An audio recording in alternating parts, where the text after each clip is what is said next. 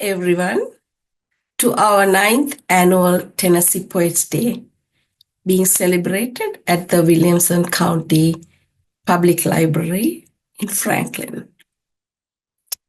I am Veera Dr. Rajlumis, the founder and organizer of annual Tennessee Poets Day. We have excellent on-site events organized for today, and I cannot thank enough our poets from the neighborhood team, David M. Harris, Catherine Moore, and Bruce Jennings, for hosting and EMCing the open mic and other events, and my friend Henry L. Jones and Nina Adele for the special events, lecture on painting and poetry, and list poems, basics workshop. I hope you'll enjoy all these exciting events and joyful day of poetry.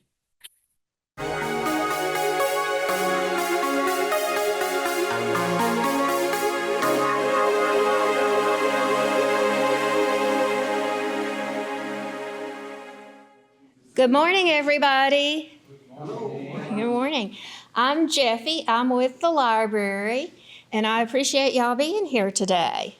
Today is the 2025 Tennessee Poets Day, and we're looking forward to hearing from our state poet laureate and our local Tennessee poets today. First up, we have our county mayor. With great appreciation for his time here and in honor of the Tennessee Poets Day founding by Dr. Vera J., one of the members of the Council for the Written Word when it was first going, and the sponsor and originator of this annual celebration, one of the most lovely people you'll ever meet. I'm proud on her behalf to introduce the Williamson County Mayor, Rogers Anderson.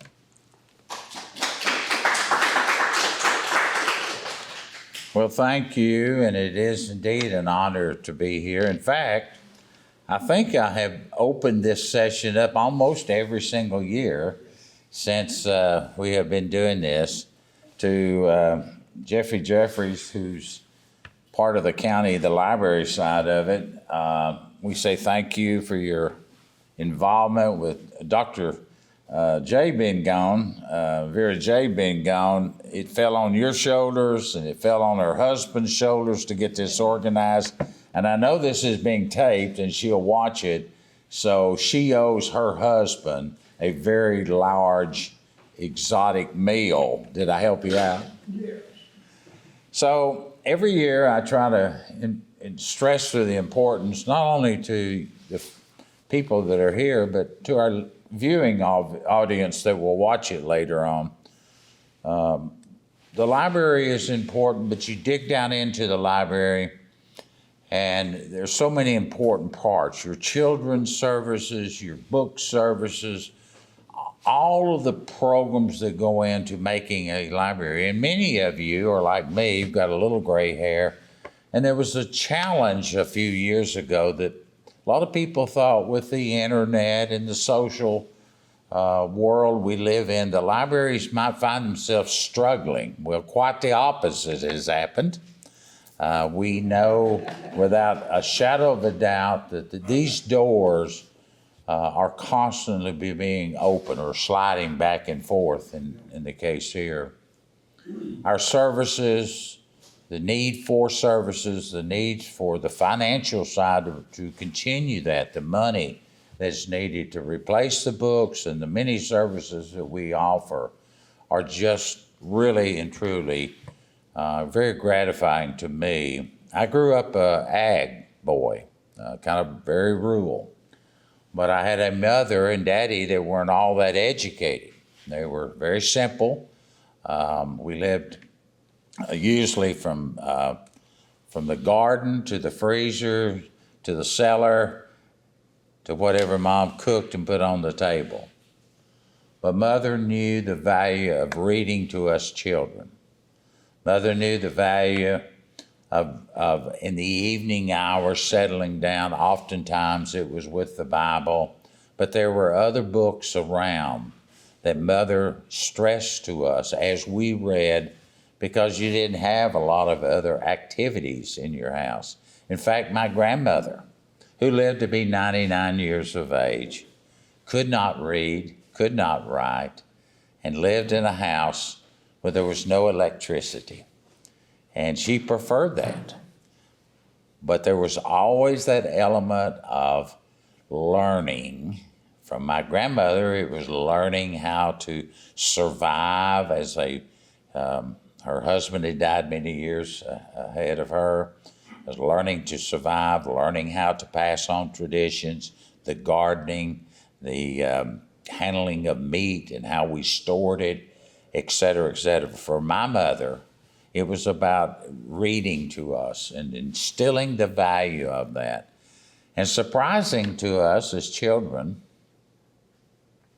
my dad, who oftentimes was kind of seen as a gruff type man, it's just, I often wondered, how did Mom and Dad ever get together? And I was afraid to ask, so I never did really know that side of the life.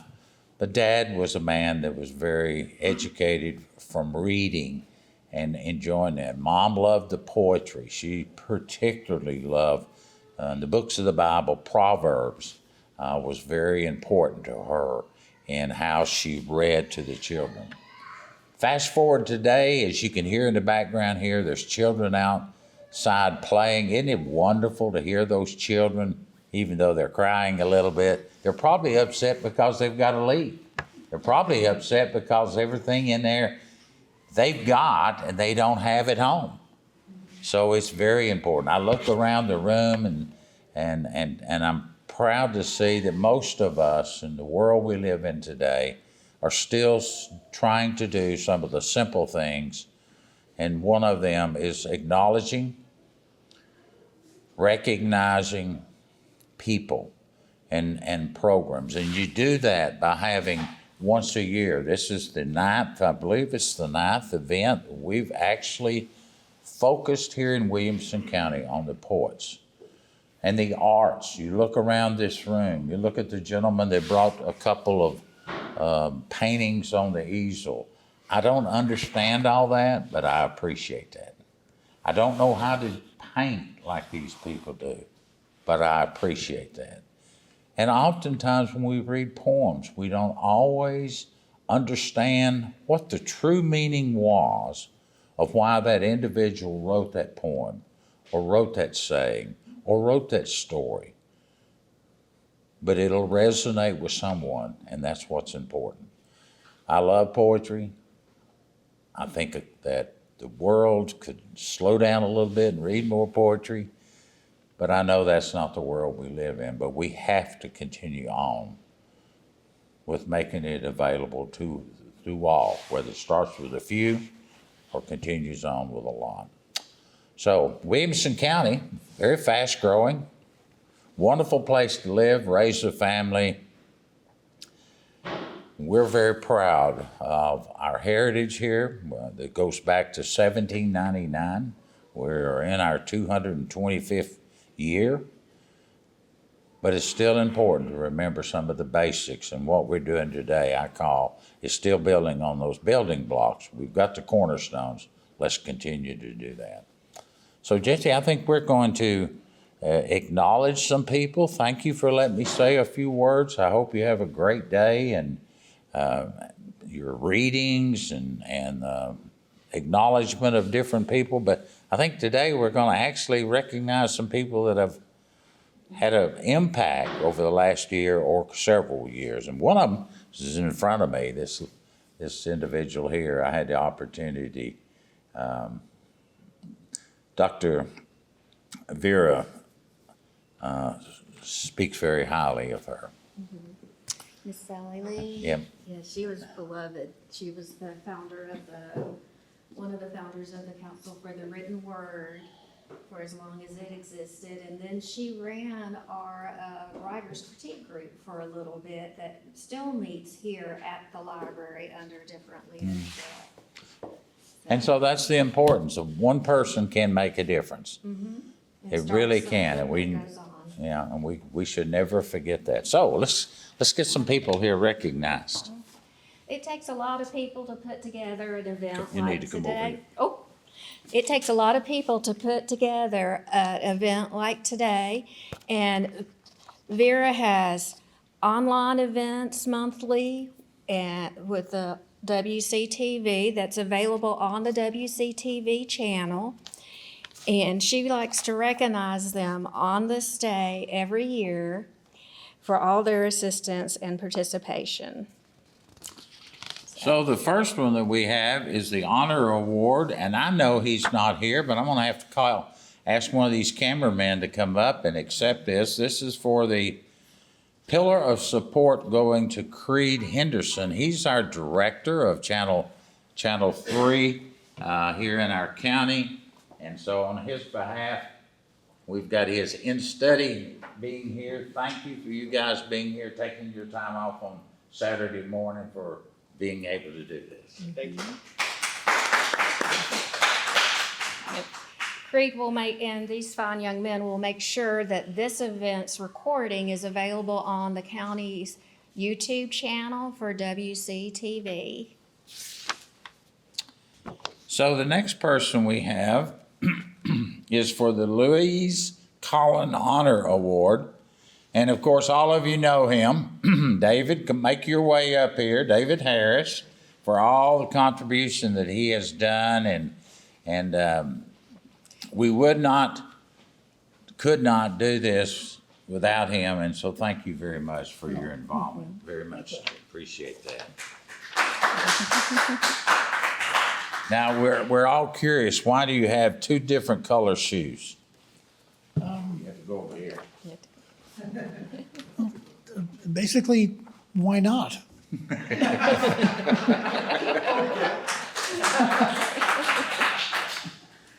Now, that's a point. All right, the next one we have, I don't know that she's here. I don't know, we'll put it on the Okay, table. is the Excellence Award going to Nina Adele for her work and involvement of doing the 2025 Poems Workshop. She's not able to be with us. This award that Dr. J has put together is the Nancy Fletcher Bloom Honor Award for 2025. This is the public open mic poetry, kind of the MC of that. And Catherine Moon. Moore, excuse me. Catherine Moore. That's what happens when you get older. Thank you very much. Thank you. Appreciate your involvement. Okay. The next award we have is the Honor Award again for 2025 for the PFTN team cohort. She's not able to be with us, Catherine Adams. I think Bruce is here. The next one is the Honor Award for Bruce Jennings. He's the co-host and the PFTN team member. He's not able to be with us. Oh, There he Bruce is. is Bruce here. is Okay. here. I just popped in. Actually, you came in with me.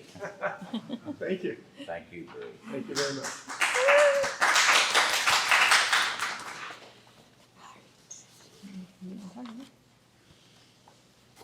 So this is, again, going to WCTV. This award's going to Heather Rose for her involvement, getting our broadcast. We've got these guys that tape it, then Creed and Heather, they process it, edit it, and then put it all together so you can see it on YouTube and WCTV Channel 3. Thank you again. Be sure Heather gets that. And I have an Excellence Award for the Honorable Mayor Rogers Anderson for his participation every year in the Tennessee Poets Day. Well, thank you all very much. We appreciate the generous donation of your time. That's Henry. All right, the next one is the Excellence Award, Henry Jones. And Henry, if you'll come up, this is for you, our lectureship on poetry and area of painting. We thank you from driving down from Hendersonville, I think. And appreciate you being here this morning. You had to get up early. Oh, yes. Thank you. Thank you very much. Thank you very much. Appreciate it. You bet.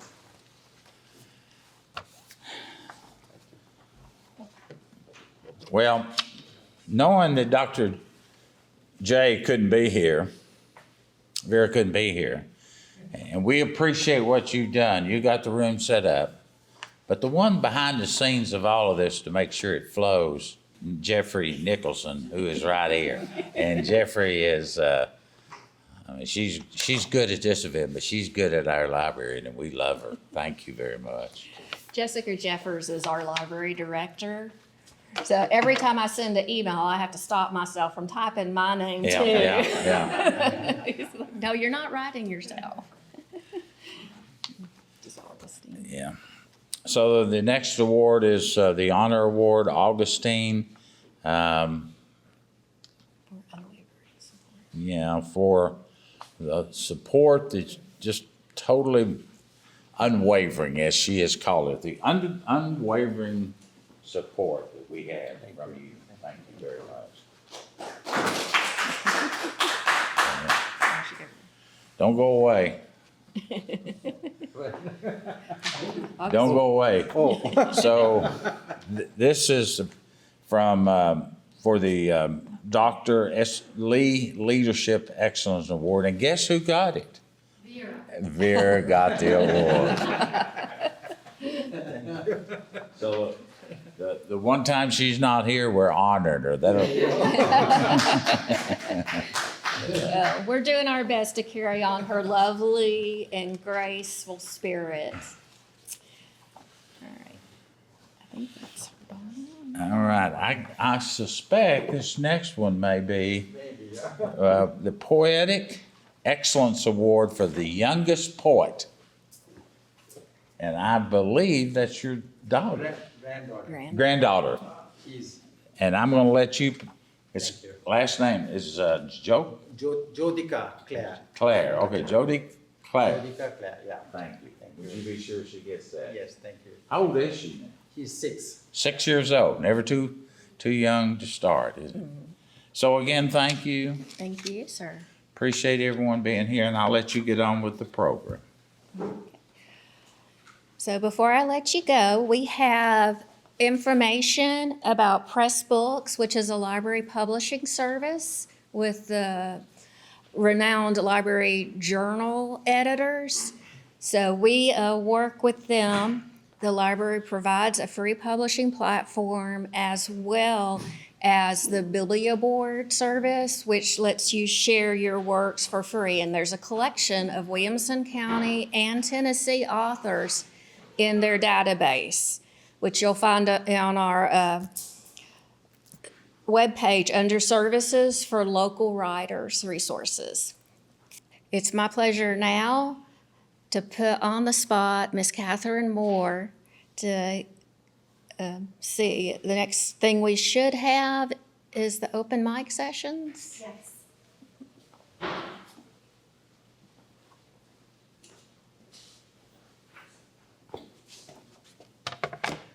Well, good morning. This is where we open up the mic to the general public to read poetry. So if anybody has not put their name on a sheet, then just raise your hand and I'll get you to come up and read a poem. It looks almost as if we lost some people to the festival downtown this morning, so hopefully they'll show up for the afternoon open mic. So we'll jump right in, and we'll have a poem from Henry Jones.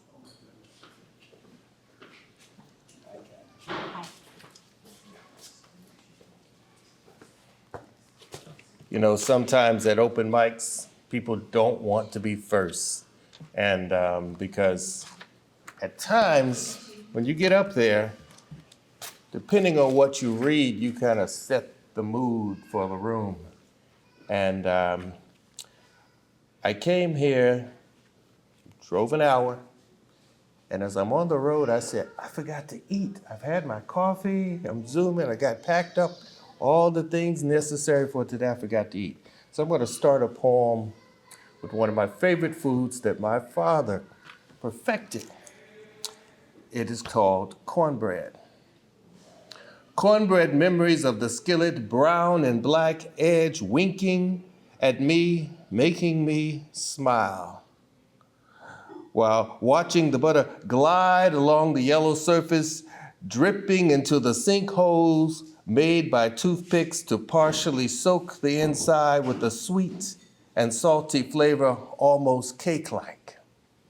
Cornbread made us Black folk hungry to be cooked in a hardness as the temperature rises, getting slightly burned on the edge, but keeping all the flavor inside. Just enough heat to transform your inside and make you firm. Keep you whole and full, a spiritual food to feed the soul with strength, cornbread. My father raised my brother and I for a minute. Parents were divorced. And luckily he had sisters that could cook, so my aunts would share all type of recipes and things. And but let me tell you, we had many nights of hamburger helper, if people remember that amazing salty meal. It seems like we would go through all the different hamburger helpers. This next one, I'm going to read this one actually. There was an anthology published called, titled, In Fullness of the Word. And the it's of poet laureates. I'm the poet laureate of Hendersonville, Tennessee. And the publisher asked that among the different poems that we submit, to submit a poem of the city, county, or state that you represent. And I've written about different events and places in Hendersonville. I say, wait a minute, I love history. I don't think I've written a poem about Hendersonville. And there's a, you know, you have the older homes, Rock Castle Estate is there. And I've been there many times, events, our kids volunteered, giving tours. And I said, I'm gonna write a poem about Rock Castle in connection of how Hendersonville was founded. And here it is. It's in this season, a tribute to Hendersonville, Tennessee. I wanted to visit the historic Rock Castle, Hendersonville's oldest home in the city. In a forest I found and walked on a trail as gliding autumn leaves fell around me. Their dry and frail remains were covered with many memories of summer colors, which led me in this season to beauty, where its builder, the busy Daniel Smith, who perhaps stepped on a similar path while thinking about founding a place, a city by the lake one day as a home, unveiled his vision like a sleepy dream. My journey on this thick autumn bed, only seen with a hunter's good eye, the slightly camouflaged sunken footprints showed layered leaves comforting the earth to the sounds of crushed, brittle notes cracking. While approaching the Rock Castle estate, I felt the presence of old souls near the house, a masonry wonder of hewed stone, brick made by hands dreaming and longing for freedom, of enslaved people who constantly worked, who had cataract, faint eyes of Africa. Missed smiles and faces slowly faded. Blue words of spirituals drifted in the wind as their jealous fingers grasped along edges, competing like searching for gold, the right stone to chisel along a righteous score with one blow. to properly build a house where Daniel's wife, Sarah Mitchie, could feel safe and loved again, with rooms for her furniture, lace, and family, a home to entertain awaiting curious visitors, a house to serve a classy maven sweet tea, a home to draw faith when alone and lonely, and a home to help hold on to another day. I entered the front door like a sneaky child. Inside, I found spirits who appeared as fog clouds, performing scenes in a play as though still alive. They talk with voices of echoed silence, but I look closely, trying to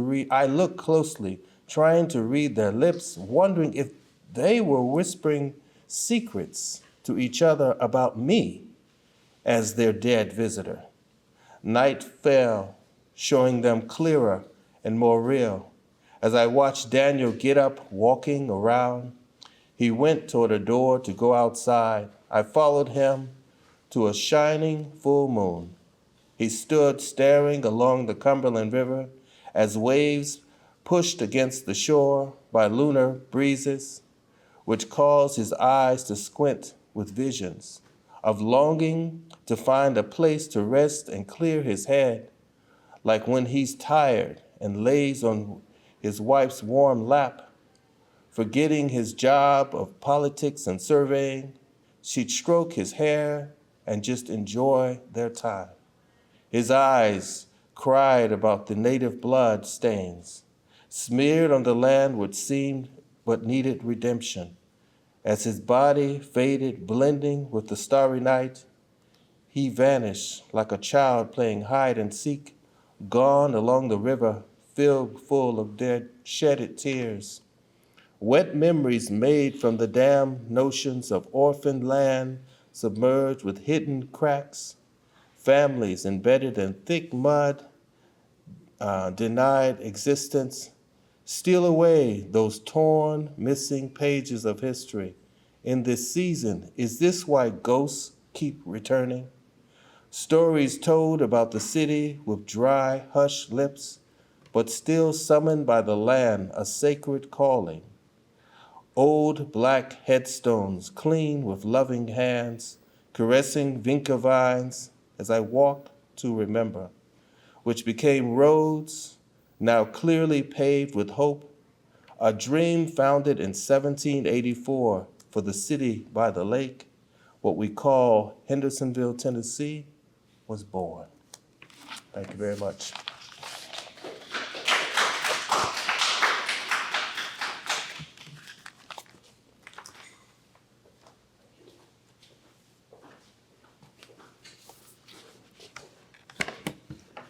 Thank you, Henry. And we will hear from him later talking about poetry and painting. I'm looking forward to that. And I love the quality of poems, the dreamlike quality of a poem that's written from a childhood perspective. So that is something I always enjoy. Okay, so next we have Neil Holman.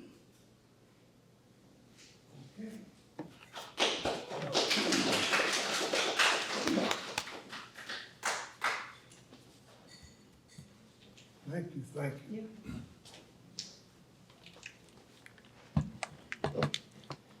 Well, I just met Henry, and I think I'll remember for a long time my shock. I asked him how long he'd been writing poetry, and he said 85 years. So that doesn't add up, you know. So he's a hard act to follow. And I would clear up a couple of things. My belt buckle says Dad, for those that can't see it.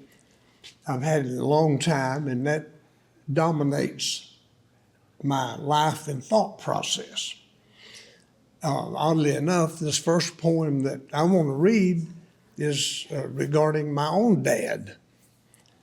So this is Dad's Ode.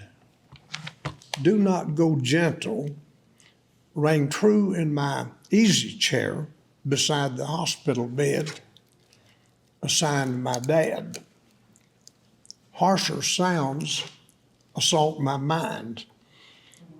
Rage against the dying of the light epitomized, legitimized the fearless fight. From down the hall, a groan emphasized the darkest curse of all. Though you've never known a villanelle, nor written lies, you gave me hope. Fight like hell.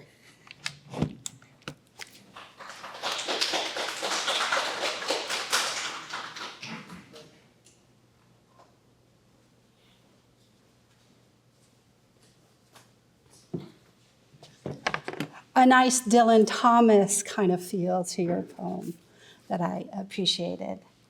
Okay, so next on our list is Jeffy Nicholson.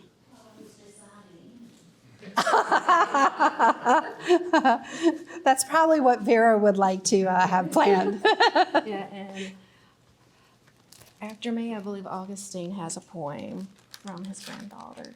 Yes. Okay. All right, this poem is by Dr. Vera J. Awaits a healing grace, a purpose and place for everyone and everything. Awaits along life's terrace, at every step and every turn, to arrive and embrace. Another day with solace for every wound and every mind. Awaits a healing grace for every soul. A prize everlasting, at last to rest beyond life's race.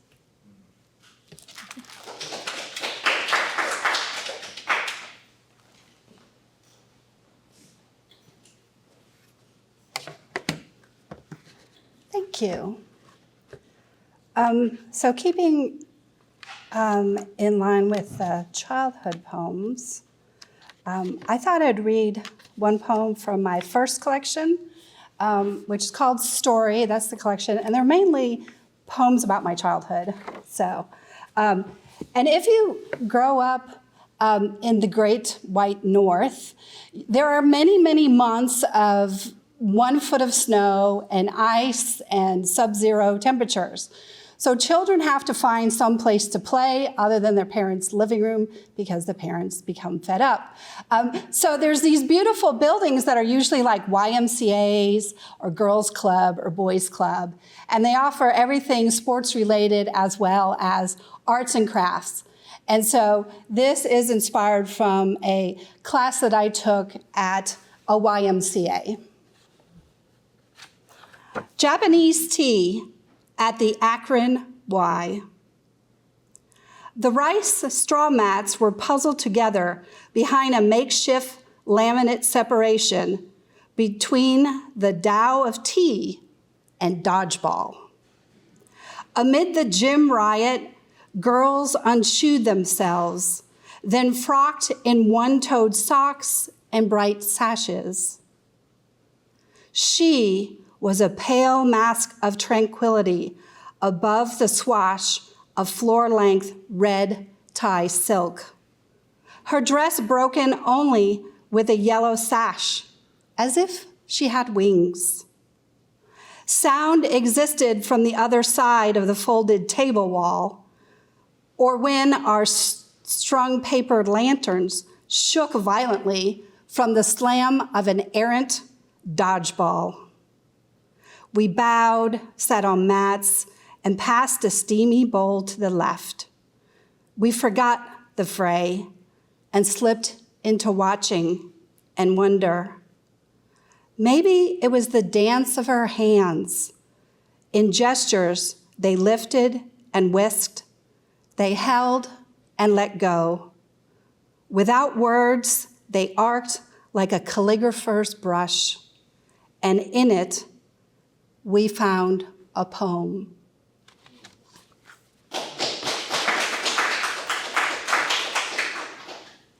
Okay, so now we'll have a special treat in that our very youngest poet will deliver a poem, but it's pre-recorded. So I think if you hold it up to the microphone area, we'll hear it just fine. So, Joy Hitka, Claire. Yeah. So I just happen to have, so she's 6 years old, and she will say poetry without anybody training. It just comes out of her at times, and then we find it, we have the phone, we'll record it. And this one, my wife recorded it, and then I just realized I have the recording, so I play it out, and then, yeah. Without any training, the way she says it and everything, without, it's just yeah. The bird's nest has survived all winter. It's finally spring begins tomorrow, the day that it's my mom's birthday. I love that it's spring. The tree nest has not even blown away one leaf all winter long, and has been super cold. But it has survived the winter. It's finally spring, my mom's birthday. Tomorrow's the day. Birds begin to sing, flowers begin to bloom, buds begin to come on trees, and everything starts becoming to life. It's spring at last. Spring, spring, spring.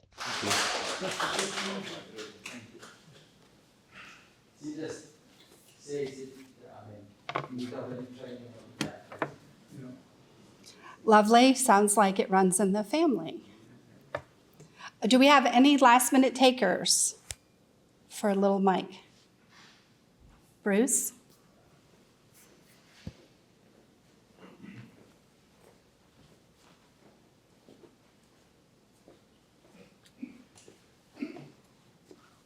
Thank you very much. Am I standing in a right place for the microphone? Very good. I'd like to read a couple of poems from a collection that I published last year concerning the death of my wife.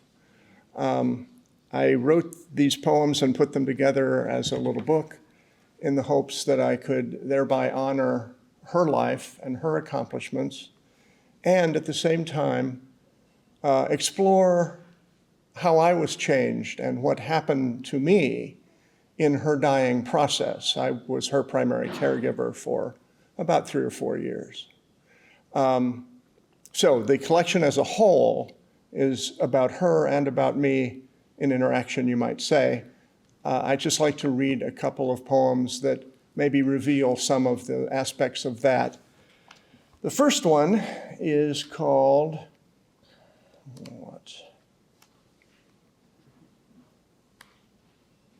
It's called Living Will. Here we are. Living Will.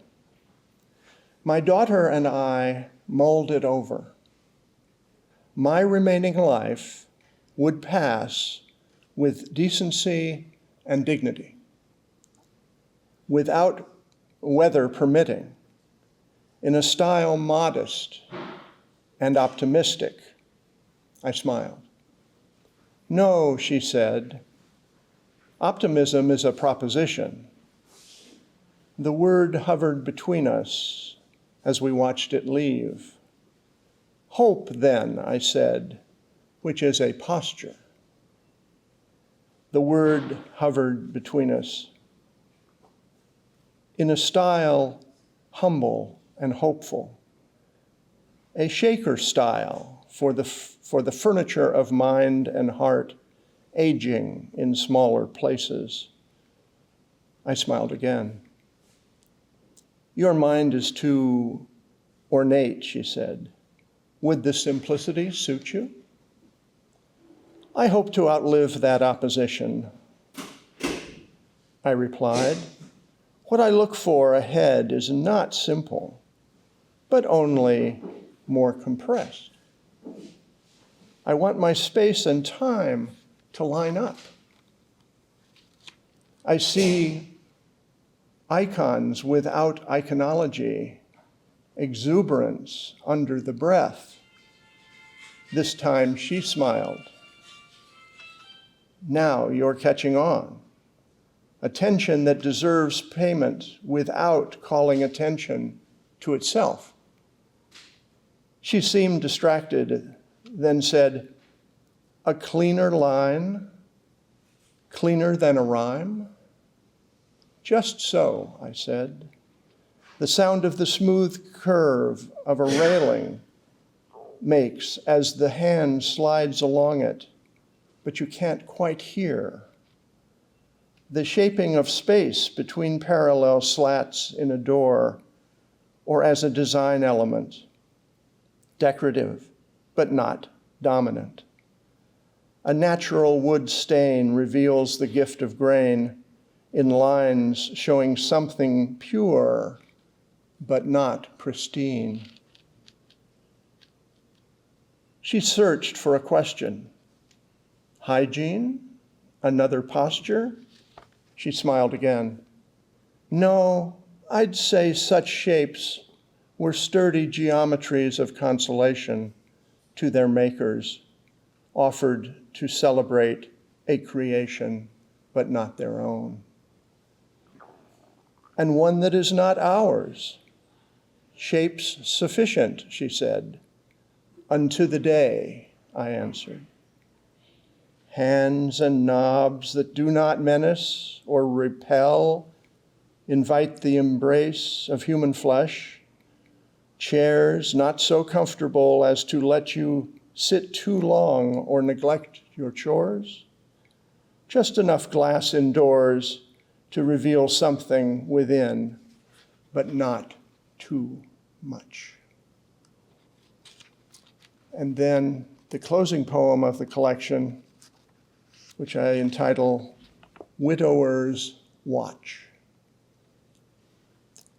A widow gets the topmost room of houses above the harbors of New Bedford and Martha's Vineyard, where she recalls watching over the waves and awaiting the man whose life she has shared with the sea.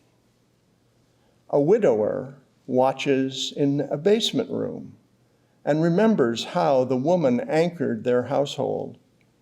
In this room, a wash tub stands dry and idle, and ball jars of preserves she put up sit patiently on shelves.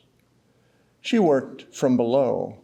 He feels the buried supports of the life she provided for him. They still give him footing, and they remind him of the subterranean strength of her love. Widows watch for one who will not arrive. Widowers adrift at sea long to be watched for again. Thank you.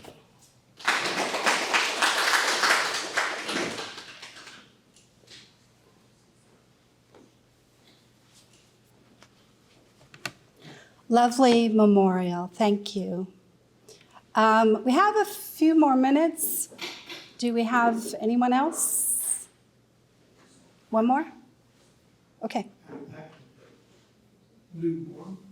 Yeah, we have time for one more.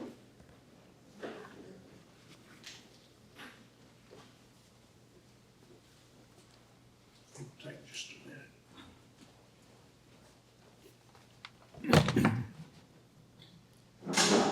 I'll just pick one at random. I don't see the one I was looking for.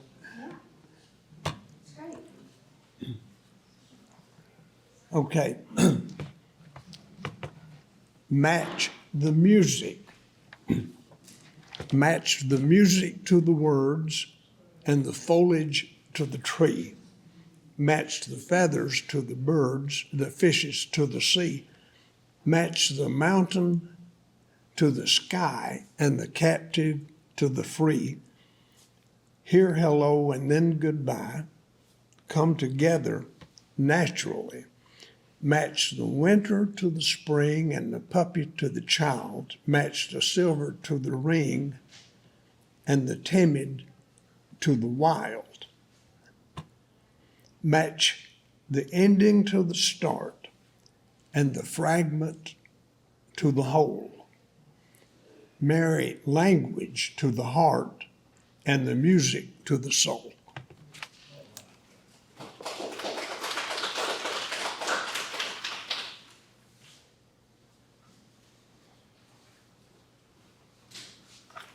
Very nice to hear a little rhyme in modern poetry.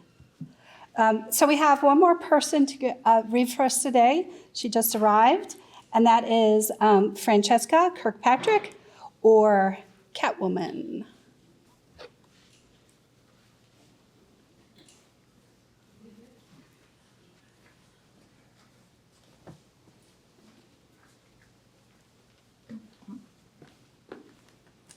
Hello.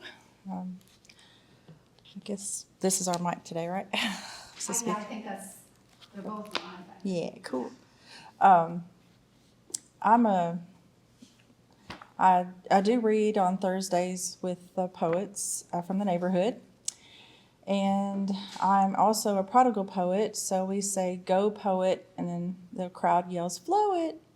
So anyway, go poet. Flow it. I developed a character, and I'm glad I did, because today I really do need the cover up. Talking about cats, there's so many times when you don't know someone has a lot of different illnesses and things like that. So I wrote some of these also in French, but I won't speak them in French today. But this one's about the cats, called 9 Lives. 1, a dancer. 2, a singer. 3, a sailor. 4, a cook. 5, an actor. 6, a painter. 7, a teacher. 8, a traveler. 9, a dreamer. Wow, is it really the end? Meow, meow. I have also, let's see what about the...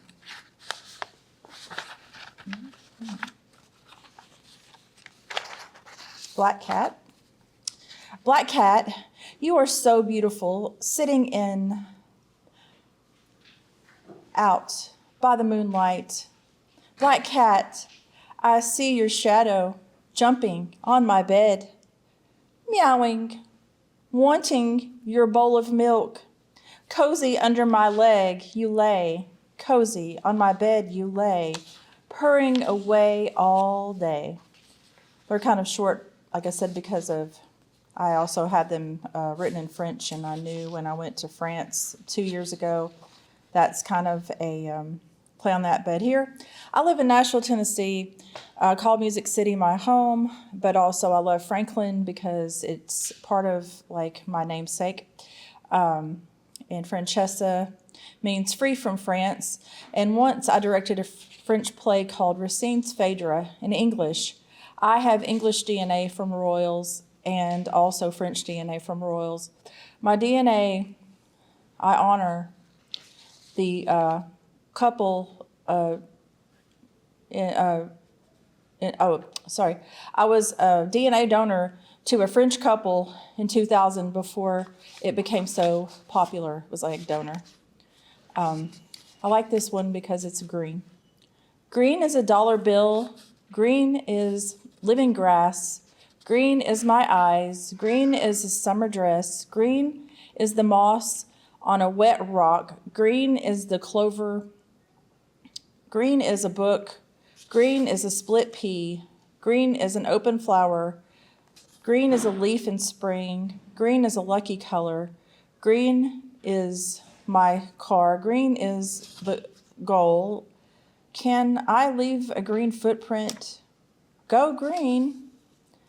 So I love that kind of thing, trying to work with colors and words and things like that. I was the winner of 2 years in a row, but this was one of the haikus that I got second place for the 2 years that I did the Tomato Festival contest.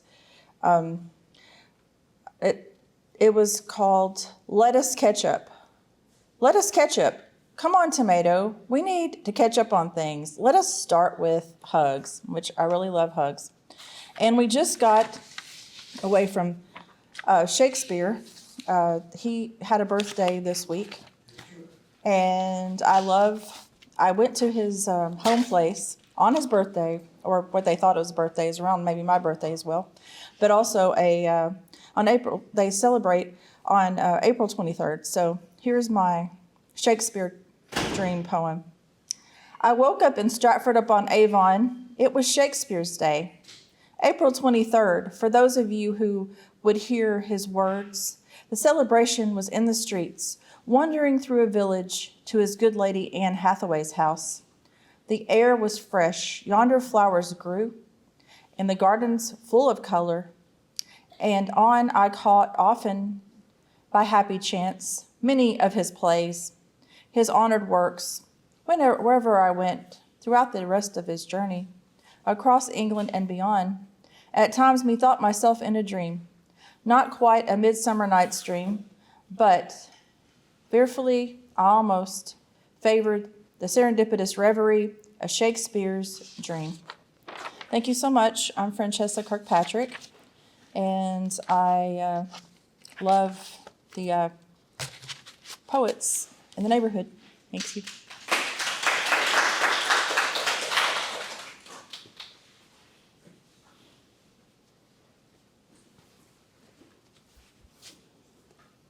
Thank you. I love the fact that your cat gets to speak within your poems. It makes me feel like I'm neglecting my dog at home and I need to write my dog a poem. So I will rectify that at some point. Okay, so that concludes the open mic portion for the morning. And I believe the next thing we're going to have is Henry L. Jones coming to speak to us about his poetry and painting. As someone who paints and writes poems, I'm really looking forward to this.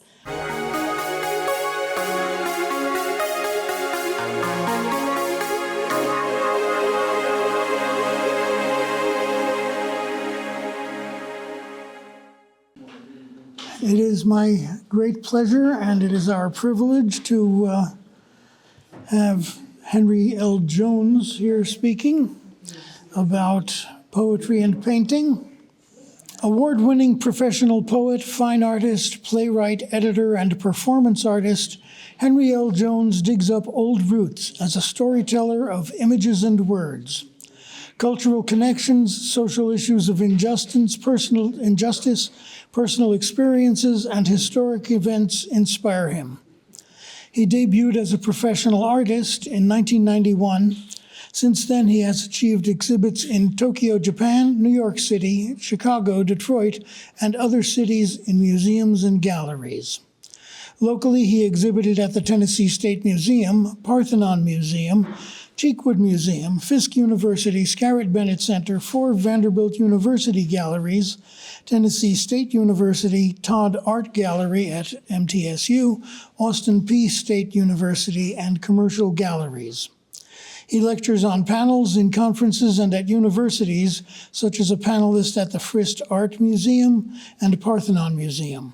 His work resides in corporate, public, and private collections, notably in 2024 at the Reese Art Museum of ETSU as part of the Sammy Nicely collection.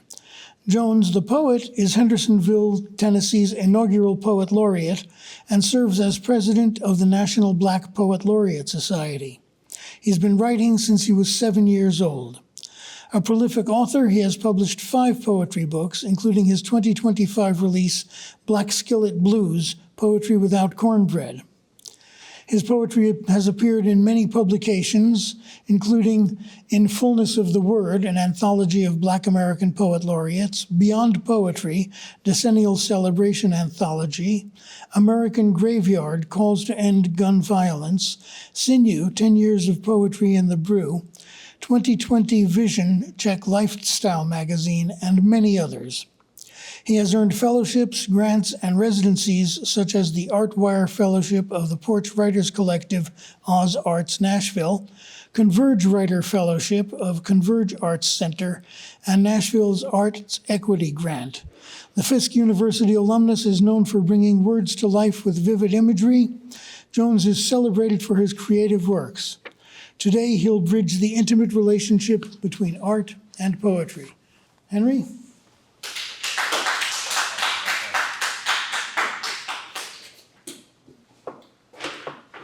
As you see, I have a bunch of books, and I remember seeing cartoons where children would go to school and they have books and this look like a belt strap, and they weave it over their heads and their back. And that's because for every book you see here, there's a connection between poetry and art. Vera asked me if I would talk about that, because there are some people that know me as an artist, and then they find out I write, and they say, I didn't know you wrote poetry and stuff. I said, oh, yeah, I do that too. And then vice versa. They know me as a poet, and they say, you do art? When do you do that? You're writing poetry. I say, I've been doing them a long time, and I used to juggle them. And sometimes, people want to put you in a box and say, you're just this. But we have the potential, especially now with technology, and I'm not talking about using AI, but just having the means to balance your time to do more creative things, to be many things. Some of us are fathers, husbands, brothers. We always have been different people, and I think that also feeds in the realm of creativity. So Vera asked me, she said, oh, you're an artist, huh? I said, yeah. And we talked. She said, I'd like for you to talk about poetry and art. And my first intention was to have this wonderful slideshow, because I said, do they have a projector? Because I can project it on and show. And she said, no, I want you to talk about how they interact, how you, as a creative person, bring yourself to get into the art mode and then into the poetry mode. And I thought about that. I said, that is actually more useful for other poets, because some poets, I've met numerous ones, they also paint. Some have other forms of expression. So today, I'm going to share, and thank you, my brother, for that great intro. Thank you very much. I'm going to share with you numerous projects that I've been involved in. And then if you have the desire to transform either your poetry or your general creative expression to tap into other journals and installations and collaborations, hopefully I will be able to give you some type of insight into how to do it. And, all right, art on the book covers. Some of us have published books. And you know how they say, don't judge a book by its cover. But actually we really do, because if you visit the bookstore or go out to the library and go onto the shelf, the ones with the ugly covers, you're like, I don't think I'm gonna read this. And it's because as human beings, we're attracted to beautiful things, colorful things. We like shiny objects just like crows. And so it's important to have a good cover. And if you already are a poet, you might have overlooked the fact that when you submit your poetry to a particular journal, you pick it up and like, oh, there's my poem, and you tell everyone on social media, but you forget that that journal also has poetry either on the cover or sometimes right beside your poem. But because, we're ego, like, I get it, I got it in the journal, another one, let me keep going. So that's to say, if you've already published in a journal, submit a work of art that you've done. Don't try to, and it's a lot different from the themes when we submit our poetry. So just go ahead and look for the submission process and send it in. what I'm sharing with you today is examples of some of my art. Now, since I did not do the slideshow, I brought 3 paintings here. I paint really big pieces of art. I mean, huge pieces, French door size pieces of art. The Parthenon exhibit was mentioned, and the Parthenon was filled with my big 5 feet by 5 feet panels of art and installations and so forth, because, and this 24 by 36 over here is small in comparison. I mean, I paint smaller ones, but I like to create the ambiance. So instead of bringing a bunch of art, they wouldn't fit my van otherwise, I said I will bring the books where my art was put on. Now, the first one I'm sharing, In Fullness of the Word. This painting here was actually part of the Parthenon exhibit called Kindred Links. And the Parthenon still has it online. You can watch. They have this wonderful virtual tour that you can still see.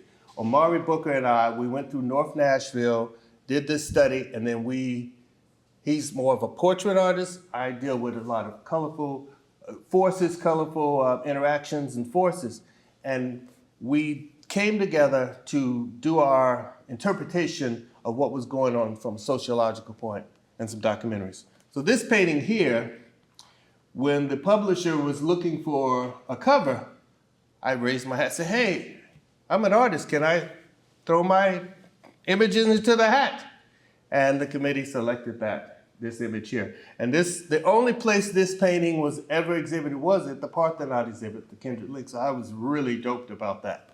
And then 2009, let me do this. There we go. 2009, my second book. My first book was a chapbook. You know, everyone makes a chapbook. They say, get a book, get a book. So I went to the copy place, made my own chapbook. A friend helped with desktop publishing and taught me how to desktop publish. But Numa Publishing accepted my manuscript, and they sent me the cover. Remember what I said about the cover? And I said, this looks cheesy, what they sent me. And I told the publisher, I said, I've got some artwork. And this image here, I do a lot of what's called cross-marketing. This image here, Run Into Blackness, Freedom Run, that's the name of it, Freedom Run.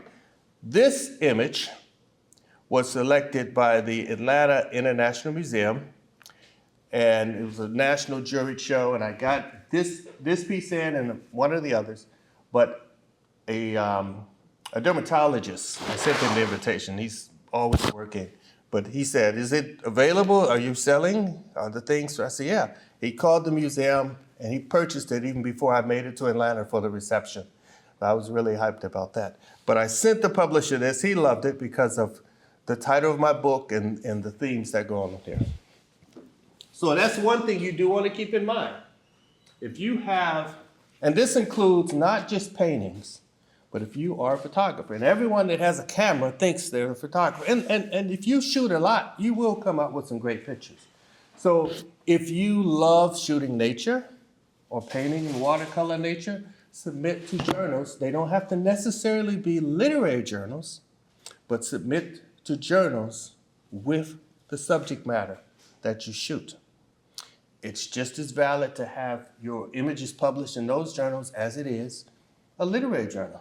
But Ghetto of Eden, that publisher, Numa Publishing, this is actually the first book.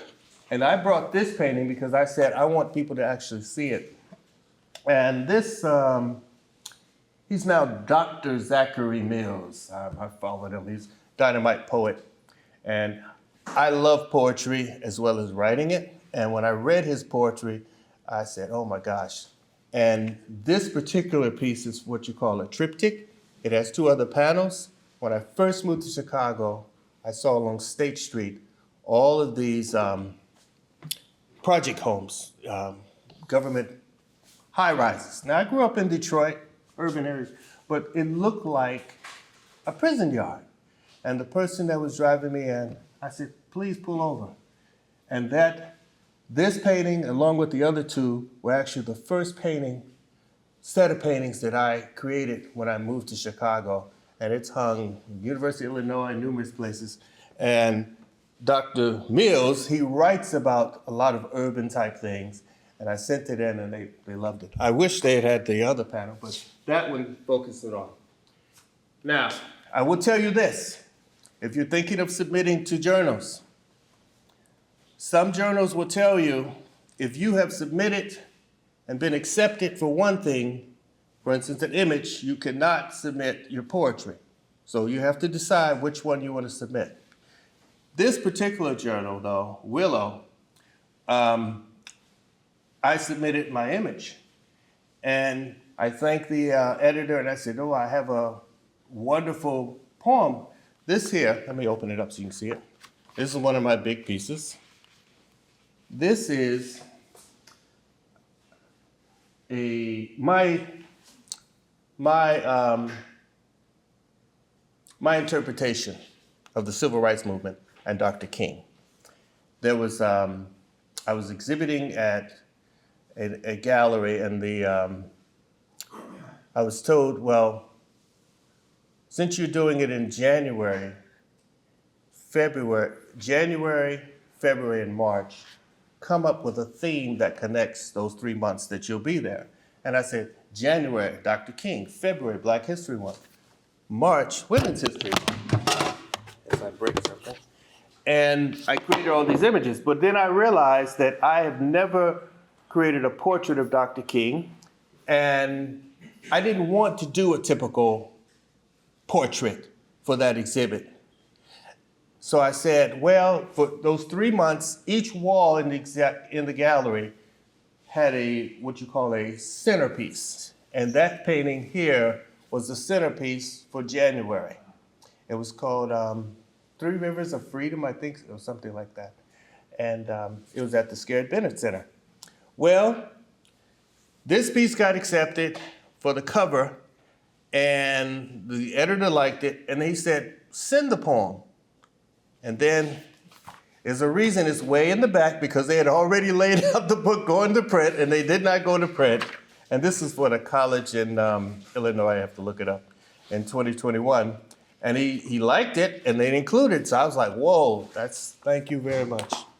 So keep that in mind. Also, this is a friend of mine. He's known as Chaos in the community, in the Nashville community. And he's a friend that did not know that I made art.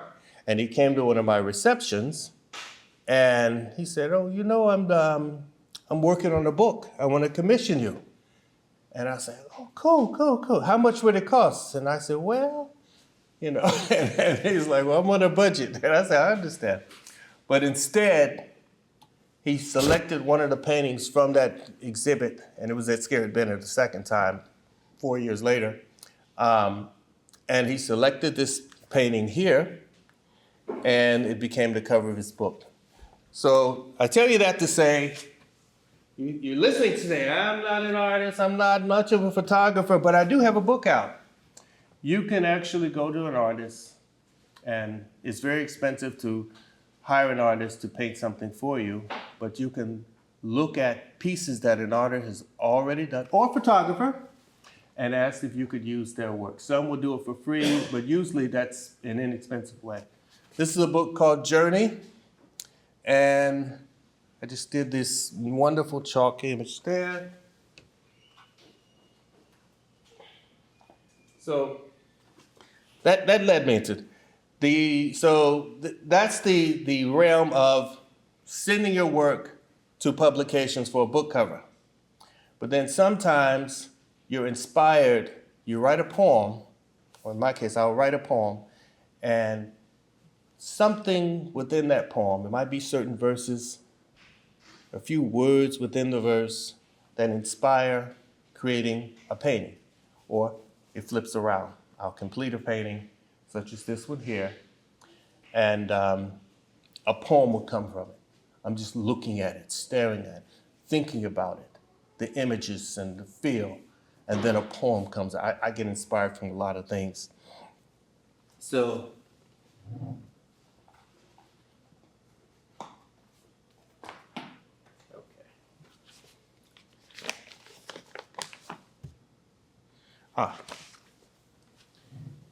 This is not, of course, a painting. I was a journalist, had an assignment to write about maternity. My wife was breastfeeding, and that was a big problem back in the day for some reason. Mothers would breastfeed, but they'd have a shock. And we were in a park in Chicago. My wife is breastfeeding. Woman down at the bench breastfeeding. Very discreet, but people thought it was obscene. I mean, it's very political. Anyway, the woman and my wife inspired this article. I wrote the article, Today's Black Woman, and benefits and so forth. Well, that rolled over into, I don't have it, a stone slate piece that I carved. I used to do creeking when I worked for the Forestry Service, and I found all this wonderful slate. And someone said to me, you know, Jones, I don't think you were supposed to take in that stone. So I was out of my mind, just for, please don't arrest me. But I was in the creek walking, and I just saw these wonderful stones, and I've collected rocks ever since a child. Well, anyway, I carved this mother and child piece later. And then it was on exhibit, and someone told me you can make prints from it. And it's called a frottage, rubbing. Remember rubbing pennies, same concept. It's a lithograph technique. So this mother and child print was an extension of that, because you could just get inspiration from anything. And again, let's see here. All right, that's a duplication. The other way that you can get images into books, not just the cover, is within the pages. There are publications, there are journals that will need art to accompany poems. And the Willow Review was the most challenging project, because the editor said, I have 24 poets and their poems. I'd like for you to create 24 paintings. I said, oh, that'd be interesting. That would be equivalent to creating an entire show. Look how many paintings are in this gallery today. And I said, I need time. So she sent me the poems, and I read them and read them and read them, and I actually came up with 24 paintings. And I actually have to look back on my emails to see how long, but it took a long time. I was just slowly painting, and I actually created 30, but the 24 were needed. And then after they were photographed and sent and published, I was, oh my God, it was like running a marathon. You're doing a 5K, and then you do a marathon. But I say that to say, if you are an artist and you get such a challenge to either have one piece, several, whatever the case, you can do what I did. One day, I heard of an exhibit opportunity, and I was like, well, I don't have time to paint anything. And I looked up at the top of my bookshelf where all those paintings were I was like, wait a minute, I've got 30 pieces up there. And I pulled them down, and I said, I got to frame these bad boys. And the benefit of you submitting art in a journal, it acts like a brochure. So if people say, let me see examples of your work, and that's why I brought some of these books here. These are numerous, well, you saw Willow. Beyond Words, that editor over in England, this is one of that's Beyond Words there. And then she sent me some more poetry, Beyond Words again.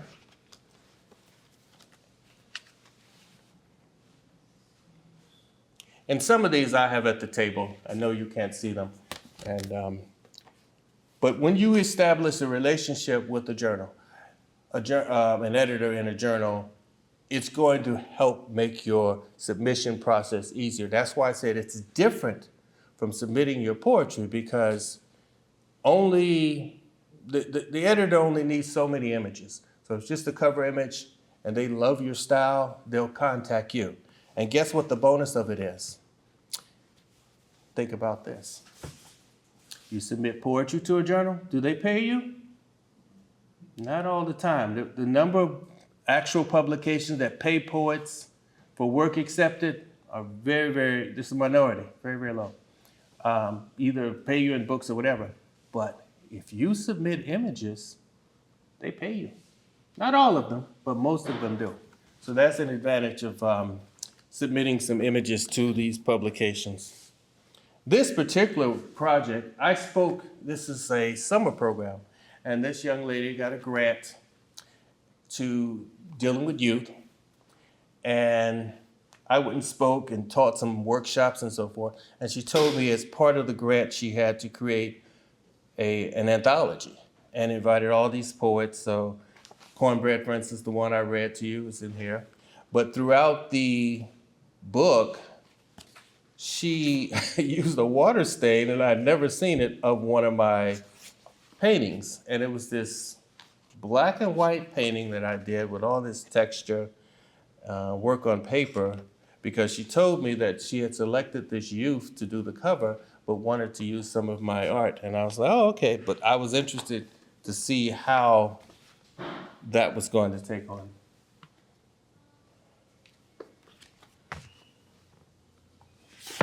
So the cover, the inner pages, another place that you could obtain inspiration from poetry or images.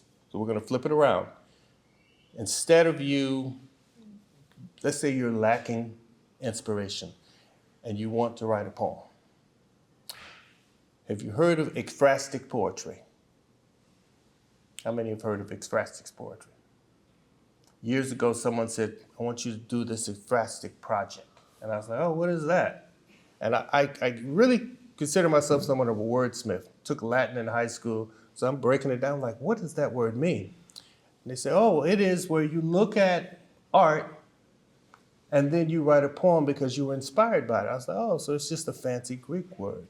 So many of us have already gone through this ekphrastic process, and that's something that you can tap into because there are even journals dealing with ekphrastic poetry. So I'm saying this, you could have this wonderful flow of creativity. 1 minute, you may not find the ability to write a poem, but look at some photos and paintings, and that will help you tap into that.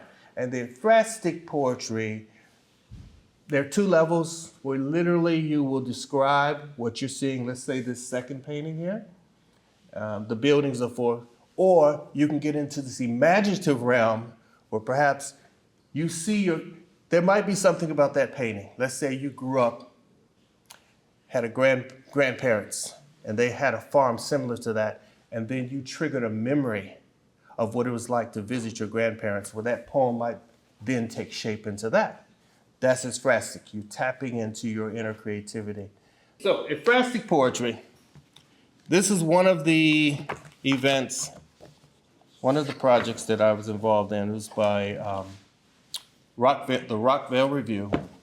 And Terry Price is a photographer that went to the Czech Republic. And I was given these photos, and every poet for the project, we had to select a poem, a photo. And this photo here, you can see it. This photo is of an ancient building in the Czech Republic, an old man staring out the window. I don't know what Terry saw, but I kept that image on my desktop for many, many weeks. And eventually, I looked into this person's eyes, and a poem came out called I Am Still Searching for You. It's a bereavement poem about the loss of his spouse. And I can read that later. But I used the imaginative realm for that to write the poem. And here we have Carlton Wilkinson, another photographer. He said, hey, you're supposed to be talking about paintings.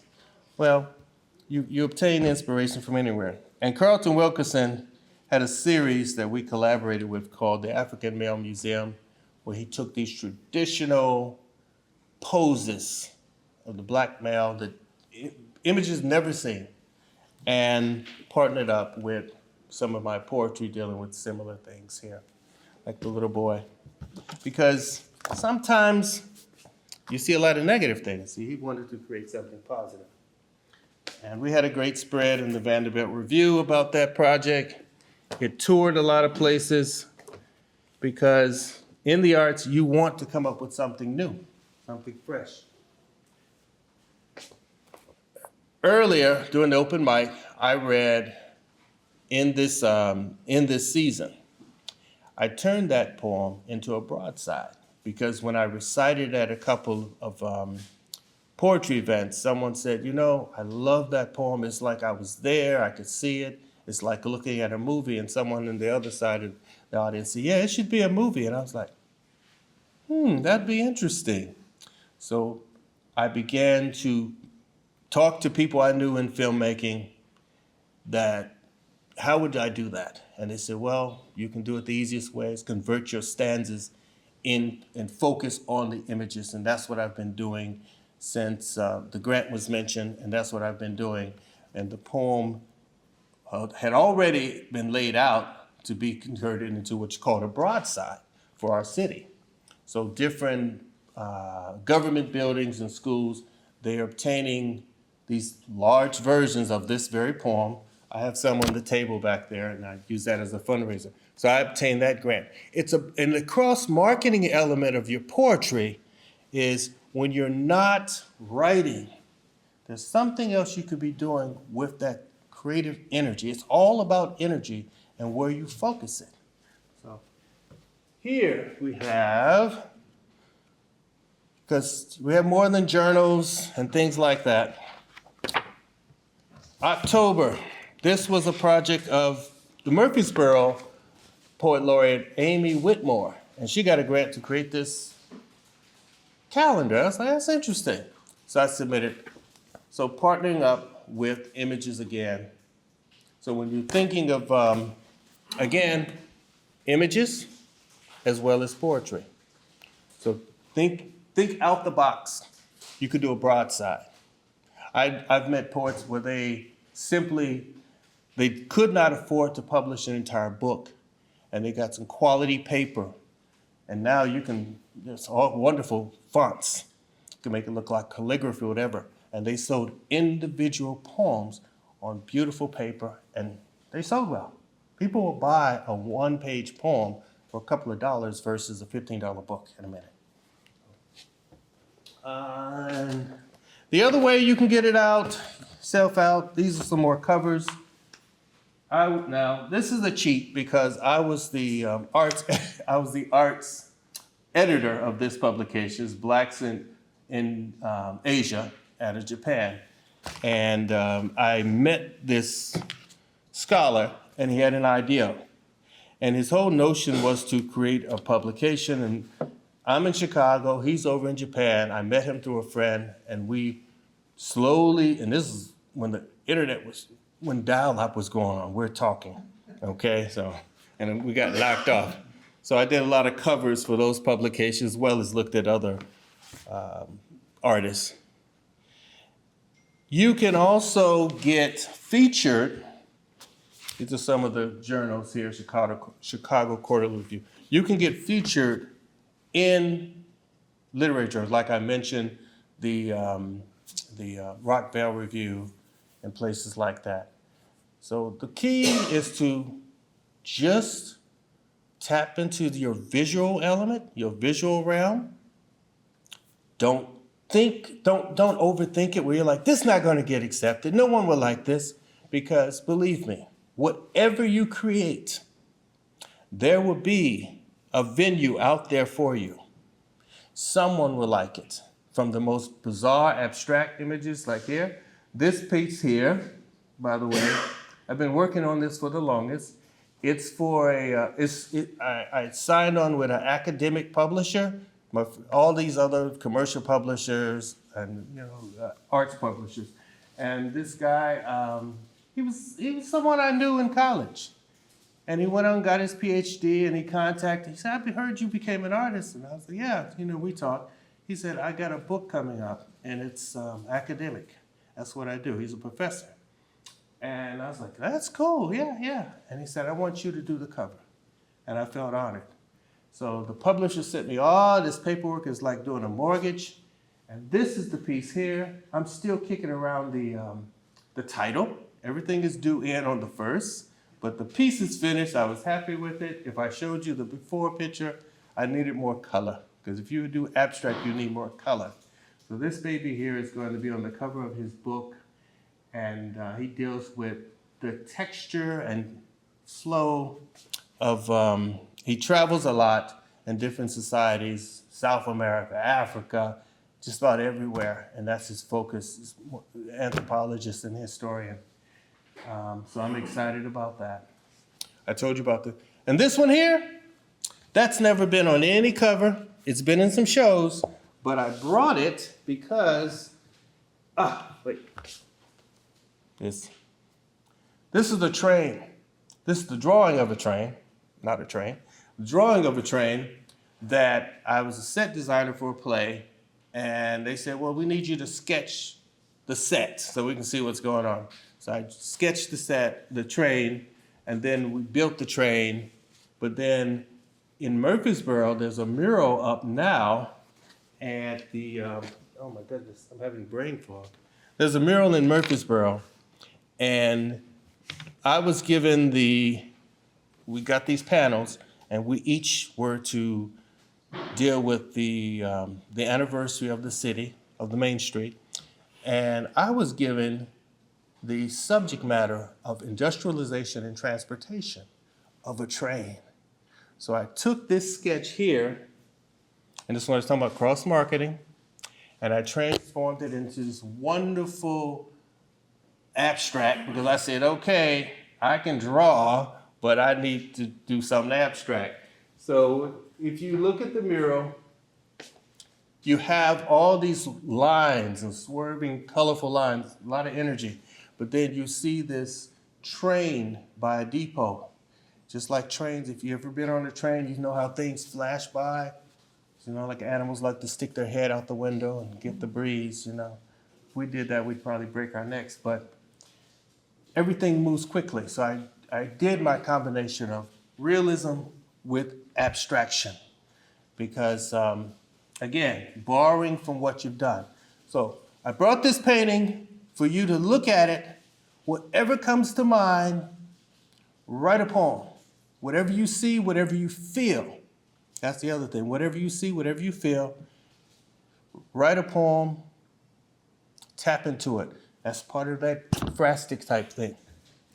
But that's why I brought this painting here, because, and also it's the same dimensions, 30 by 40, as the new piece, and I thought it'd be a great balance. But I knew I would be speaking amongst poets. So begin to look at things around you differently. I don't know how each of you approach your poems, but try it from first a visual. Just sit there and let it come to you. Ask yourself how you feel and just write. Just look, listen if you work from the inner voice, and write it down and just keep looking. And it's almost like the visual, the image is dictating things to you, memories, associations. Try it, just try it. If you've never tried it, especially try it. If you've done it, you're like, oh, I've done that all the time. And I love it, you know. And if you have your poem, go home, pull out some of your poems and say, I'm going to transform you into something visual. Already we paint pictures with our words, right? But I'm going to take the visual images that come from my poems and create a picture. Doodle, paint, use whatever you have, and draw something. I'd love to see it and hear the success of it and submit it somewhere. I want you to do it. Who in here loves to paint, draw, sketch? Because most of us as children, you didn't have to ask a child to draw. You'd give them, you put crayons and paper on a bucket, crayons in a bucket, paper on the floor, and you leave the room, you're going to come back. They're going to have drawings all on the paper. They'll use up all the paper. We have that innate creativity. Tap into that. Don't worry about if you're an artist, good artist, bad artist. There is no judgment. Just draw and keep drawing and keep drawing. Just approach it like you do your poetry. Because at one time, we were all bad poets, but we kept writing and writing and writing, and now we're masterful, right? So try it from a visual point of view, and I'd love to hear some feedback from you. Thank you very much. It's now lunchtime, and I appreciate your patience, and thank you for allowing me to share. Thank you. And thank you, Vera, again for the invitation, and again, the 9th year. I look forward to the 10th year anniversary. I know it's going to be spectacular. Thank you.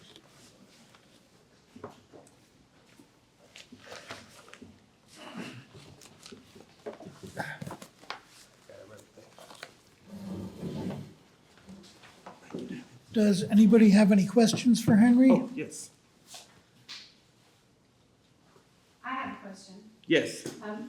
So when I paint and make art, I do it almost as like just energy and therapy for myself. Yes.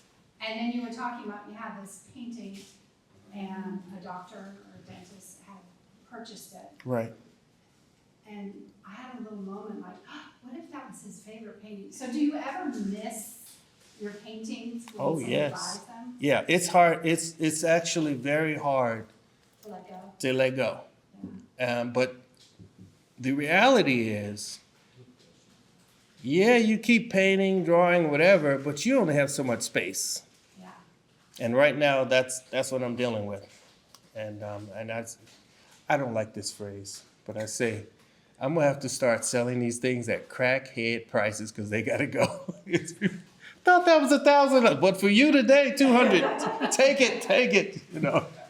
But it's hard. I mean, but art is like your children. Yeah. You reach a certain age, you gotta go. And just let it go. As long as I know it's going to a good home where people are gonna appreciate it, and don't send it to Goodwill. Because I've actually purchased some, I look at these, I was like, wait a minute, this is some quality stuff here. I'm looking at the canvas and stuff, and then I get on my phone, oh my goodness, yeah. And that $3.99 piece of art is selling somewhere for $275, $500. I'm like, jackpot.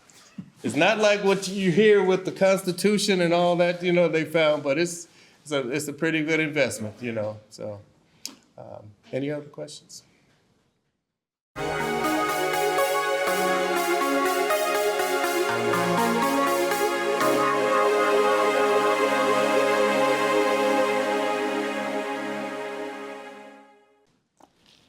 So the leader of our workshop this afternoon is going to be Nina Adele, who's a recipient of the 2023 Yadu Artist Residency. She holds an MFA in creative writing from Hamline University and an MA in English and writing from Belmont University. Winner of innumerable prizes and honors, she is a Berkeley-trained musician, craftsperson, speaker of languages, English professor, and has released 3 albums of original music and is the editor of the recent anthology, A Lighthouse, a collection of immigrant voices from the Nashville-based Immigrant Right Workshop, which she directs for the Porch Literary Arts Center. She lives in Nashville with her family.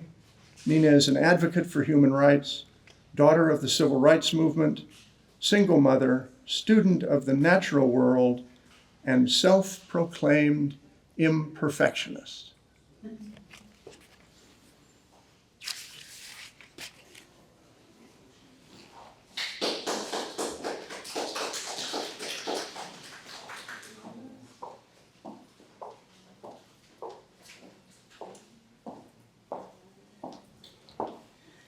Hello, let's see, is this, okay. Let me put these things down, and then, as you've just heard, I'm an imperfectionist, so I tend to get into trouble like that. I've been out of my house for just a couple hours, and already I got like food and lipstick all over my clothes, but that's just to prove it to you that I'm an imperfectionist. Anyway, so today, we're gonna do some writing together. And I'm going to do a little bit of reading for you and share some examples of my own list-based or cataloging influenced writing, and also some writing like that from other people. So first, just to kind of talk about what list-based writing is. Writers have used lists for, thousands of years. Many of you might be familiar with the cataloging of ships by Homer. And lists can create rhythm, and they can provide imagery and emotional resonance. In poems, stories, essays, lists can give us a sense of place, a sense of character, a sense of emotional state. Lists are pretty powerful in what they can do. They can paint any kind of a landscape, whether it's an emotional landscape, an actual, pastoral landscape, an urban landscape, an inner landscape of ourselves. And so today we're just going to explore some creative ways to use list making. So I just want to make sure everybody has a pen, and over on the table there you will see something that you can take with you, which is, well, actually this one's mine. It's a little different than yours. And so I'm going to be working from this. And please do take it with you because it's got some more prompts than we could possibly use today. And I want to encourage you not only to follow my writing prompts, but to share them at family gatherings, at the 4th of July or Thanksgiving or any of the holidays. Get your friends and family to do some of these prompts. So I want you to take it with you. And it also has some information about how to contact me or follow me on the socials or something like that. So a lot of things you can do with that, but the primary thing to do is that on the second page, you can see we have a lot of blank space, and that is there so that you can do your own writing today. So let me see here. I first want to share some examples of list-based writing that you may or may not be familiar with. Okay, so cataloging, comes from Homer's catalog of ships. But list-based writing has a lot of different types, varieties over time. And I'm going to just share a few of those with you. The poet laureate, Ada Limon, has a poem called The End of Poetry that is almost entirely a list-based poem. And here's the poem.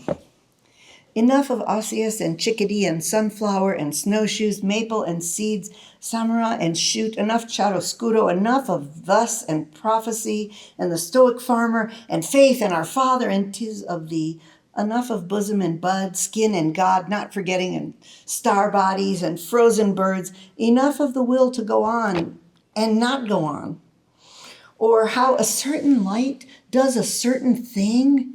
Enough of the kneeling and the rising and the looking inward and the looking up. Enough of the gun, the drama, and the acquaintance's suicide. The long lost letter on the dresser. Enough of the longing and the ego and obliteration of ego.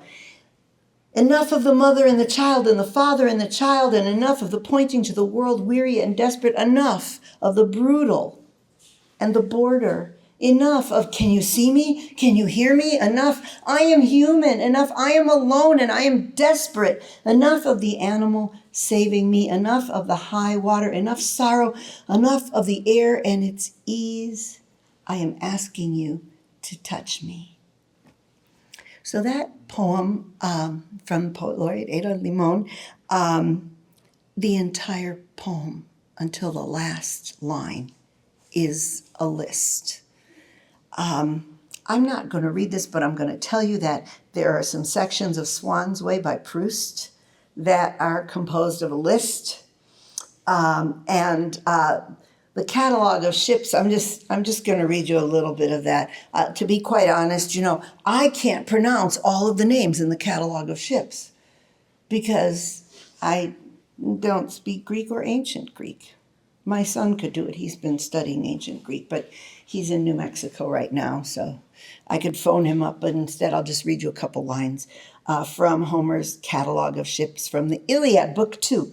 Tell me now, muses who live on Olympus, since you are goddesses ever present and all knowing, well, we, hearing rumor, know nothing ourselves for sure. Tell me, who are the leaders and lords of the Danaans? For I could not count or name the multitude who came to Troy, though I had 10 tongues and a tireless voice and lungs of bronze as well. If you, Olympian muses, daughters of Aegis bearing Zeus, brought them not to mind, here, let me tell of the captains and their ships.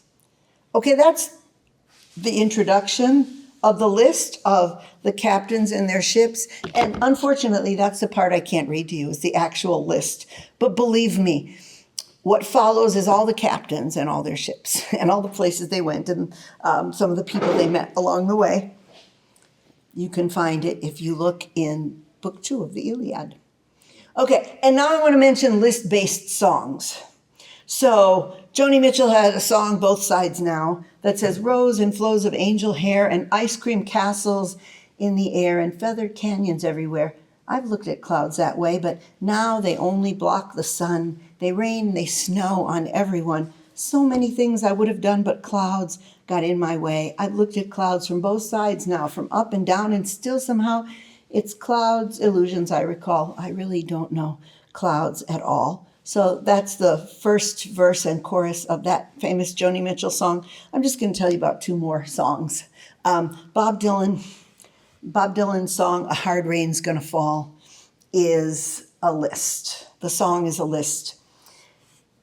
You may or may not recognize it. Here's just a little bit of that song. Oh, where have you been, my blue-eyed son? Oh, where have you been, my darling young one? I've stumbled on the side of 12 misty mountains. I've walked and I've crawled on 6 crooked highways. I've stepped in the middle of 7 sad forests.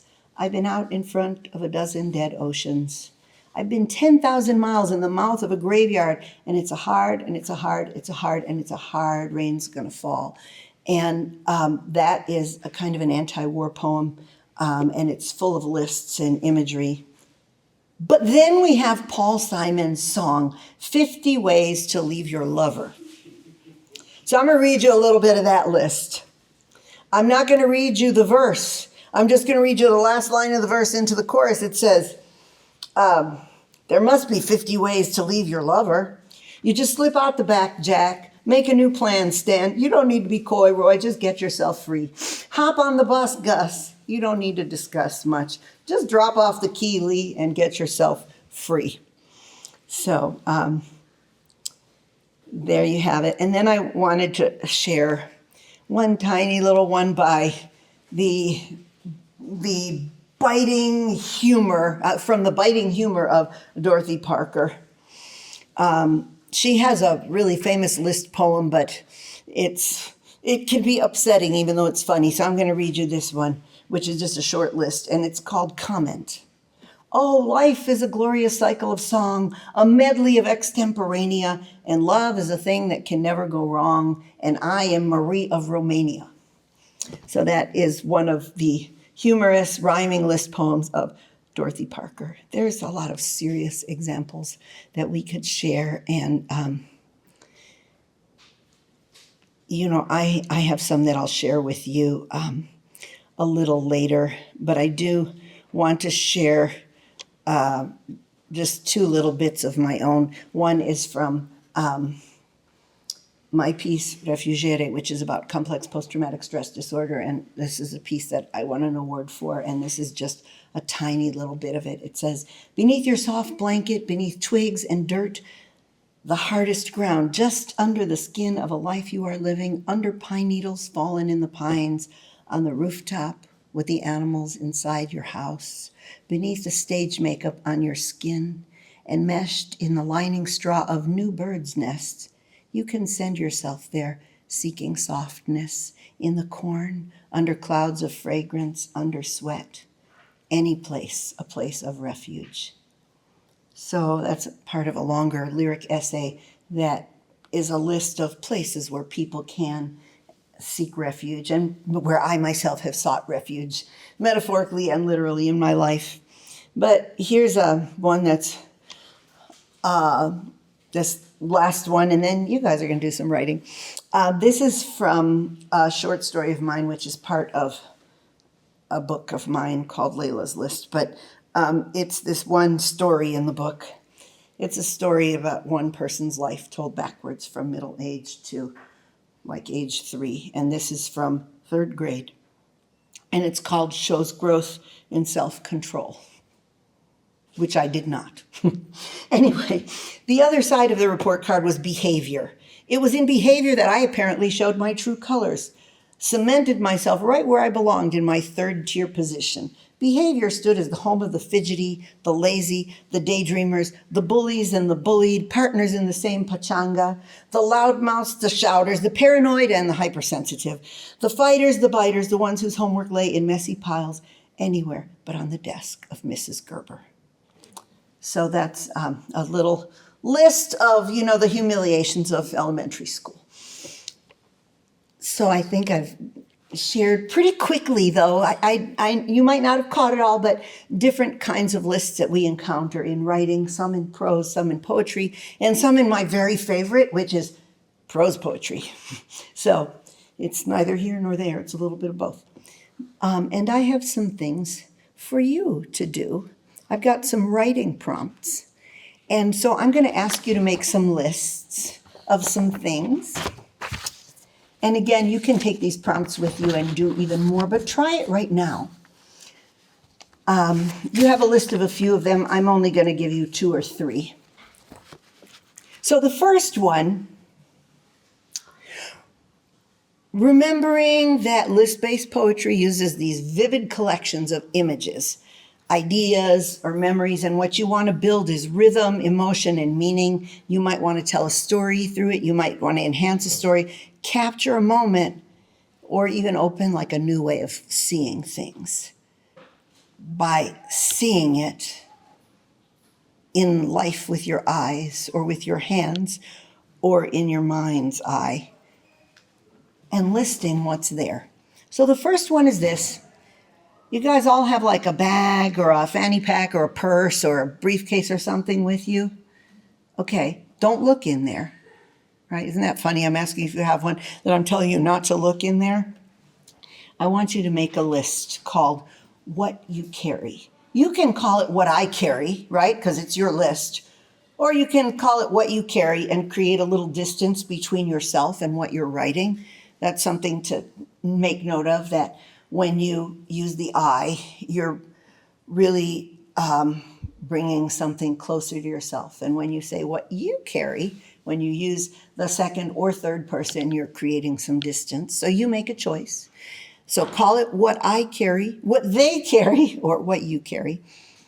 And I want you to just list items from your bag for a few minutes, and then I'll tell you what to do with them, all right? And I'm going to depend here on Siri to give us 1 minute to make this list.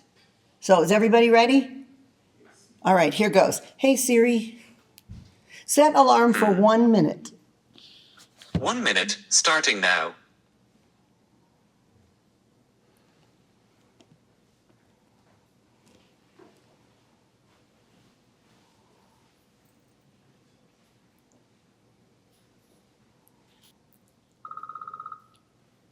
Okay, Siri has just told us that your time is up. Although, of course, you can continue it on your own later, right? But what you're going to do with that particular list is you're going to enhance the items on your list with either like sparkling details or maybe kind of surreal details. And you can do that by embedding them in a sentence or a line, or following them up with some details, which themselves could be another list. So take those items and see how you can expand them in a way that it's either sparkling or surreal. Weird. And I'm going to give you 1 minute to do that. Hey, Siri, set alarm for 1 minute. 1 minute, starting now.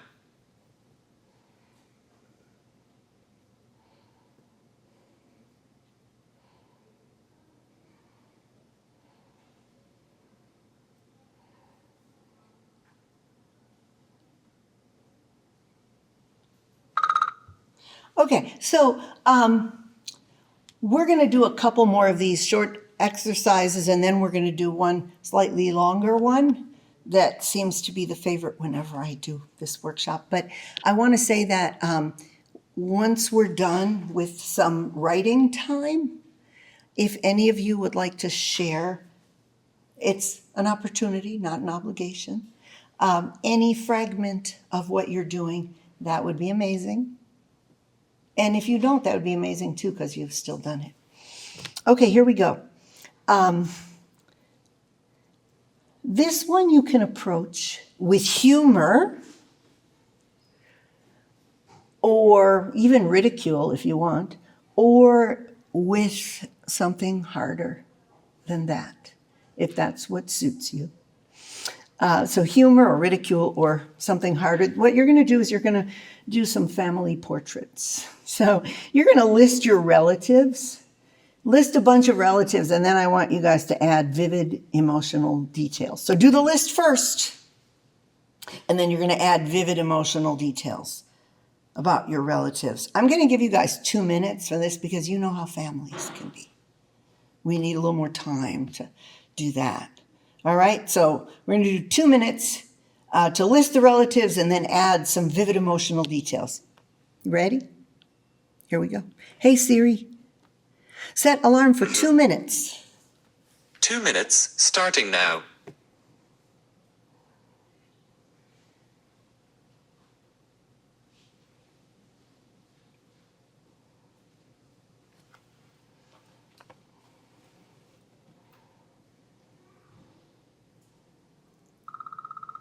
All right.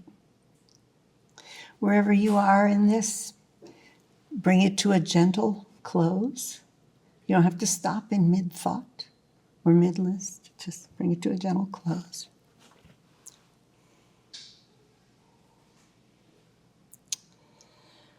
Okay, we're going to do...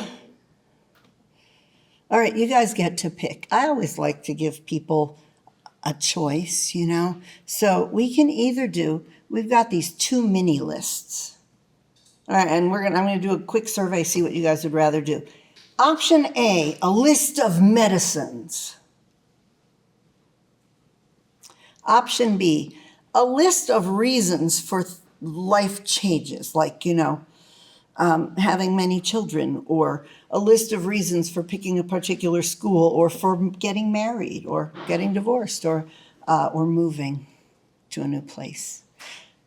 Okay, so option A is the medicines. Option B is a list of reasons for something. So you're going to want to think about, something that you've had reasons for. All right, so all those who want the list of medicines, could you raise your hand? All those who want the list of reasons. Okay, so how about this?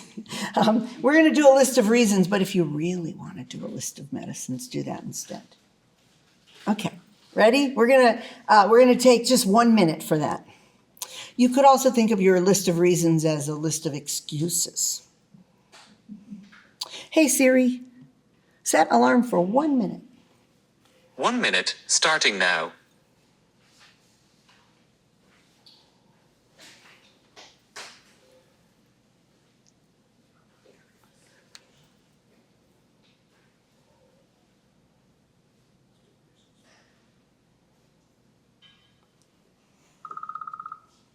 I hope some of you chose a list of excuses, because that way the next time somebody says to you, young man or young lady, I don't want to hear any more of your excuses, you can say, but I worked so hard on them.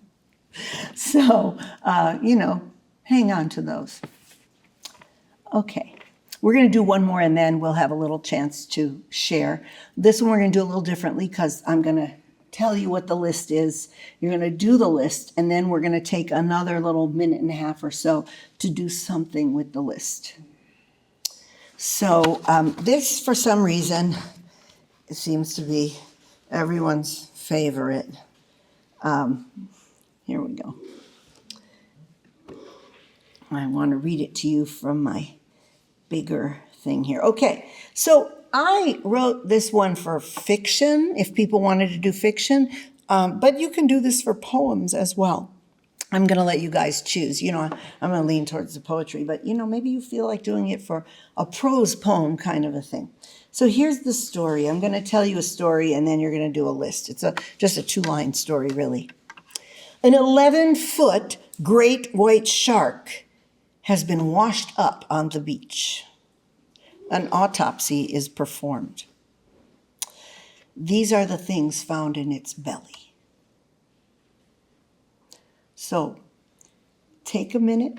Siri will tell us when it's up, and I want you to make a list of the things found in the belly when the autopsy is performed on this 11-foot great white shark. Are you ready? Here we go.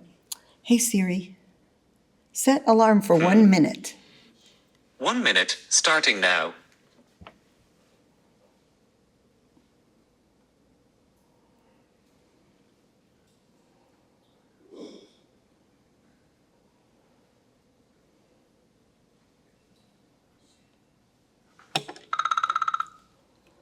Okay, so here's what, just bring that to a gentle close, and here's what I want you to do next. Knowing that you can pick up on any of these and continue it later, but let's do this last part. So you've made a list of the items that were found during the autopsy in the belly of the great white shark. To each of those items got there somehow at some time. They might all be related to the same incident, or, that shark's been around for a while. It's consumed a lot of things. Each might have a different story. So what you do is attach a story to each of those things. And you can do that by attaching a little mini story, or you can attach a little short, 2-line poem or a bit of verse to each of those items. Do as many as you can. We're going to do 1.5 minutes on this because that shark may have had a lot of items in its belly. Hey Siri, set alarm for 1.5 minutes. 1.5 minutes, starting now. A quick question. Are we to pick one of the items of the list to make Well, ideally, you'll just think of a bunch of quick stories and pop them in there and then work on it later. But if you got a really good story, Henry, and you just want to do the one, Yeah. all right.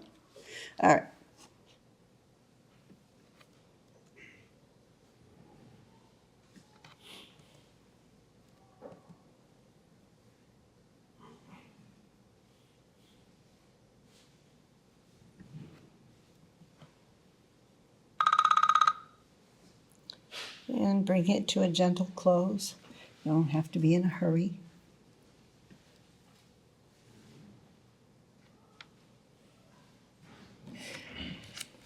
So take a quick survey of the writing you've just done. And if you want, remembering that it's an opportunity, not an obligation, and you want to share a phrase, a line, a few lines with us, whatever you wish, let's do that. You could read it right from your seat, or you could come up here, whatever you're comfortable with. I'm Catherine Moore. And Jaws came out when the movie Jaws came out when I was 10, and I was not allowed to see it, thankfully. But just hearing the description, I gave up swimming in the ocean. So anyways, in the belly of the great white shark was found the summer of my 10th year. The bell-bottom jeans and my daisy flower shirt. The smiley face sunglasses that I bought from the street vendor. The firecrackers we set in the Berman's mailbox.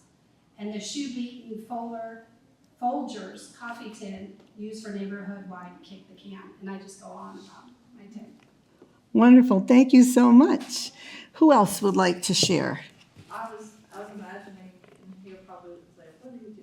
But anyway, I have a big imagination, so I was like imagining he was talking about his paintings, so in depth. So I imagined the shark was in the water, and he maybe had a big boat showing, because sometimes you go on boats now and they have all these paintings of an artist, and people are going to buy them and all that. So the shark was kind of hungry, so he saw all the colors in Henry's paintings and he swallowed them.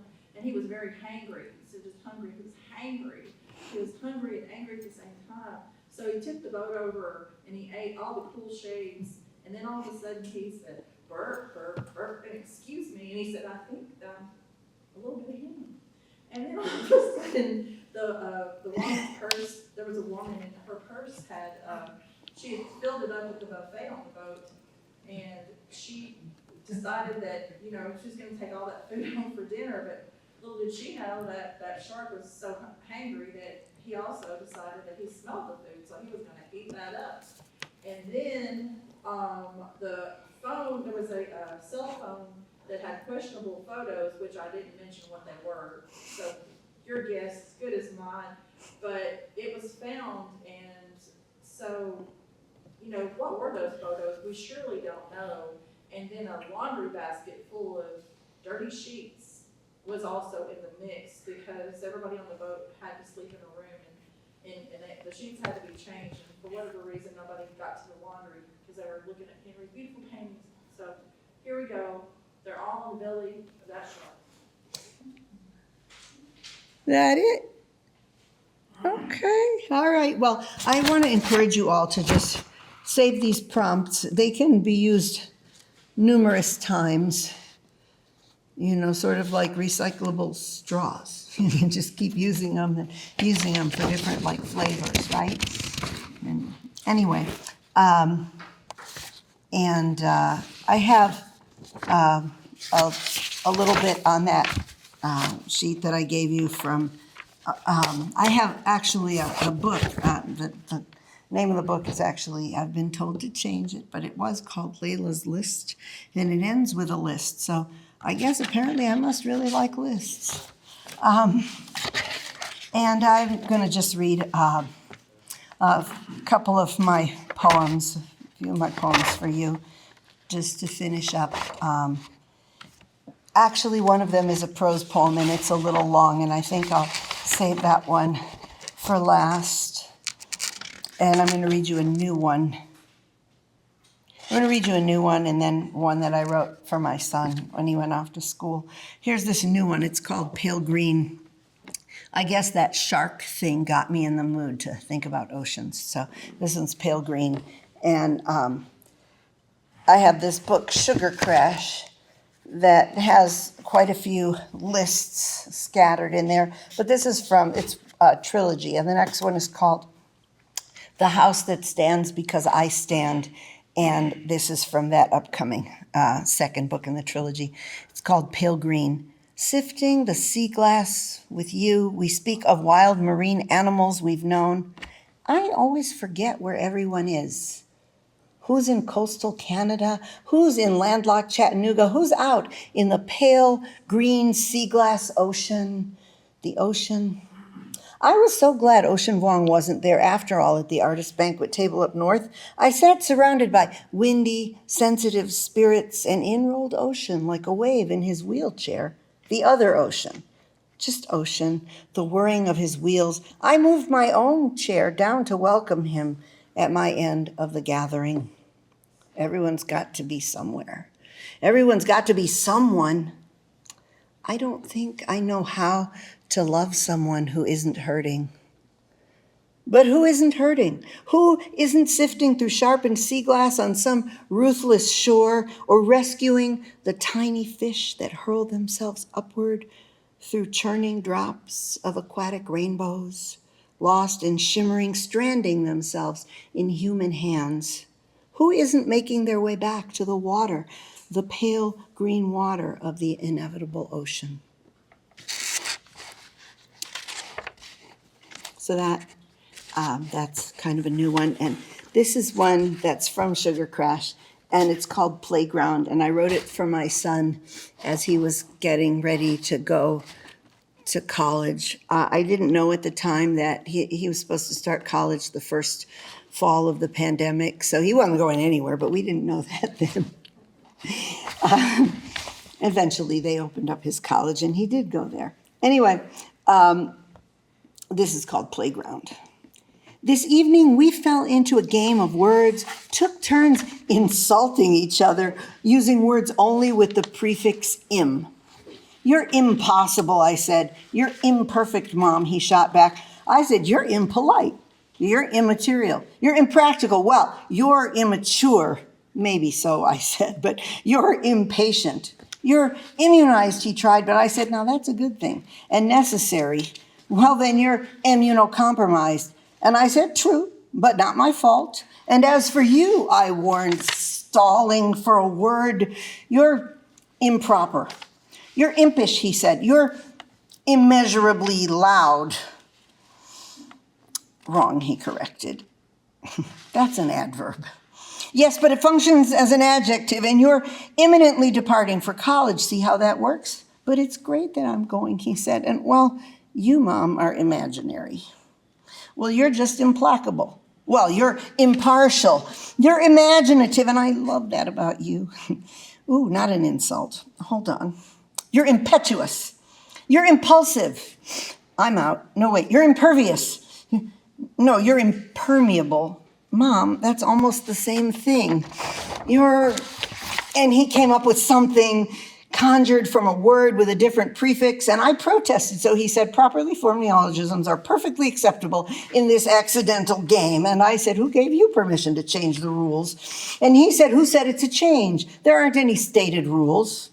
And I said, remember when the game was stalking each other around the house and jumping out and saying, roar? Remember when we played that alphabet car game? Anna from Amsterdam eats apples. Betty from Belgrade eats borscht. But the northern Nevada landscape we were crossing was so bleak. We made it into Anna from Amsterdam has asthma, and Betty from Belgrade has boils, and Calvin from Canada has canker sores, silently agreeing to say canker sores, so no one would have to talk of cancer. And David from Denver has deteriorating dental implants.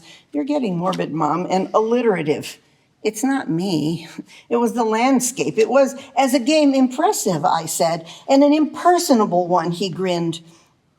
Will you call me once a week to play these games, I asked, after you leave? And he agreed, but we both know they're spontaneous outbursts from the life we've shared so close these 19 years. So that one is, a list of words with a shared prefix. I kind of stretched that one pretty far. I'm just going to read you guys one more poem because it's called To My Friends. And I wrote this one day when I have this habit on a Saturday or a Sunday morning. I sit there at my table with my cup of coffee and I get out my phone and I send text messages to all the people I know, not all of them, but all the people that come to my mind who are struggling with something. And there's tons of them because we're all always struggling with something. So I send these messages, and a couple of friends of mine responded by telling me about some of their struggles. And these friends, like me, happen to be artists of various disciplines. And so I wrote this as a response to some of the things they told me. It's called To My Friends. And it's not in Sugar Crash. The one to my son is in Sugar Crash, but this one is coming up in The House That Stands because I stand.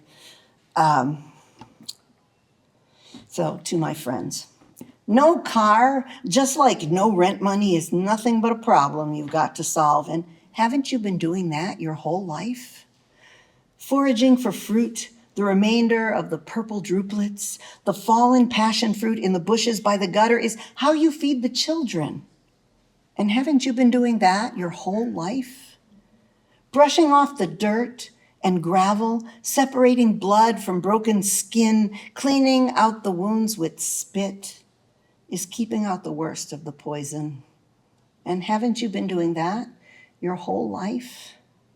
Cutting through the stone, facing its resistance to pressure, getting to the physics of the thing, turning with your chisel when no chips fall away, is the only way to break this moment. And haven't you been doing that your whole life? Let's keep making art until we die. Let's leave a lot unfinished when we do. It will mean we never, ever stopped. That's what I've got for you today.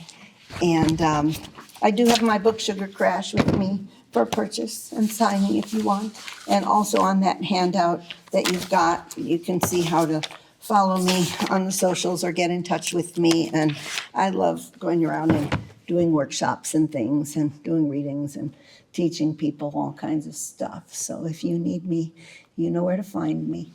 And I'm going to give it back to you. Are you coming up to?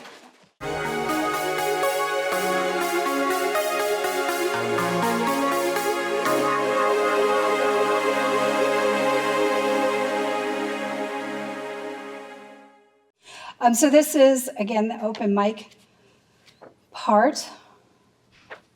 And I think we'll have enough time for each of us to share some more poetry.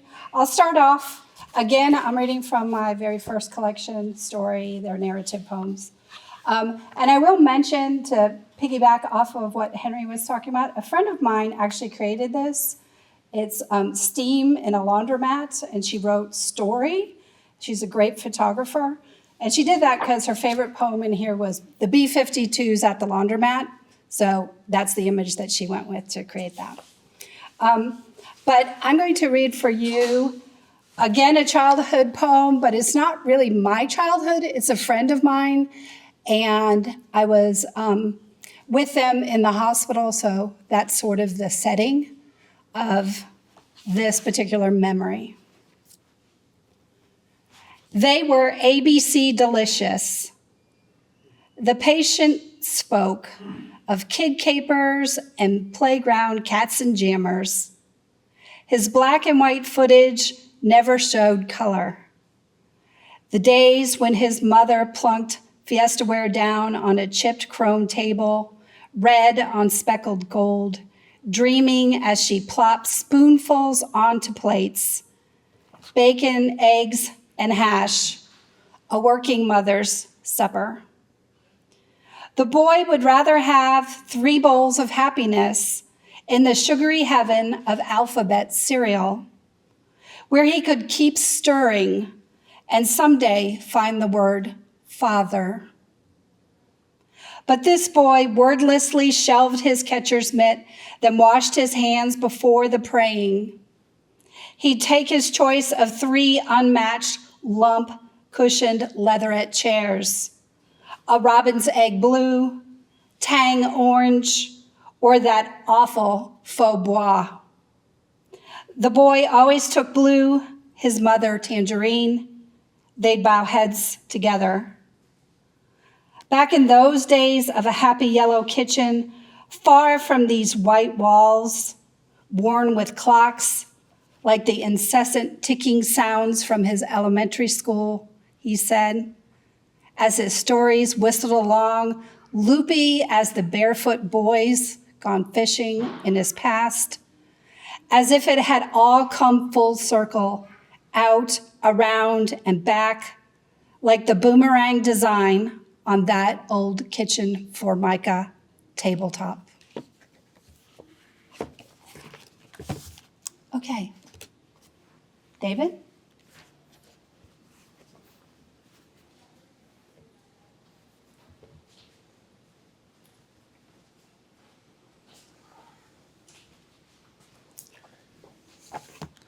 Something that Henry said reminded me of one of my poems. I'm going to read that one.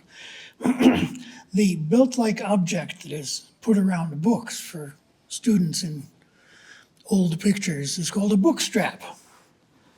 And I used to use one in high school. But there are multiple uses for the book strap. This poem actually is being honored, and I don't know exactly what they mean by that, but that's the word they used. It's being honored at the National Baseball Poetry Festival next weekend in Worcester, Mass. It's an older poem. It's in my book, The Review Mirror. Right fielder. Neats foot oil and leather, pounding ball into glove, wrapping glove around ball, marrying with a book strap, teaching ball and glove to belong together, binding the tools of summer to their tasks, possibilities and prospects, binding myself to baseball. In March, we are all dreamers.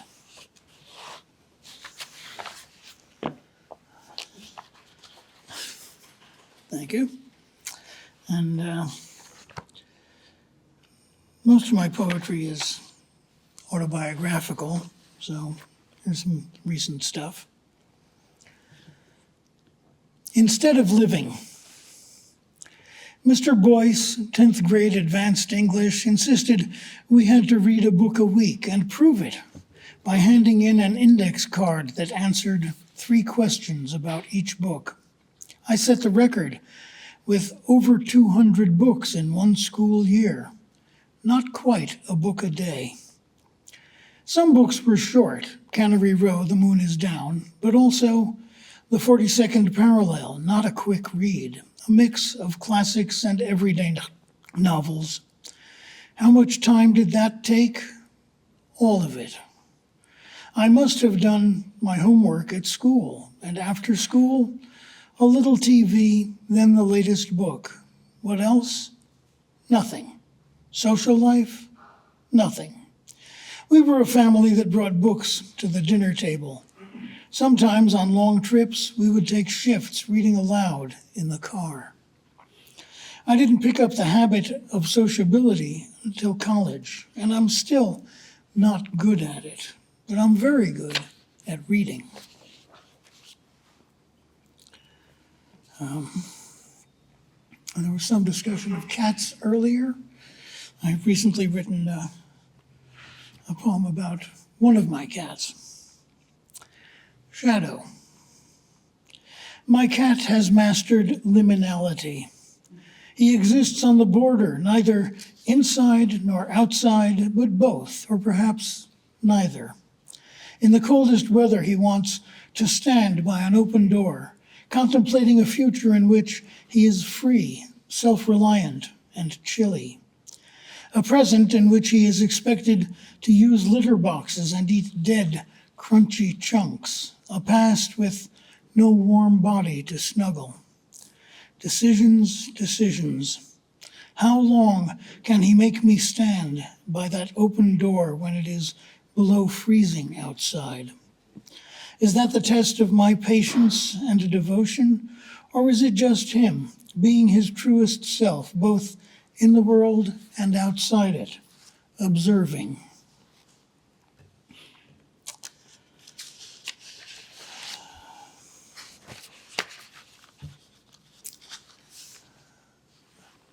Another connection to one of Nina's prompts, my father's family.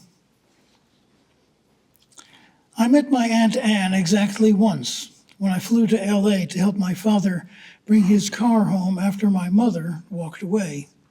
Anne's daughter Barbara I also met once when she was in New York on business. Like most of my cousins on that side, she was older than me by about a generation. We saw Uncle Sam from D.C. and Aunt Esther once or twice a year. The other Sam, Samson, not Samuel, had vanished into Australia in the 30s.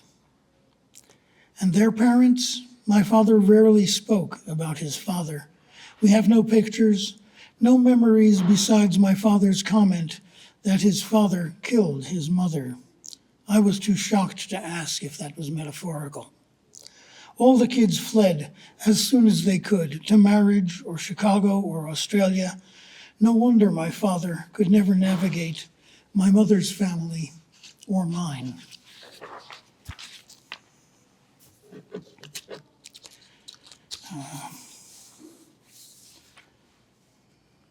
The memory of desire. I saw her again yesterday from a distance at the far end of a grocery aisle and from the back. That's how I always see her. A little more clearly. Recognizable by diminutive size and long, straight black hair.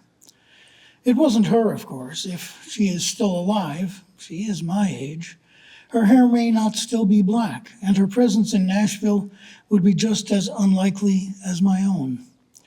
The last I knew, a half-century ago, she was in Cambridge at Radcliffe. The internet offers a few matching names, but the dates in the backgrounds are all wrong, if that is still her name. A great many women look like her from the back, from a distance of yards and years. Decades ago, she made the transition from someone I know to someone I used to know, from someone I once loved to someone I might not recognize on the street or in the supermarket. Why is she the one I think I see? All my flames burn lower now, those that burn at all. Once, had I been different enough to be a different person, I might have done the right things, seized the day and the night, and let love blaze. Now I think of her sometimes and think I see her as she was then, feel the spark that is the memory of her and me, and what I thought we felt, of what unthinking I let fall away, the memory of love and desire.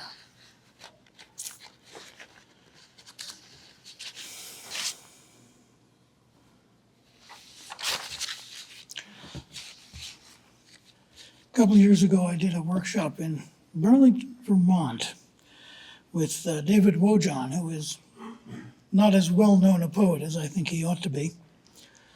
And he introduced me to the idea of the countdown poem.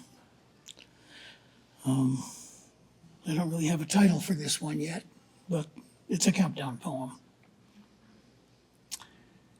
It is 12:43 when my mother calls, distraught, over-emotional, summoning me to the hospital where my father has been for 2 weeks. Every day I have been riding my bike from Chelsea to Harlem, my workout and my visit. But now my mother says to come immediately. At 12:45, I am waving down a cab and my father may still be alive. Traffic is light, and at 12:47 we have made it, the cab and I, from 23rd Street to 42nd, the driver luckily catching all the green lights and impelled by my sense of emergency, my hope that my father is still alive. By 12:57 I can see the towers of St. John the Divine, the unfinished cathedral where I have often taken a moment of repose before visiting my dying father. At 1 o'clock, I am in the elevator going up to the cardiac ICU. At 4:15, I am on the street in front of the hospital, waiting for my sister to arrive from Maryland in this age before cell phones, so I can tell her our father died around 12:30.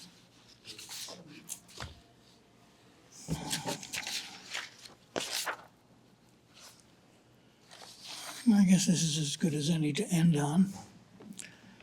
Where were you when? Miss Philippone was leading us in a discussion of Henry IV, Henri IV, and his assassination. Why would we need to know French history in French 1? But there we were when the principal broke in on the PA system with the news. Someone had shot the president. Who? How? Why?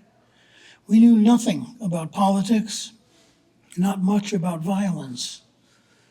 We would learn. Back in New York, the dog and I came down from the mountain, and another hiker heading up asked if I had heard the news. 2 towers gone. The Pentagon hit. My brother-in-law worked in the Pentagon. Some of my students had family in or near the towers. The inconceivable was real. The world was a different place. Renee wanted to meet me for lunch. She had moved out from Mal's loft and had moved on from me. The world was a different place. I would learn. Thank you.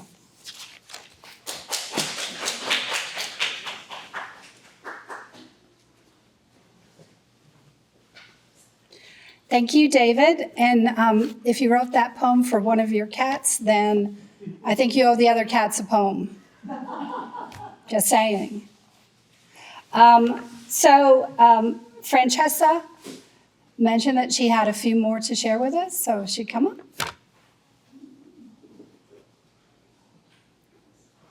And then after she goes, Bruce to share some more. And then 2 from Vera. And then we'll move on to our featured guest poets to close us out.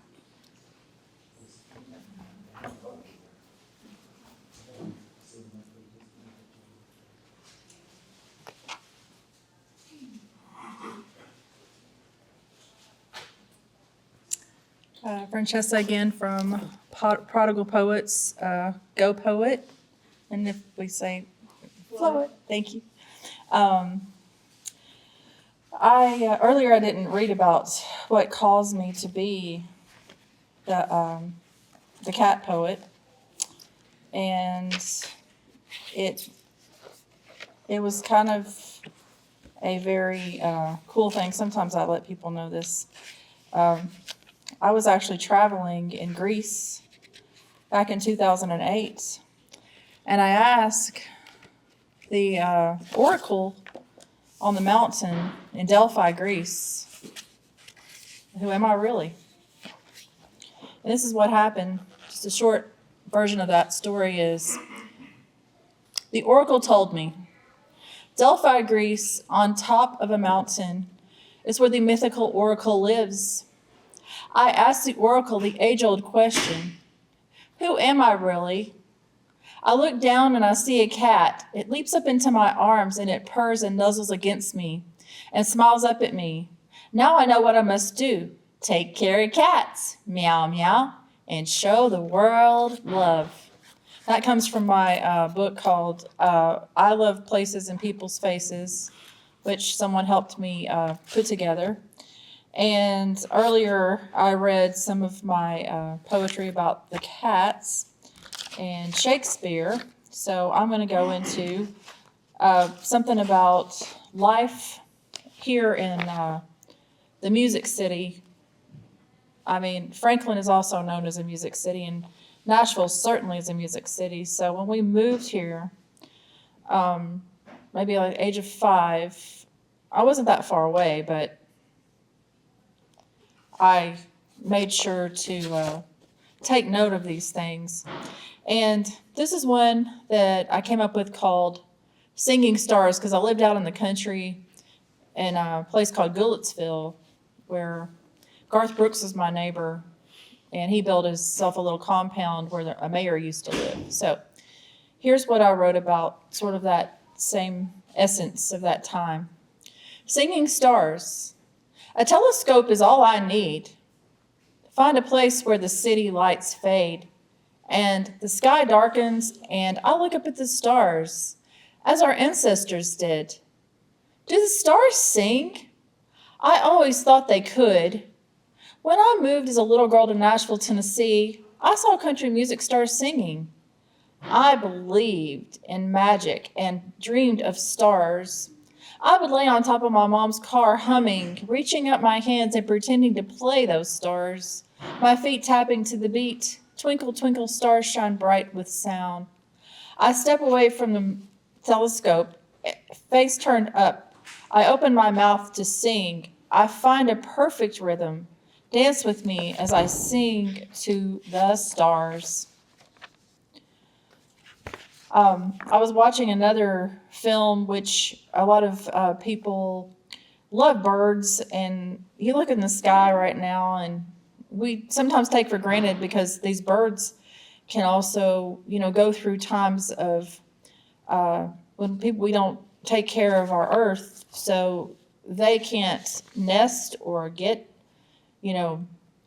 proper nutrition or whatever it is, and you find that if you find that you have a lot of healthy birds around, that is very good for your environment. So please take care of your birds. They carry things around. And this is called Starling Skies because there's a lot of starlings, and even other poets wrote about them and treasured them. And my grandmother had a bird, and she would play it music and do things with it because she just loved them. But here we go. Starling Skies. Save a day for bird watching. The grandfather clock ticks. Time away. Fireworks may dance in the sky at night, but daytime sky is full of wonders. Relaxed in a handmade quilted hammock, I make my backyard a peaceful place, a place where I can see the sky. Starlings are resourceful nest builders. They build nests in trees, in street lights, ledges. This evening I watched starlings in the sky, flying freely to feed and bring back food for their young.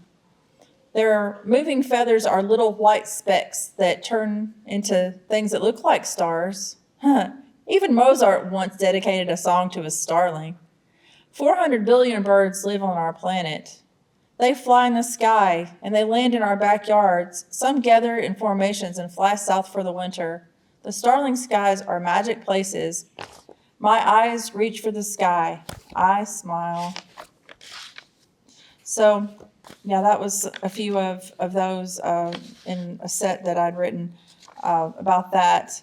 Also, I'm a member of a group that helps people through cancer at Ingram Cancer Center. I myself never knew that would happen to me, but it actually, I now have skin cancer. So, but my brother actually died at a young age, my age I am now. He had a liver tumor the size of a baby before they could figure it out, and it didn't get any better for him. But this is what happened.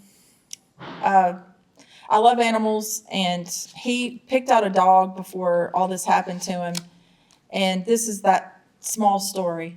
Guard dog. Visiting my brother's grave, I stood detached, thinking of him. The grass had grown, but none of the grass had grown on his grave for a year and a half.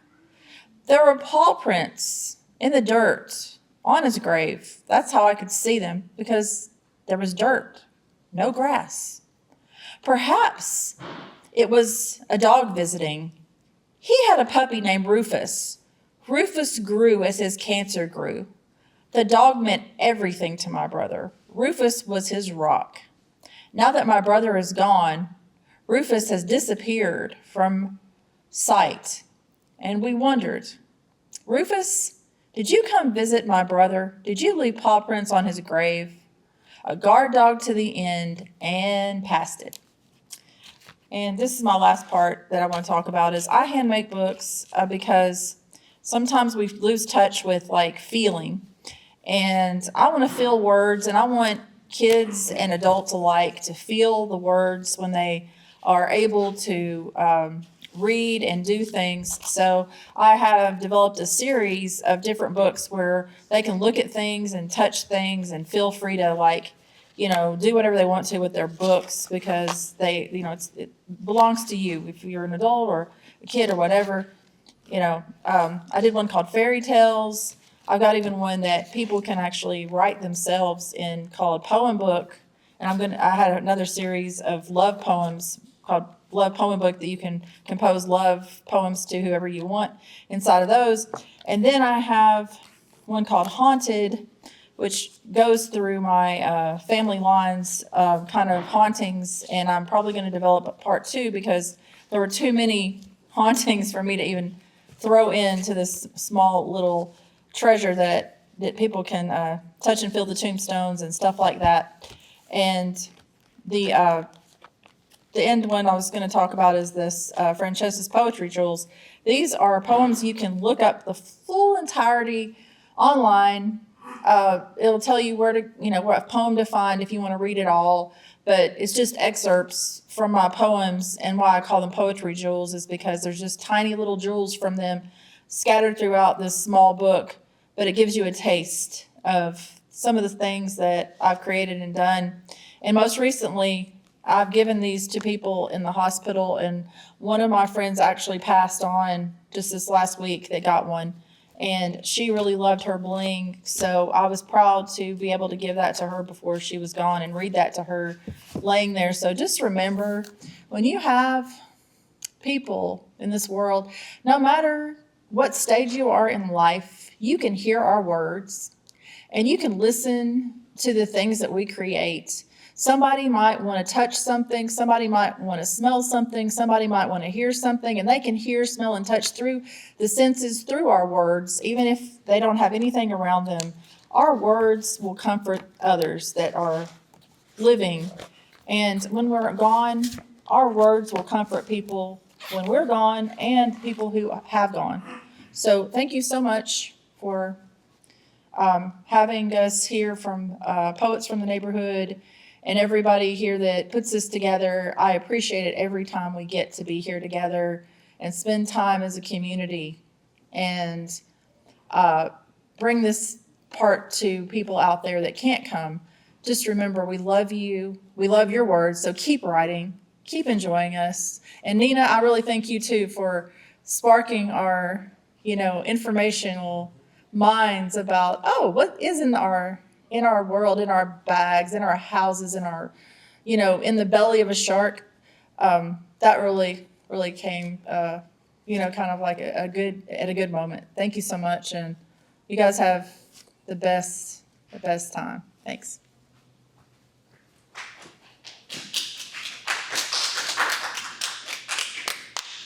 Thank you. And as Bruce comes forward to read, it's a good time to parlay off of that and remind everybody Poets from the Neighborhood is a TV program where we collect poems from Middle Tennessee writers and we read them and it gets broadcast. So send in your poems.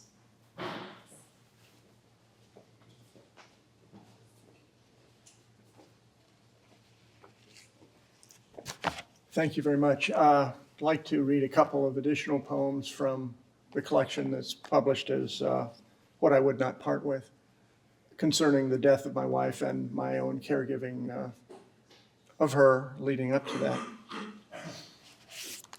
So the first one is entitled Beautiful Swimmers.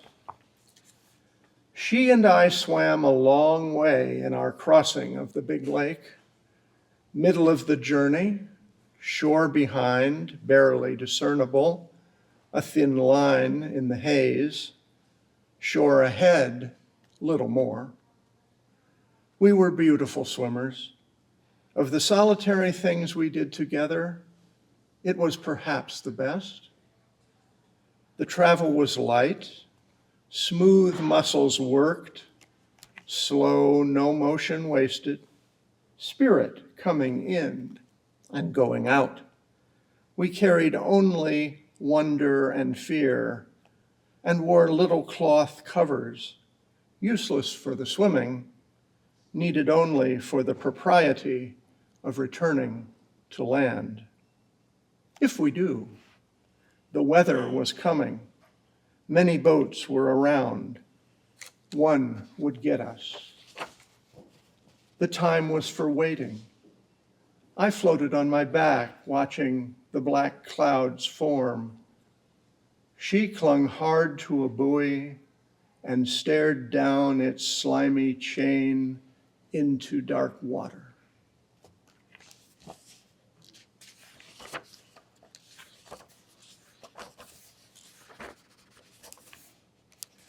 The next one is entitled The Children of War. Alas, all too appropriate these days. The children of war stare out of wastebaskets throughout the land with jagged eyes. They speak from the forgotten. Peering from these envelopes are eyes with a gaze so steady and relentless that they see with curled edges. The boy with red hair baptized at a font of blood flowing from his older brother's chest, pooling in the gutter. The naked girl running on the dry road, her small feet setting off little explosions of dust, fleeing from men who would clothe her in fire. The baby of bones, distracted for a moment, turns away from a mother's withered breast to face the allure of a wave, a whistle, a bright thing. I cannot meet their gaze for long. I hide from these children in the eyes of my own child. They find me nonetheless. They arrive in gravid bellies stamped with my address, and with a sharp edge I deliver them. Does severing entail connection? If he who puts them in is gone, is he who takes them out the Father? I kiss the photographs. Where all is flat and bottomless, I ache to shape. What if I cannot make these children solid? Then I shall make them into a poem with curled edges. The children of war have no hand to hold but God's. They say to listen closely is to hear from far away. They say metonymy matters more than metaphor. They say for each embrace, a pair of empty arms. Next one is entitled Holding On to Mourning. Grandma is on a trip. My grandson said this in his quiet 8-year-old voice, and I said, "What makes you say that?" Because I have not talked to her in a long time.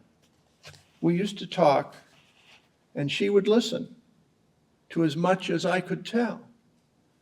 I always had to stop before she was ready. I couldn't sit still long in those days. You remember? I did. She has more listening in her than anyone else, I said. Yes, he warmed to that. And now I want to tell her more things to make up for how little I told her then. Either she's on a trip and cannot hear me, or she is here and does not want to listen to me anymore. That would make me sad, so I think she is on a trip. But then I get lonesome, and I wish I knew when she was coming back. Buddy, you know, Grandma died. I know, I talked with her about that at the time. She told me how not to be sad, but she said she could not teach me how not to be lonesome. But I wish I knew when she was coming back. She told me that being dead does not keep someone you love from coming back home.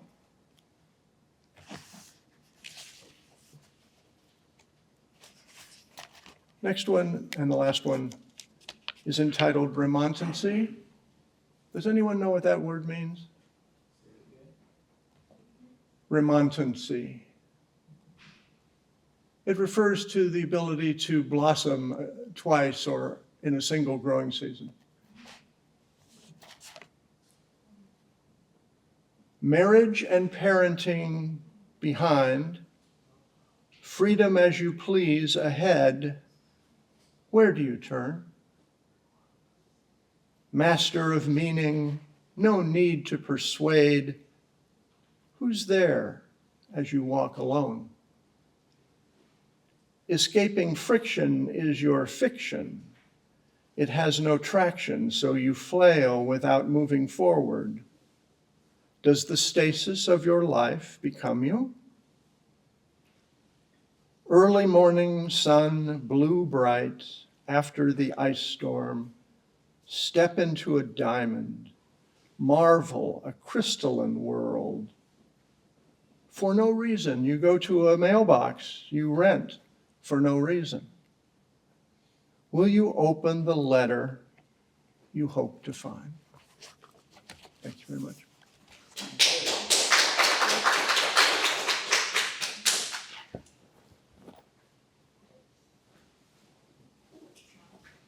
And now a few poems from Vera, our fearless leader at Poets from the Neighborhood. Yeah.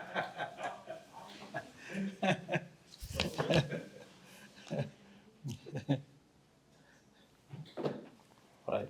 So this poem, I have two poems I want to read. Probably you all might have heard this one before, but we were watching a documentary one day. This was like a few years back, probably 10 years back. And they were showing, in some other countries, the elephants are killed just to take the tusk and make figurines or statues and stuff like that. And they were showing in one country, they were like glass, shells full of Buddha statues made out of these elephant tusks, and the Buddha was smiling, right? And so she was thinking about this, and then she said, even though the statue is smiling, Buddha is crying. So that made her write this poem. So that inspired to write this poem. So let me read this, called Smiling Buddha. I detect a teardrop hiding behind poised eyes meditating. But Buddha keeps smiling weirdly, exquisitely engraved in ivory. Tusk pulled off a gentle soul, tossed aside with a blood hole. But Buddha keeps smiling, exquisitely engraved in ivory, shining. Behind poised eyes meditating, I detect a teardrop hiding. But Buddha keeps smiling, exquisitely of a gentlest soul. So that was inspired, and this was a few years back. She sent this poem to Eberwein Publishing. They collect poetries from all over the world and then select poetries and publish in their yearly book. And this was published in one of the yearly book, their yearly book. Then I want to read another one. Usually when she conducts this program, she reads this one. I also love this poem. She reads it's a prayer poem. It's appropriate to be read in the morning, but I'm going to read it. So she usually reads this as the first poem when she starts this program. So it's called Good Morning in God. That's the title of the poem. As sun gleams its rays and dawn reveals the new day, good morning, I want to say. To all, have a good day. In God, every day, I meant to say, foremost, I submit to you my day. Help me keep all evil at bay. God, ground me in you, I pray. Your peace on me you display, for your will every day. Use me, you may. Good morning, I want to say to all come across my way, with a smile radiating laser ray, healing hurts and hatred, nay, have a God's day, I yearn to say. With every brush stroke, a rainbow I want to display over the deserts and vast track, removing all pain and dismay, God's peace today, and always I want to say. Thank you.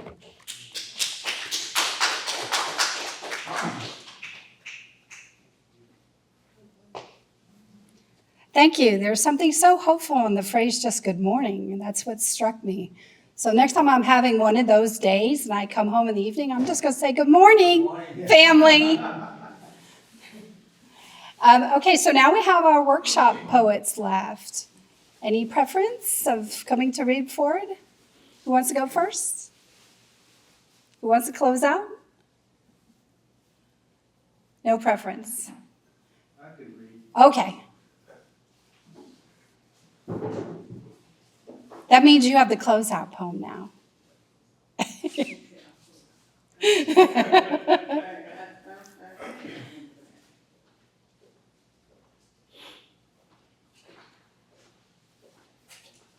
Thank you, Henry. I won't touch the mic. Catherine and I mentioned Terry Price and the 2020 projects. And you said Italy, was it? Italy, I did. Yeah. Mm-hmm. So I want to share with you that poem. I showed you the photo and share the poem with you that I was inspired to write. I described it. Of course, not to read the poem does not give it justice. It's a beautiful photo.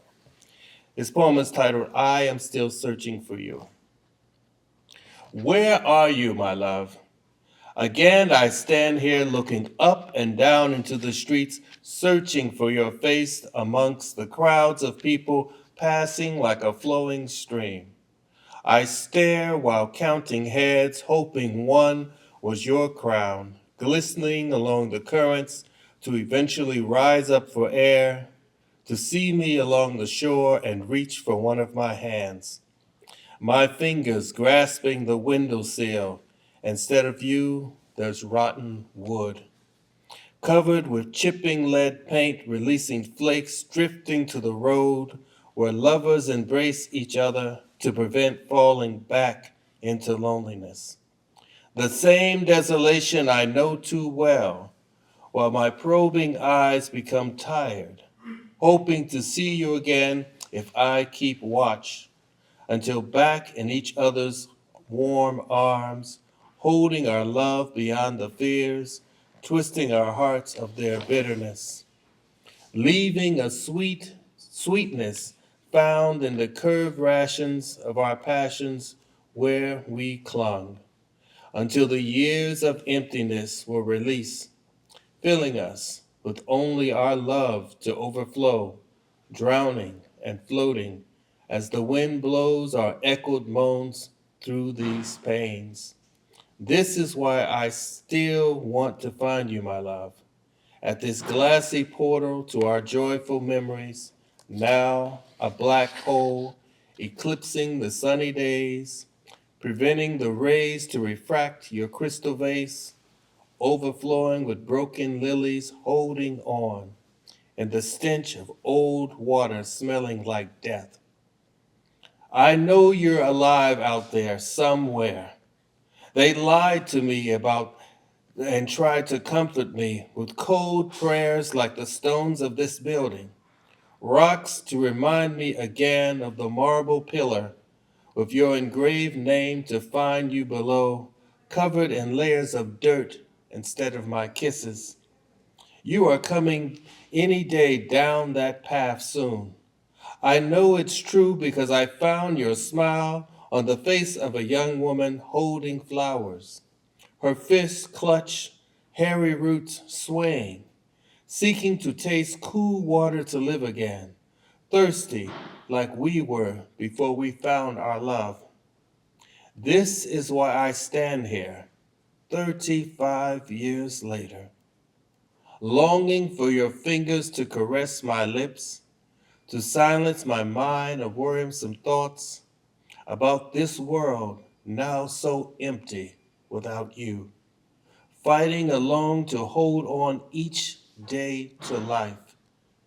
So I am still searching for you, my love. Thank you.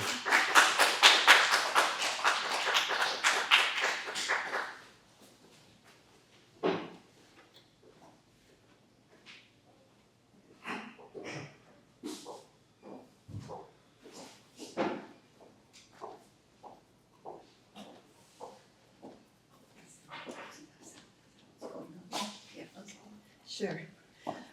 Okay, I'm going to close us out with one tiny haiku and then one longer piece, which is actually a sort of a list-based poem, but it's also really a poem for this moment in our country and our world. And it's something that I always encourage my students to do. I'll tell you that in a minute. Let me give you this real short one first. That is from my book, Sugar Crash. It's a haiku, and it's called Insomnia.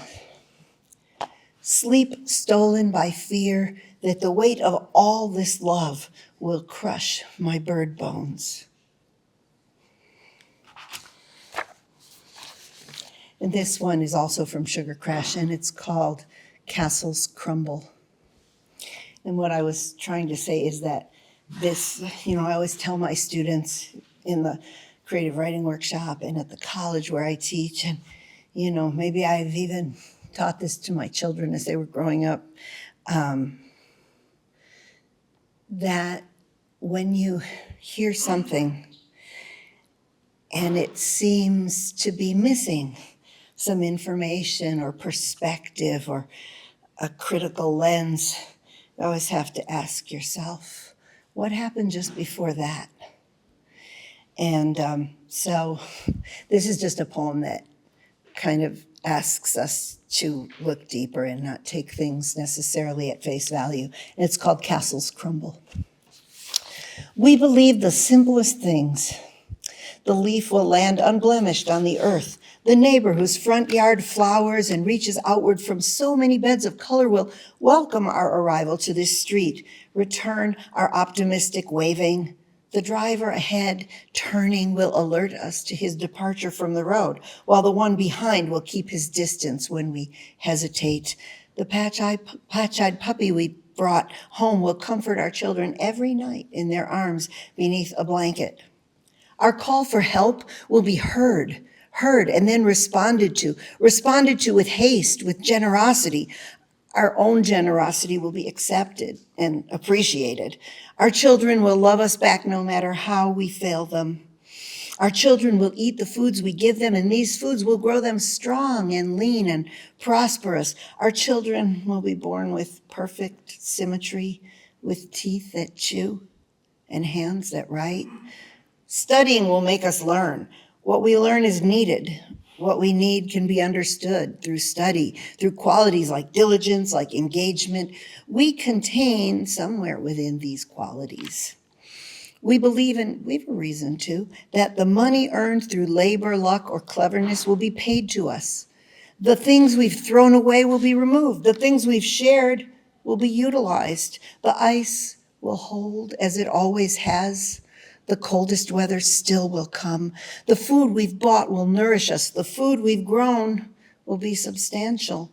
The remedies we've learned will always cure us. The egg once cracked will hold a yolk inside transparent matter. The shell itself will have a purpose in the garden. There will be a garden because there's a patch of earth. The patch of earth will cleanse itself of all environmental poisons. Disrupting the natural order will spell imminent disaster. We believe that imminent disaster is a bad thing, that a bad thing will make us miserable, is irreversible, that we will not desire things that make us ill and sad and empty. The people who bring us into the world and the ones who grow beside us will have at heart our best and most beloved and most essential interests. Our land will not be taken. Our children will not be shot. We will not become the ones who take the land, who shoot the children. We will not become the ones who turn away. When the castle crumbles, the ones we fed with bits of stolen savories, small kernels of sweets will recognize it wasn't us who starved them on the land, that all along we tried so hard to bridge the gap, to nourish them from secret stores inside our own cold palates on the palace floor, complicit, that they will pause in their flight as if they could, as if they should, and watch and reach their arms out in a brave and human net to catch us when the castle crumbles. We believe the simplest things, that we will not be complicit. Thanks, everybody, for being here and spending all this time together in poetry and the beautiful space that is for all of us. Have a good rest of the day.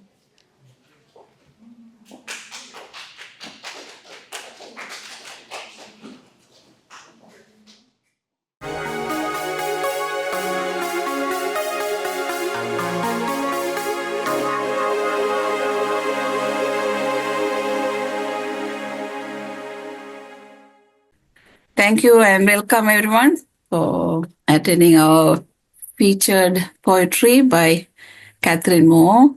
And this is our Poets from the Neighborhood featured poet series. Catherine Moore's work is widely published in literary journals from Southampton Review and to Wicked Alice, and her honors include Yamasee Journals Fiction Prize, the Southeast Review's Poetry Prize and inclusion in the juried Best Small Fictions Anthology. Her latest collection, Borrowing of the Shan Van Wo. How do you spell? How do you pronounce? Van Bach. Walk. Okay, I was pretty sure I'm saying it wrong. Okay, thank you. Lyrical pieces in the voices of Bog Buddies was a Pushcart Prize nominee and a Silver Falcon Award finalist. She also loves writing ghost stories under the pen name Kate Moyle, whose work appears in Mystery Tribune, Bowery Gothic, Non Corporeal 2, and Parabnormal. And you can see her website, CatherineMooreAuthor.com. Thank you for inviting me. We originally were going to do this in October. So we sort of talked about a little bit of a Halloween theme to it. Yes. And I just took the word hauntings in a very loose interpretation to make a few selections out of my books because I do often write haunting things. And when I was preparing, I think it was last week, I bumped into this little piece of writing by a poet from Scotland. His name is Jim Murdoch. And I thought I'd share this with you all because it was so intriguing. And I paraphrase part of it. He says, "Poems are ghosts. They are not the events they describe or the moments they try to capture. They live on for years, sometimes centuries, after their writers have died, wandering the earth trying to find a human connection. Poems are unfinished business." Wow. Yeah, I love that. Poems are ghosts. Yeah, they are kind of little effigies of moments. Wow. Not the moment itself. And it really kind of plays into some of the things that I looked at to share with you tonight. So I'm going to start with my very first collection. It's called Story, and it was published by Finishing Line Press out of Kentucky. And I call it Story because it's all narrative poems per se. You know, narrative can run the gamut. But as it often happens in my life, some of the stories are about hauntings, things that haunt me. And one place that haunts me is my mother's family's from Buffalo, Niagara. And my aunt had a home out, a really pretty farm area in Niagara County. But the quickest way to get there was to go through this section called the Love Canal. And Love was a chemical company who polluted the environment and killed off all these people. And so when I was of age, they had already closed off this entire neighborhood. So it was like driving through a dead city with really weird sort of elements. And so that inspired this poem. A place called Love. Just off the Grand Isle Bridge, I smell the neighborhood first. A sudden stench that parches throats and eyes, creates a tick near my tonsils. I spit a cough, trying to release the reek of it. Hold your breath now, Grandma announces towards the back seat as we drive through the canal. Shrunken in posture, I see it. The gray celery stalks posing as trees, make pretend homes on a Martian-like landscape, ash-colored lawns without grass or play markings. A lonely tire swing twists in rust-colored air. This place called Love, queer in its strange glow, and weird hieroglyphics on empty houses. It's odd puddles of ooze that won't admit the blues or yellows unless they randomly bubble up from underground, like bruises on barren soil. I squeeze shut my eyelids and gasp prayers I never will inhale. So some places are just inherently haunted by perhaps tragedies that took place there. But there are other places where I feel that they're haunted in a good way, as in there's a presence of the people, the former people that had been there. And one such place is down in Argentina. And it's a cave, it's called the Cave of 700 Hands. And the indigenous people had actually created artwork mostly with their hands in this particular cave. 729 painted hands. Come, place your palm here on stone, cold, like the hands laid here 10,000 years ago. See, 729 of them, small hands, hands of launderers, cooks, nurses, who in that moment stopped the work and the village play, climbed into silent mountains to stain their humanity on a wall. Come, trace this arc, outline of an expectant mother. Rub the Aboriginal belly carrying sons and daughters. Gaze at the corresponding circle painted white, full, hanging above her. In prayer? Or a drawn connection between the phases of the celestial and the season. Watch the story unfold in volcanic sand strokes with prints of choikas and guanacas, the drive, the crossing, the animals among the hands outstretched. Come near the river Pintoras. Reach out to touch our ancient selves, touch their testimony on the rock.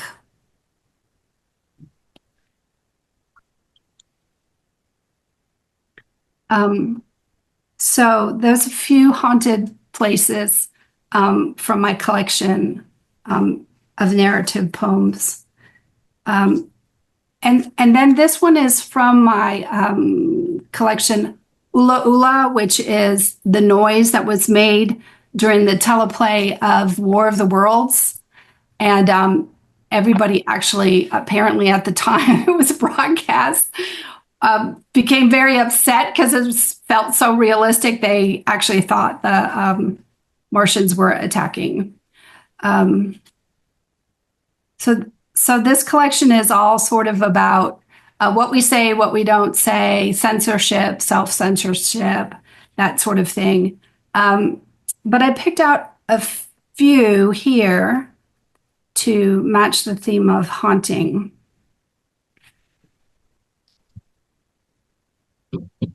So this first one, there's a lot of, I think when I went to the poetry website by Poetry Magazine, they were quoting how many poems about death they had on the website, because poets, or maybe even writers in general, are sort of obsessed with the topic.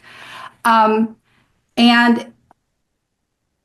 so as we gather and we share, we are working through our own emotions or exploring human emotions that all sort of surround the topic of grief. And this one was inspired by the thought of, well, could we have seen it coming, because an individual who had written quite about death actually then turned and murdered his spouse. And that was the inspiration behind this one. Rehearsal at the writer's workshop. Although poetry commands him like a father, his verse could berate like a spouse or abandon like a number of lovers. Where is it in this brevity of line or breath that shows the intent in sharpened tips? Quill, iceberg, Bowie knife. We know the edges of words can slice. Within our literary circle, we see souls unfold and fall, the incised left to fate. Even hemlock on the paper stings. This is how to grieve in meter and measured tones. Language, nothing more. Not a pool that is a floor, a wound that is a bed, the knife that is a pen. This yoke between expression and all-night rotting things, or simply an allegory for being a poet.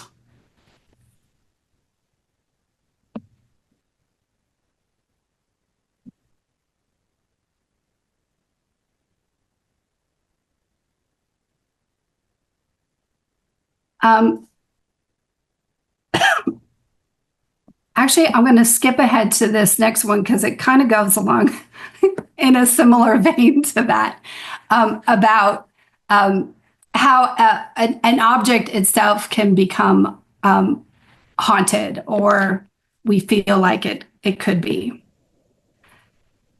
Harrow. I am the pitchfork in a police evidence room. My long weathered handle, plastic wrapped and tagged. My rusted prongs stained. I can take you back to the fields I have tilled and tell you how long it takes to break soil, clay, silt, sand. I've been a tool for domestic grit. Close your eyes, touch me.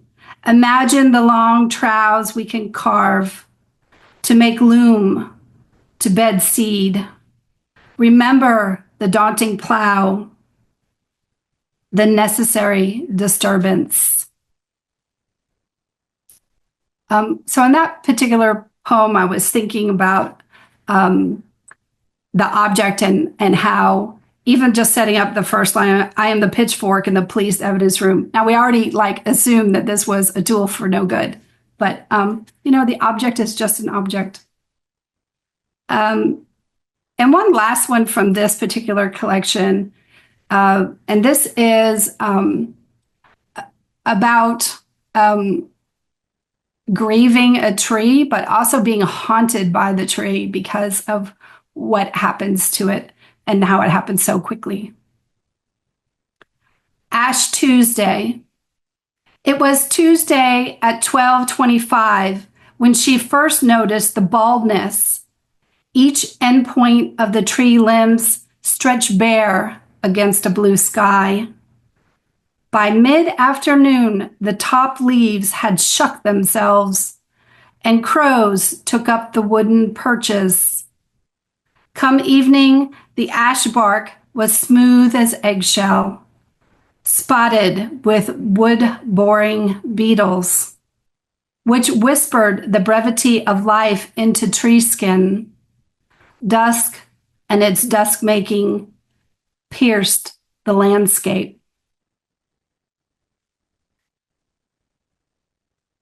So that's from that collection. And there is a lot of poems that I write that deal with landscapes. And so this is my collection of the bog body poems. And a bog is a wetland. It's sometimes a movable mud, river of mud. And they're very unique climate-wise. And when things go into the bog, because of the low oxygen level, they tend to be preserved, which is how we end up with bog bodies. Now, 2/3 of Ireland is covered in bog, but also Denmark and Sweden, northern Germany, they have a lot of bogs.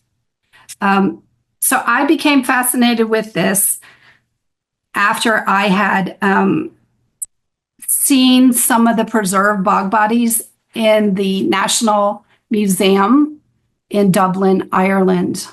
One of the things that really struck me when I was there was a very reverent sort of, again, haunting, but reverent display. But I could see the fingerprint left, and these people were real. It wasn't just a display. And I just walked away from that thinking, what is your story? And I started researching it to find their stories. Now, in this collection, there are various bog bodies who speak, and I did a lot of research on what forensics tells us about their last minutes or about their lives, and I include some of that in the back of the collection. But also the elements talk in here. And so I'm going to read you a couple things from here. The opening poem is sort of like a Greek chorus of bog bodies all speaking together. Bog body murmurs. In the Encyclopedia of Ends, we are named for the bog, melting and churning that exhumes us. Our stories within the tarn are tailless. We are the many lesses, breathless, ceaseless, eyeless, fruitless, garbless, noiseless, ribless, shadowless, useless. Our only study is the wet. Only loss is the sun's grope overhead. We become gourds of gurgled mud with murmurs that only nudge the insides of the moors. And when we rise, will they say corpse or say body? It matters not. Our spade-cut skin never heals, cadavers being the braille of death. So oftentimes the spade-cut skin, these bodies are found because they use spades and they create bricks of peat from the bog and they dry it out and they use it as fuel in Ireland and other places. That's probably one of the primary ways that these things are discovered. And I want to share with you one of the bog bodies' individual story because it's really kind of a fascinating one. And this is Lindau Woman, and she was found in Wilmslow, England in 1983. So when the body was found, the local community of that village originally thought it was the deceased wife of Peter Rain Bart, who confessed to the murder after the discovery of this body. He had spent about a year giving everybody in the village excuses as to where his wife's whereabouts were. And everybody pretty much knew he lied. So he confessed to the murder after the discovery of the Lindau Woman bog body. And here's her voice. I caught a murderer because his wife refused to rise. She stayed in Hearthcombe, unharmed, vegetal mind. I crawled where the kishwater cheeps and lisps. I expelled his confession, long due from this ruminant tarn, before my own second burial. So, as it turns out, that particular bog body, when they went to go carbon date it, was from 250 AD, So this was not Peter's wife, although by the time they had all the scientific evidence, he had already confessed and been convicted.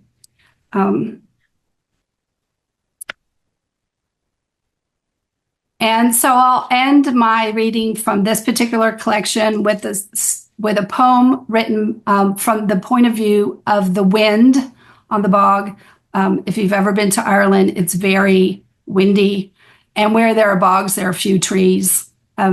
So the wind definitely has something to do with that environment. I have known the bogs as holy places, felt the many dead, their names never recorded on vellum. The disappeared make no sound, only whispered in the weeds and the grass. Leaf flesh, soil flesh, singing over the bones. It forms a strange keening across the barren space. All trembles at the elongated muscle of my devotion. Vast, yielding, and gray, this is the best place to bow in lingered grief.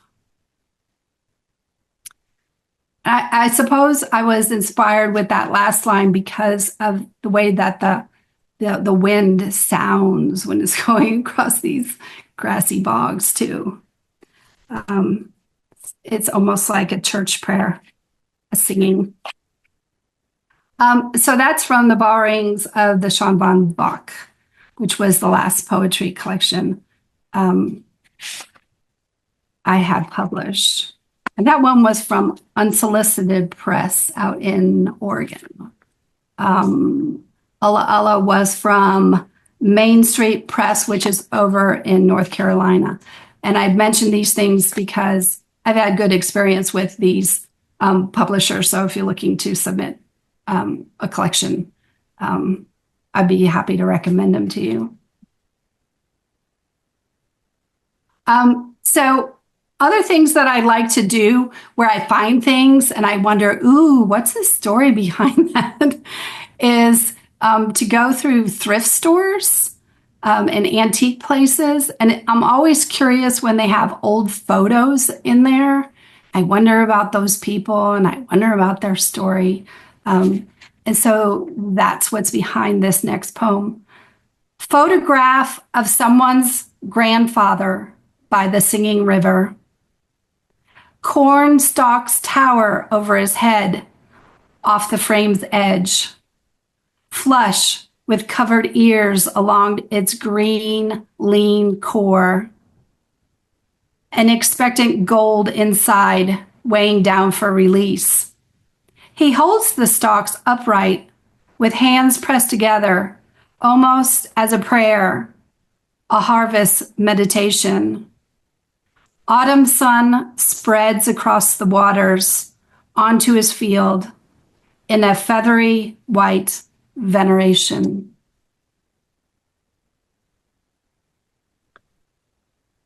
And then this next poem is inspired by a visit to the Hermitage, which is President Andrew Jackson's estate that's here outside of Nashville.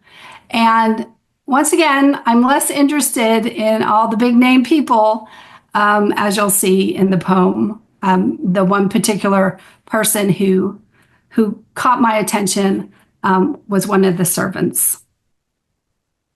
The laundress at the Hermitage estate kept a diary of washing concerns in exacting detail. The marks from her quill still legible on the yellowed parchment. She claimed that Andrew Jackson sullied his garments the same as everyone else. She noted dates of each ink smudge, soil blemish, and every stain of blood. Oh, by taint, it was a lengthy record.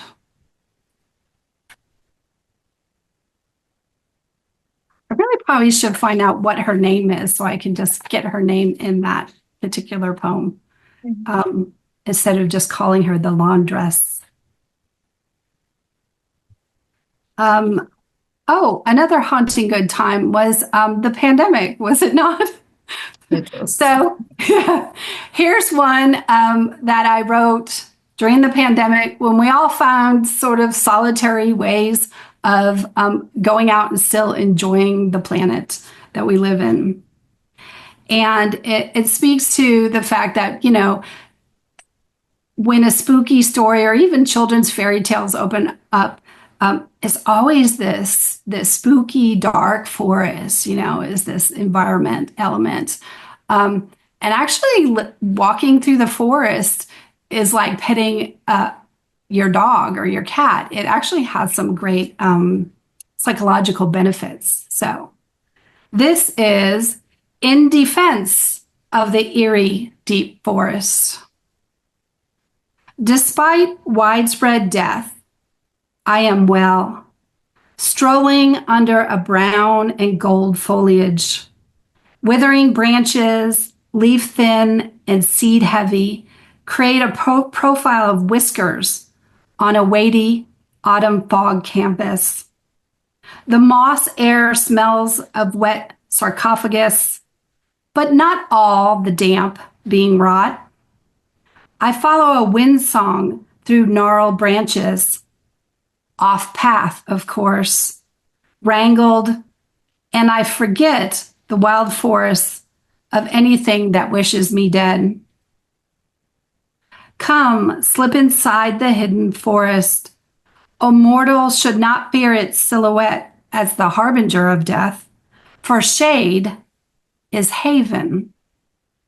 Now see the woodland shields this skin of plants, the cool flames of hellbine, where the pale hollow ghost pipe rise in the whiteness of doll's eyes.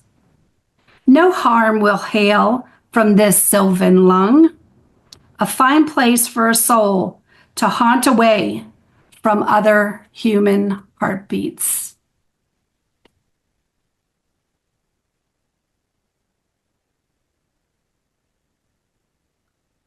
And then some of the things that haunt me, as with other people, I am sure, are the things from childhood you just quite couldn't figure out.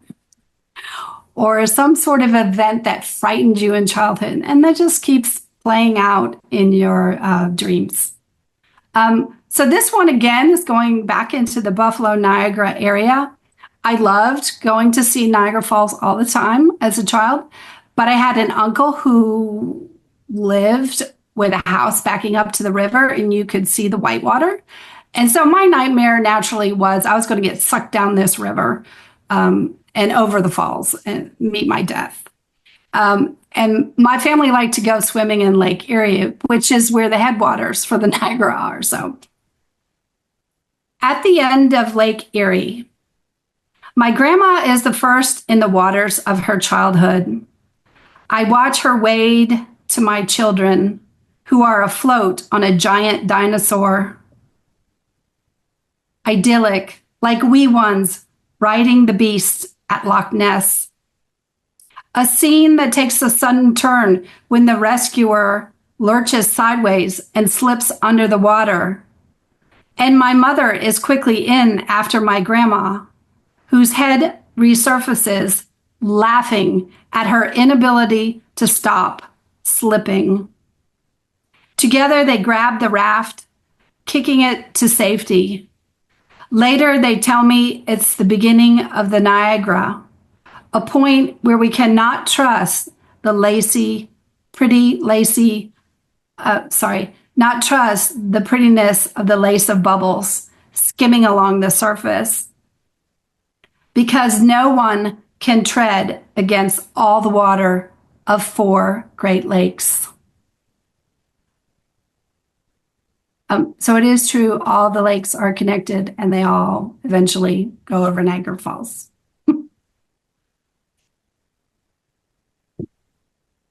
And then I'll conclude with this last one, inspired from childhood. Again, recurring nightmares. These things can haunt you.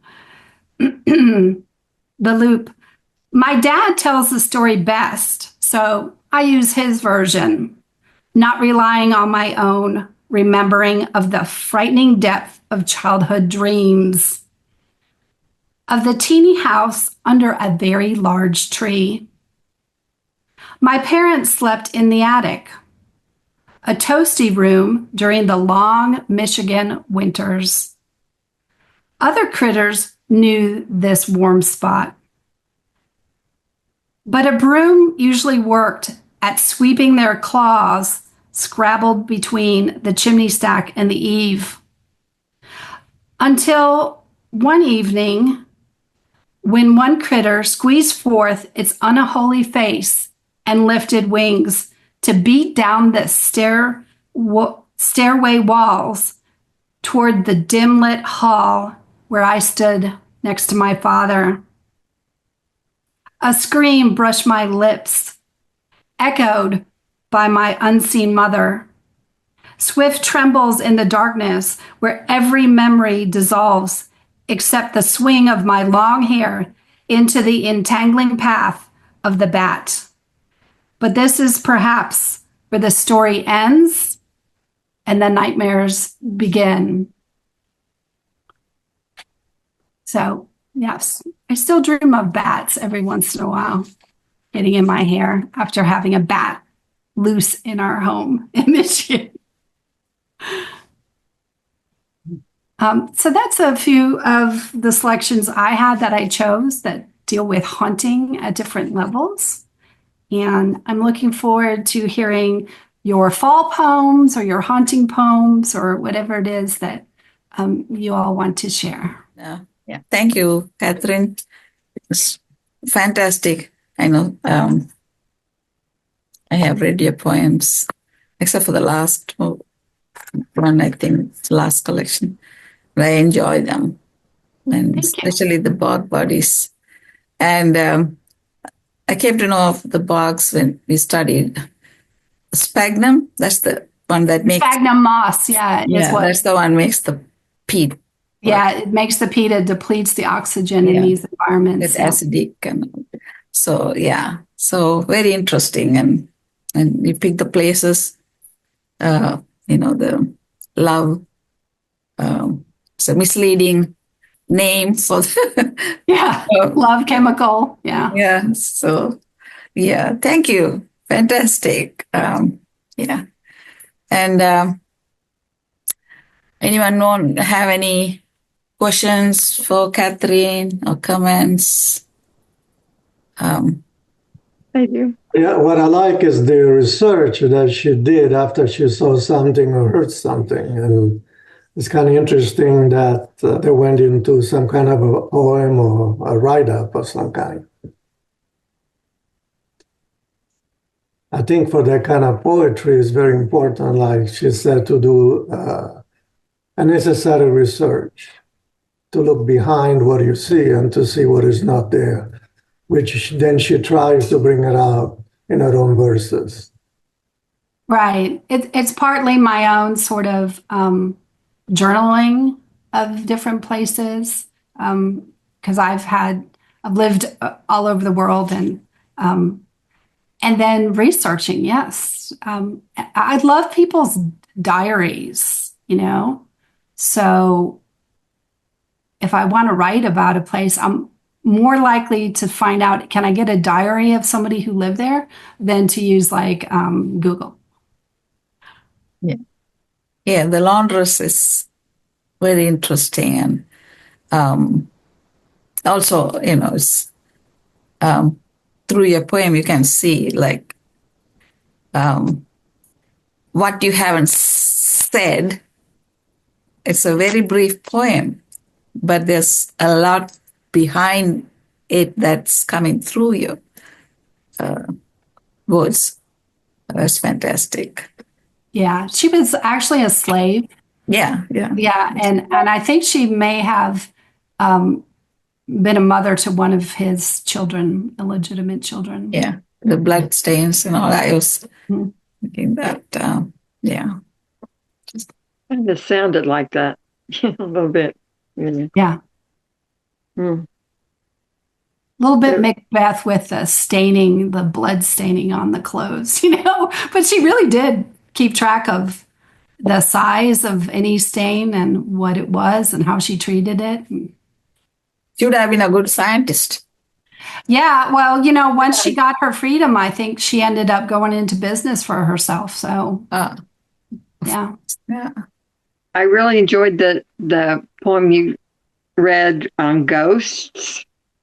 That was who was the author of that? Who penned that? Who said poems are ghosts? Yes. Yeah, that was a Scottish poet by the name Jim Murdoch.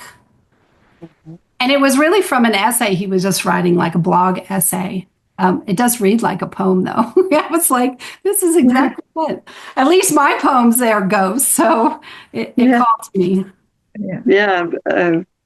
I liked your different, there's positive and there's different meanings about ghosts. And that was interesting as you kind of helped us see, sometimes we are haunted by childhood or, events that stay in your mind and emotions. And I really liked your choices, descriptiveness of your poems are beautiful. Thank you. Yep. Anyone else? I am interested in knowing what publishers you have used. I didn't catch them. So it's been well, 2 of them have folded, so boy. So the 3 that you can still find, Finishing Line Press is one, Main Street Rag is another, and then Unsolicited Press. Main Street Rag, R-A-G, and they might be Main Street Press if you put that in. They're over in North Carolina, I think Charlotte area. And the other one was Unfinished? Unsolicited Press. Unsolicited, okay. So these are unsolicited, you submit. And for the month of November, and I think on into December, Finishing Line Press reads your manuscripts for free. So. They do. They have an open reading period where there is no fee for reading. And they even have a prize for Press, women's voices too. What's it, David? I was just going to say that Unsolicited Press published my collection as well. Oh yeah. There you go. Yeah. And they were the ones who did the Unsolicited Press did the Bog Body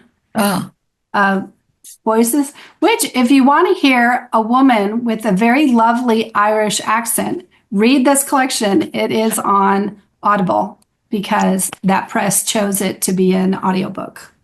Awesome. Yeah. Nice. Oh, because of the island. Oh, nice. Yeah. I think they're trying to just figure it out. They're getting into audiobooks. They're a press that doesn't really sit on their laurels and do nothing. They're pretty active. Oh. Yeah. That's nice. Yeah. Yeah. Yeah.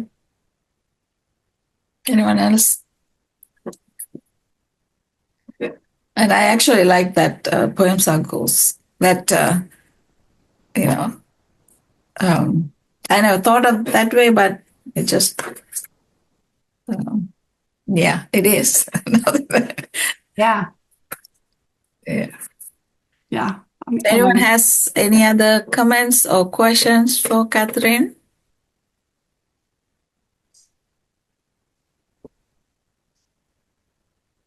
Thank you for joining and inviting me. Thank you, Catherine. That's very well done.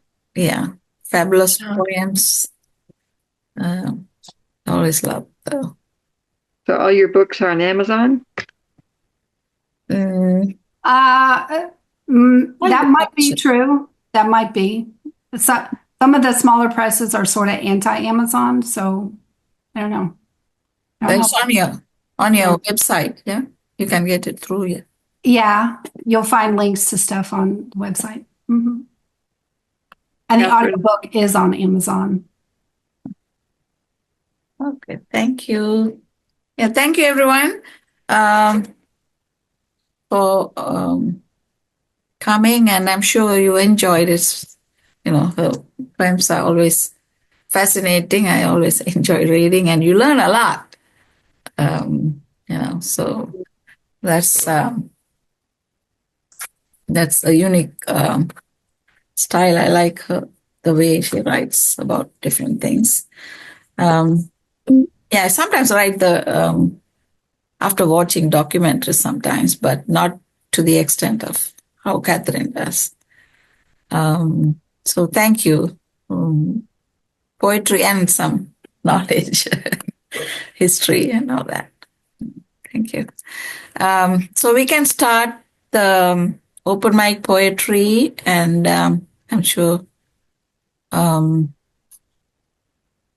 David, you want to go first? Okay, I can. And Joseph, I have you outside the poem. Okay. Yeah. That's fine. So after, yeah. I was at a workshop in Burlington, Vermont last year, and they gave us a lot of prompts, and one of them was just a diagram of the elements of a percolator. I don't think a lot of people still use coffee percolators, but they used to be the way you made coffee at home a long time ago. Percolation. Cold water waits at the bottom, anticipates its journey, forced upward by its own pressure to succeed, only to be deflected back down into the grounds, seeping through and into what is on the edge of coffee, weak but growing in its expectations, repeating its cycle of heat, pressure, the voyage to and through the reeking brown, repeated experience and stress teaching it how to become its best and truest self, strong and bitter. Nice. This is the old type of one that it. Yeah, the old way of making coffee. Yeah. Then my son glass knob on the top. Yeah. My son got one, so it looks antique. So I was asking, and fascinating. Thank you. Nice poem. Anyone who wants to next? Catherine, you have one to read? I do, but you'll have to forgive me. I don't have it able to share right now. Okay, that's fine. It's actually from a bad day I was having at work one time. That's fine. Yeah. I didn't feel like this every day. I just did on this day. Yeah. That's fine. Because I work in a vitamin store. I don't know if I can take any more. They tell me all their aches and pains. People gripe and complain. Well, it's hurting my brain. Yes, I work at a vitamin store. I think I know how a doctor feels as he gives out the pills. Instead of saying, take 2 pills and call me in the morning, he wants to say, take 2 pills and be quiet. Quit your whining. Oh no, I made a terrible mistake. I'm all clogged up. I ate too much. What can I take to soothe my stomach ache? Oh no, I've gained some weight. What magic diet pill can I take? A fashion model out of me to make. Oh yeah, by tomorrow, please, when I wake. Thank you. I don't know. Yeah. Because I didn't feel like that every day, but I had a bad day. Yeah, that's a funny one. Thank you. Mm-hmm. And Joseph. Let's see. Joseph, can you see the poem? Yes, can you bring it up? Yeah. Okay. Well, this is about a man sitting outside. It's kind of a cold day, and I guess the old man was me at that time. So we go from an Irish accent, now we go to an Italian accent, I guess. Here we go. Outside, a man smiles, inhaling the fresh air of the nascent day. On the old wall, he rests, listening to the breath of nature, hands stealing the last drop of rain, a butterfly on a flower asking for a dance, a tint of color, a pigment on the wet land. The wind ruffles the man's white hair, a delicate reminder of a timeless friendship. A man of yesterday savoring the joy of being there. Children, voices, flat nearby. Where are they? Okay. Children's voices float nearby. A gift from the breeze escaping the cloudy sky. Outside, a man smiles. A bird searching for a lost feather flies nearby. The sound of a woman calling, a companion since long ago, a caress given gently, whispering that it is time to go. Slowly the man rises, a few steps, a window, a chair and a table to savor a home-cooked meal. Tomorrow the gentleman shall smile once more. That's beautiful. Thank you. Nice. So the outside the man was you, huh? I guess so, yeah. That's my poem. It's they're all about Yeah. And okay, I'll go next. But this one, as you can see, very recent one. I watched a video where a tree just barely standing, its trunk was almost hollow mostly, but it bearing so many fruits. And I was very inspired. Song of an old tree. Our body may become fragile, bones weak, and disease prone. Yet we are bearing fruits. Our spirit is strong. We still do dream. Our visions come from life experiences. Our pains and scars, many you may not see. The keloids you see may make us look ugly. Don't take the axe yet. Stop and watch us. Listen to the music the wind makes with our every breath. Oh, I love that. Thank you. So I made a little beautiful drawing on it. I wish Bruce is here because he's writing a collection on aging. So, but yes, I wrote last week.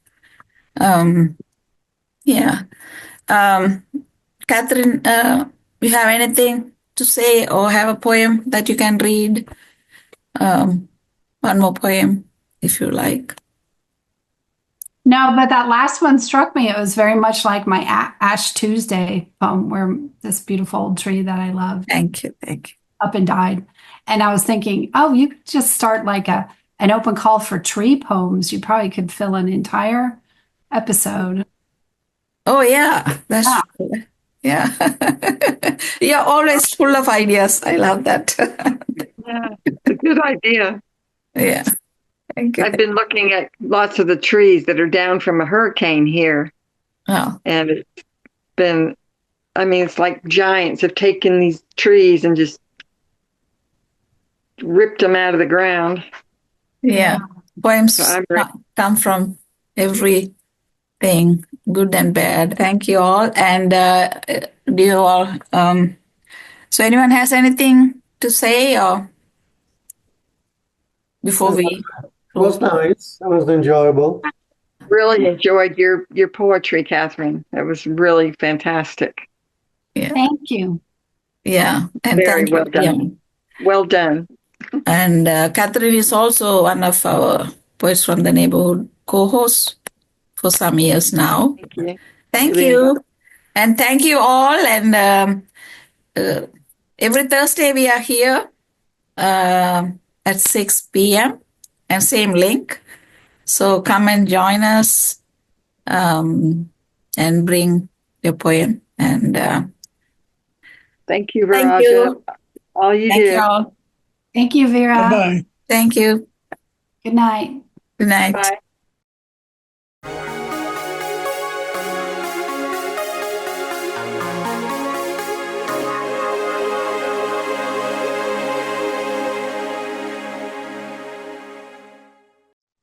So who wants to go first? Henry, you would like to? Sure, I'll go first. I have my picks. Yeah. This poem is titled Call and Wake the Bones. Hanging onto flesh, dangling from bones, etched letters of pride, twisted marrow, full-bodied, inner river to drown, tears and sweat flowing, becoming the hidden baptism. Dunk yourself deeply into yourself and get lost, and then found peekaboo, my little child. Learn to grind and edge on hot desires, hearing the mind raging against a machine, screaming out a name, thrown madness into the wind, to blow and catch funky scent, wiping away past memories, lost remains, brittle pieces of yourself become more fragile. No one dares to touch you. Frowns and fears keep them away, afraid to stand near you. Death comes so easily, a slow summon. You try not to swallow the pills and simply wait, as a patient soldier fighting an inner war, until you dip into a well of your own blood, a ladleful of life, commune with madness, a sweet sip of long deliverance and graceful forgiveness, a voice mighty enough to awake the bones, cause them to tremble, even rub together like dry tinder until a fire is started, which is kept inside to warm the soul and feel alive again when I call and awake the bones.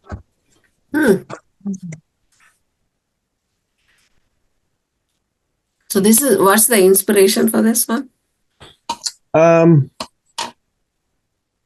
I wrote this poem and some others, and they had this whole bone imagery and marrow. Let me see if I can remember from this first, because you know what happens? Typically, my first one or two verses are most of the time the inspiration for what it was. And I'm trying, and I've been writing down below like the title where I've inspired, but this one I'm trying to remember. But call and wake the bones, I don't remember if that's a phrase I heard or something that. Have you ever written a poem and, well, with me, long ones, and then somewhere there's a verse that seems to resonate? Yeah. Mm-hmm. And that verse might jump off almost like a TV show. You got one series and then it jumps to another. But sometimes it'll be a verse in a poem. And I was like, wow, I didn't know I put that in there. But then that verse that resonates becomes a different poem and maybe even the title for it. And somewhere there's a poem, and I could do a search where call and wake the bones. I was like, where have I heard that? Oh. Yeah. So will you be doing any kind of art with that, Henry? That's a good idea. I really could, because of the imagery and all with the marrow and the body, because there's that connection between the human body and nature. Yeah, I can see like a sculpture piece coming out of this. Yeah. Ooh, I could see that too. Ah, okay, yeah. I was going to say is that kind of reminded me of something that I am very fond of, elephants. Mm-hmm. They are Oh. like really my favorite animals. Mm. She's coming, well, that's her favorite too. She's like, what? That's mine too. Like those too. So they can recognize any skeleton, like poachers, it happens a Mm-hmm. lot. So then, sadly, and then if they find, they like shed tears, they just put their trunk over and feel it and try to. It's so amazing how their emotions, like every one of them. Right. It's humans, compared to that, humans are nowhere. These are like, and then they are like, so there was a book that I was reading. I don't know where it is now in my book collection. Some are hidden in boxes because I am told enough books, enough books, so I had to hide them under the bed and everywhere. So this is White Bones about the elephants. It's a very nice one if you can find it. Yeah, it's just that's what I like when you're reading, because they can, if the dry white bones can bring so much emotion and recognition by them who it is. We probably lost all that, but the elephants do know.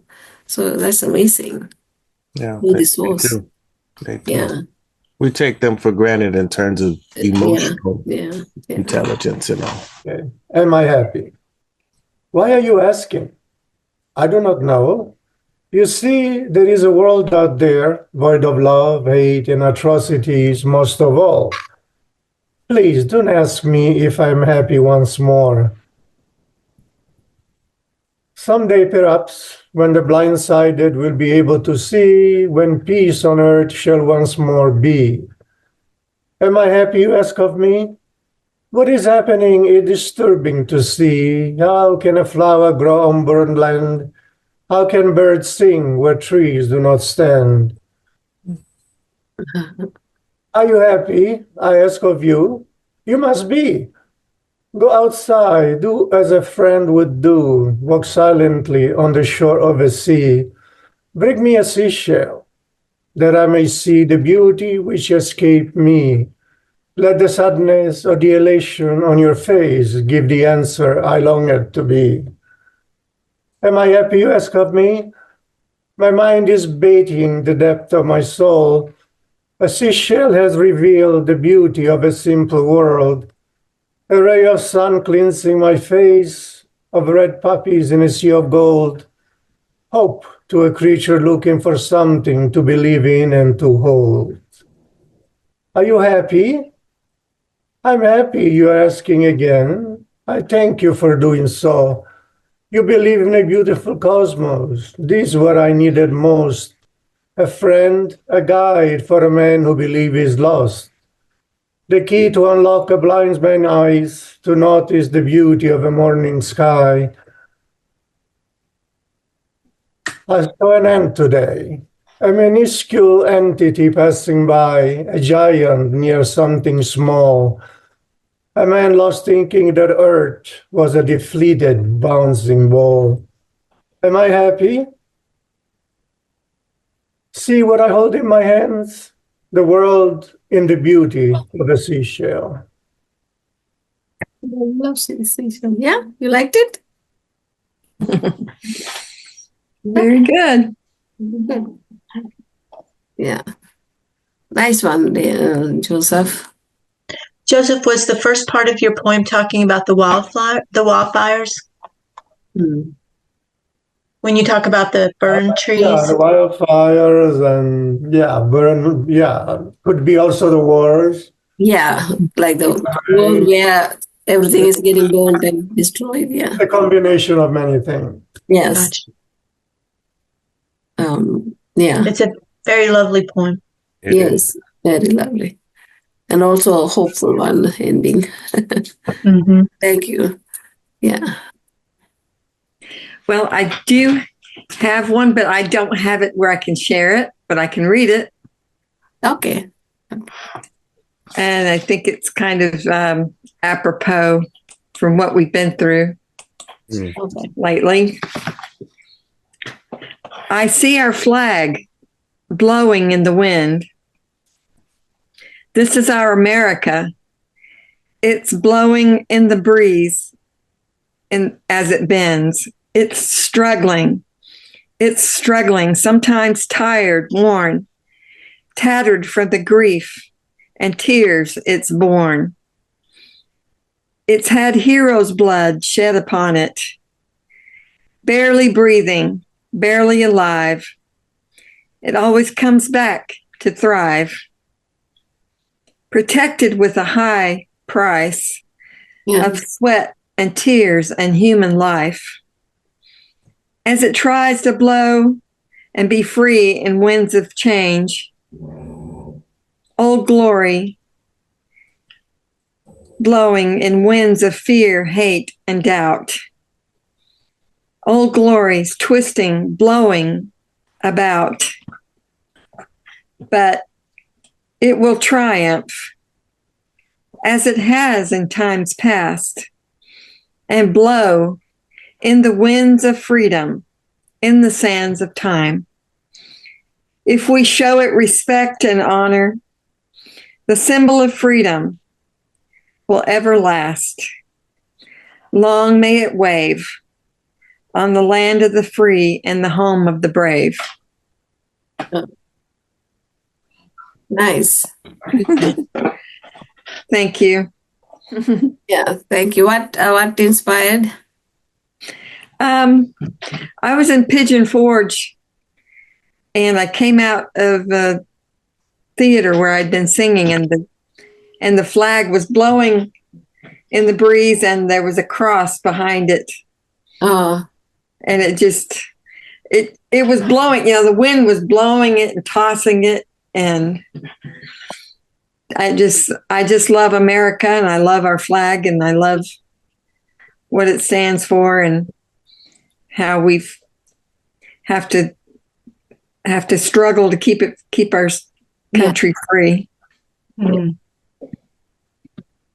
Thank you. Yeah, Thank you. that's very nice. Never the other side. There's another side to everything. Best and the worst, yin and yang. Life is a matter of learning to have the sunny side up, bringing out the best that you could be, to be the best, to shine bright as can be. Even at night, be like the moon, never show the dark side. Even if you wane, just grow back to shine brighter and brighter. Nice. Just being around the grandkids, that's kind of the inspiration. That's good. That's really good. There's, as you said, there's always another side. Oh, yes. And sometimes it's hard. We don't want to see the other side sometimes. Yeah. The degrees may vary, but there is, yeah. This is called the art of thou. Art should be something that liberates your soul, provokes the imagination, and encourages people to go further. Keith Haring. Flecks of color weave into a canvas, creating an abstract image. Art. Purples and reds elegantly strewn across a dusky sky, making the soul sigh. Art. Clay molded, kiln fired, painted and placed on a table. Art. Words crafted out of gossamer thought and placed on a page. Art. Speeches soaring from orators across a crowded stage that produces thunderous applause. Art. Hot buttered biscuits pulled from a wood stove and dripping with gravy. Art. A dusty jeep nestled into white sand in front of a turbulent ocean. Art. Wrinkly, arthritic hands cradling a wee babe while a tired mother sleeps. Art. Kind words in the midst of a cacophony of hate, where it's never too much or too late. Art. A warm coat offered to a needy child who warms your heart with her smile. Art. How great thou art, to grant discernment, to see ethereal beauty everywhere, in a dappled sky, a droplet of dew, in the commonplace, in the hard, in the elevated, in a cherished friend, over and over and over and over again. Wow. I love that. Yeah, lovely. Oh, yeah. Are you an artist or something? I'm something. I'm not quite sure what I am. You say you're something. Yeah. You're marvelous. You're marvelous. Yeah. I dabble at all those things. Yeah. So she Well, I think if we have, I want to have discernment to be able to see beauty in the hard place, that, you know, as and think of it as art, because, you know, something good can come out of something bad. You know, there's a song that says something beautiful, something good. All my confusion, he understood. All I had to offer him was brokenness and strife, but he made something beautiful of my life. And that's kind of how I see art. Ooh, and that's beautiful. Did you write that? I did not. That's an old spiritual from a long time ago. So. Yeah. As I was driving home tonight, that's the sky looked just like how you described it. It was like on fire, and it was like, oh, I wish I could paint that, you know. Well, my daughter, she is an artist. Henry's an artist, but we always talk about that in heaven. Bob Ross is up there, and he's the one painting those really cool sunsets, or maybe Thomas Kincaid, or, you know, Van Gogh. You never know what's going on. If it's a big thunderous, you know, night, it could be, you know, one of our Picassos or something. So just always wonder, you know, that how I liked it. I know it's different. There's a scientific principle to it, but it's so nice to have the romantic side of art, just instead of just always thinking of it as, it's just a sunset. Are you an artist? I am not. Okay. So you all are talking about sky, and somebody is ready to read. You got something awesome. It is a sign. Pink and purple spread across blue sky. Oh, so neat. The pink and sweet. The purple. It's the purple, yeah. Is spreading across the blue sky. Glimmer like gems. The pink and purple and blue. So beautiful. It is a sign. The daytime is spreading longer and longer till we reach spring. The springtime, like the sweet purple and the neat pink, so beautiful across the blue sky. It is winter time. The sunset is glimmering. I'm sorry, what was the last word? The sun, it is winter time.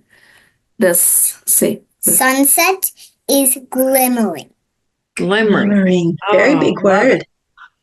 Beautiful. Very big. Yes. So thank you for sharing that. That was beautiful. Yeah, she read that. Okay. Noise, an essay in verse. I've been doing some of these essays in verse lately. Stopping for gas once didn't involve entertainment. You connected the nozzle, waited and paid, then drove off. But now, accompanying the gas cap, there is music, possibly to your taste, if not to mine, and many of the pumps have cable TV, ads, inoffensive news, trivia. You need not risk for 3 or 4 minutes a moment of quick, easeful thought. Working at Walmart, I heard the music change from day's bright pop to evening's smooth jazz, but it never stopped. Silence was forbidden. The Galleria is an oral bedlam. Music drifts or is pushed out of every store, blending to cacophony in the passages, bouncing off the walls and floors, fighting with the voices of excited shoppers. A moment to contemplate your purchase? No. Keep moving. Keep buying. You are a consumer. Go consume. And the music tells me where I am welcome. Not in certain clothing stores whose clothes are as noisy to me as the songs they blare. My doctor's office, one of my haunts, is quiet, and my own when I silence Pandora. Sometimes in spring I hear birdsong, always welcome, sound but not noise. I don't require silence. I can write while working a blood drive with music and talk all around me. I have learned to filter. But that noise has a purpose, offering privacy when we ask very personal questions. Distraction is secondary. Students used to tell me they needed television or a playlist or both in order to concentrate on homework. Am I a relic, proof of my antiquity in my preference for a single input or none? I know someone who often listens to radio and Alexa, different programs, together. And he's my age, so maybe that isn't a factor. I worked once for a man younger than me, but an educated adult, who refused to use the intercom, bellowing at us all over the half-rolls that marked off even his own office. He hated silence. Silence leaves you alone in your head. That vast, echoing space is intimidating if you have nothing to fill it beyond pop music and football scores. But what did people do before transistors? Somehow, we survived the horrid loneliness of self without going mad. Were we just waiting for earbuds? Work songs and shanties filled some of the silences, and the rest were just endured. So why be alone when you can share your head with Jerry Garcia or Ada Limon? As long as we remember there's a button that can restore us to blessed peace. This is so clever. Yeah. I love it. Yeah, nice. So did you work at Walmart? For one summer. Oh, just enough, huh? Yeah. My nephew works at Walmart now. He's 21 and dreams of bigger things. I think actually there's so much noise there. I think it would drive me insane. Yeah. There's never a quiet minute. No. Some kind of beep, whoop, boop, something. That's most of our world now. Yeah. As a writer, I have to have silence. That's why I live by myself. It's like blessed peace. I need music. I need music because when I can't get the movement going, I'll bring in my music or sounds, even sound effects. Yeah. I can do just like David said, with people around me and, being in the university and all this, everybody's coming in and out and you will be disrupted all the time. Mm-hmm. And also with the kids. So I think that's a blessing to be able to. But I love the time when I can go in the garden and be with the nature and think that's... Well, for a long time, I listened to music while I was writing. But I found that there were certain types of music that I couldn't listen to for writing. That's probably true. Anything by Stephen Sondheim, I would wind up listening to the lyrics so that it didn't go into the background for me. And I sometimes I just wind up typing out his lyrics. I can imagine. You're a transcriber, not a writer. Yeah. I have this weird thing where I'll find myself humming something, and then I will actually start singing the words, and then that's my poem. And I know it's weird, but it's like, okay, all right. So Well, it's actually a song then. yeah, but I can't write music, so I just think it's weird to have the tune of what it is, but then there it is. What you do is get a recorder and record the tune and the words and give it to me, and I'll make it into a song. There you go. That's what I do. I take poetry and make it into songs, or vice versa. Yeah. Wow. So this one sings that. So I kind of wrote it down. I just sing the poems. Oh, that's cool. Yeah. I think it's neat how we're all so different. Yes. So she likes to look outside, be in the nature, things like that, and then And then I just like sing it, and like I normally sing it, but when I do it again, I don't always get the right tone. I understand. You have to capture it. I have to capture things the first time. Yeah. I love that feature on our phones. We have little mic, we can record things. That's how I have to capture my songs right when I hear them. Yeah. They're coming from the universe. I kind of videotape her doing that, and then I can transcribe. And it's trouble if I have and I'm around them, my memory is full. So then it's sometimes I'm like, oh no, I don't like nice poetry we had today.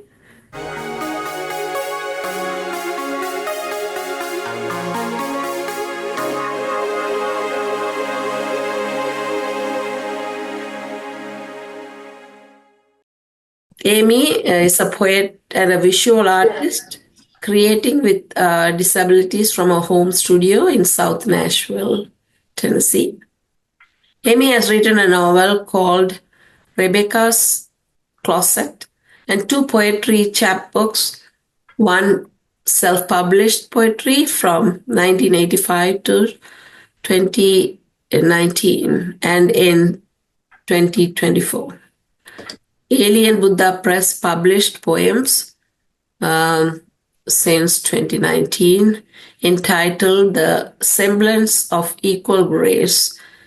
Alien Buddha Press also published The Camera and Other Stories in 2024. Her poems have been read on the Poets from the Neighborhood PFDN program on WCB. And you can reach her.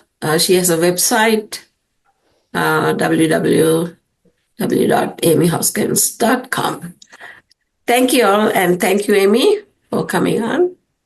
Thank you so much, Vera, and all of the people who made this happen. I'm looking forward to hearing everybody today and sharing some of my poetry too.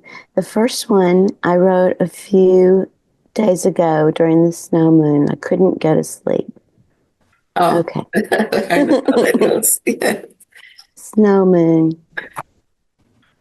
No sleep. Your tentus glowing Leo rain clouds keeps me awake. Restless after falling out of time through stars. Brain on fire, breathing it out. Nothing will make it right. Curl into you. Find your handsome self sleeping calmly. I'm grateful. I'll curl into you at the unknown hour. I'm sleepless with underground roots, burrowing into our familiar, unknown, dark earthen home. Mycelium whispers, I've always been here.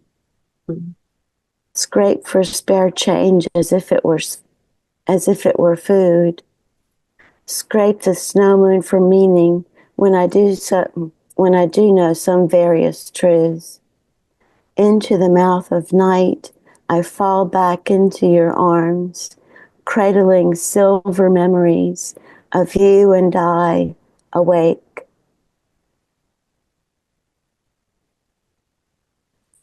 The next one was just published in January by Maori Literature in their cycle issue. That was the theme. It's an older poem from 1987. So this one is called December Dialectics and Physics. 60-minute universe, the physics of the art dialectic, Newton's random apple Eve, science contemplating the mind contemplating itself, like the flow where the scientist can't know, the frontier of the brain juice. A string of cubes where each year lives, where each movie is a grain of sand, compared to the whole of experience, which is carried forward unum, hourglass, time glass cubes. The dialectic of philosophy and art, when the art is part of the soul and the soul breathes experience. But the art lived in different centuries. They just missed each other. Somehow they converse, originate and respond, what bursts original and what from the hearing, senses, absorbing, avant-garde, native and movements. Galleries present associations through your eyes, magnify silence and sounds in response, like fragments from the depth of the unconscious. Coming in through the wire, colonial mirrors of the peors in fine paint, El Greco showing their eyes soulful, Cortázar speaking from the side of the bench photo, curls and spirals in his words himself. A pearl is formed of an outline with one crescendo, decrescendo crash. Jesus is born of a December 2nd where joy lives, an instant, a grain of sand, a grain of saint, a piece of salt, saltpeter piece, love mixed in with all the pain of all those who have died for nothing, nothing. And the love is perfect composed wherein new babies form pearl bubbles at breast, yet it weighs. Incandescent the sky in winter, broken opalescent lavender ices. The winter glaze in Doom's eyes is shock, still, milk curdled cold, and something still survives. It is ghosts living within you amid laughter and traffic gurgling. A leaf falls spiraling with variable factors, mass, shape, position on limb, angle on limb, gravity, air current on start, currents during fall, this barring people, cars, tree limbs, other leaves, chance, the odd candelabra. As light as smoke, as heavy as that smoke from a cigarette slowly spirals, hangs in the air, and falls. Your breath into it steady creates a lower stream, which causes smoke to stretch itself and curl like a cat's back, or suddenly like a thought stream snaps, a snowflake melts. Okay. This is a memory that I wrote about a couple of weeks ago. It's called In a Field 2. 4th grade me, on my back among tall grasses and crickets, in a field undeveloped in our 1950s era neighborhood. Ranch houses flattened the sunrise. Our backyard garden softened the edges. I gathered golden tufted feather grass from the field, my father's old Atlanta Journal-Constitution, and made feather kites to my designs that did not fly. The flying was on my back in the field, hidden there, learning all about the clouds. Darkness and light are portals, finding the luminous journey, breathing deeply into the palm of my hand. You refuse to read it. What say my fate lines, lifelines? Cinnamon stick, evergreen frond, flowers laid at your feet, drying to dust beneath your Buddha's repose. Prayer comes naturally now. Connect to the light spirit of being a first grader, dressed in bright yellow, eager to learn. I knew how to shine back then. You became my mantra. I leaned too hard on honeybees, butterflies. I leaned too hard on stars, flowers, the sun-warmed stones of Machu Picchu. They fell into deep emerald canyons. In the 60s, you put a fresh flower into the barrel of a gun. Flower child, flower girl, where have you gone? Real life falls away from the headlines. Discarded people on the sidewalk. Hearts break over and over until they're numb. They fight over the corner, 7 gunshots. Fear engulfs with its flames. The countryside is for sale. Pray from the bottom of a deep pond. Sink roots deeply into the mud. I send green leaves to the surface, sending blooms as a response. This next one was published by Bronzebird Review last year. Eternal Plastic Flowers. After the summer rains, green drips over the walls of the interstate in the gardens from the massive old growth trees. Eternal plastic flowers, all the graves in the cemetery. Make me into ash instead. Scatter me in the garden we have grown. Plastic blooms on a wreath by the side of a highway. A dear friend, fellow photographer, documented these offerings to the dead. She died so young of cancer, so quietly she retreated, suddenly she was gone. Every time I see a prayer for the dead, she's on my mind. She sent me a photograph after 9/11, eerie sight of the Twin Towers, whole from an earlier trip to New York, a chance shot. She caught the angles of shadow and sunlight, brilliantly composed. Existential dread in my heart, in my bathrobe, watching the world burn. Bukowski in his own, decrying society even in the 50s. We could see the poverty then, despair, emptiness. Money is not success. I don't think these guys with trophy wives are friends with them.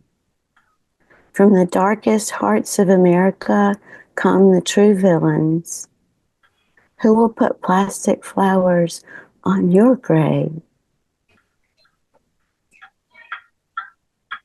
Okay, this next one is called Blooms. It was also published by Bronzebird Review in 2024. Blooms. I'd be anxious and depressed too, on the bleeding edge of democracy. Mustangs and Marlboro, 90s shirts, rubber trees. We had to watch so often in school. Potent no man, sparkling coal eyes, bright nose, life, streaming the Miles Davis bebop, just fine for their plump green cells. Please paint me a lotus on the wall, full of ascending petals, descending deeply with roots, nothing without the mud we all come from, the mud to which we return. Feelings frill and fluff, flying the highs and lows. As you say, ride the snake. The snake of the cosmos eats its tail eternally. Magic circle of life blooms, blooms.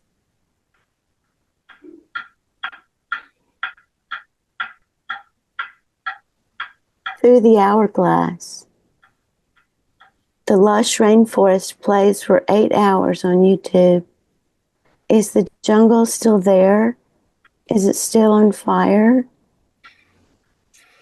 Yin-yang world with a seed center, being born each second. We feel extremes. We find out how to balance is to swim uncertain waves. Because you exist, are tender, loving, I have hope, faith. Painting with dust, with flickering sand through the hourglass of the present tense, through the rust of shame, mood board for the soul. Honey and lip balm, spa time at home, also loving. Winter reflections, curled up, burrowing. Things that cannot be unseen. Retinas remember the bleeding. Some indifferent to blood and gore, special effects, numb, immune to violence. See your own reflection. It's not new. Ancient as beetles in amber, scarabs made of stone. You brought cowrie shells with you, buried them in the yard where you lived every time. If only they had brought you good luck. In spite of that luck, make miles of those love, heart and delight in them, pivotal memory, scattering reactions, subconscious emotions erupt, dissipate. Blue as sound waves haunt the mind. It is the heart that echoes and call and response.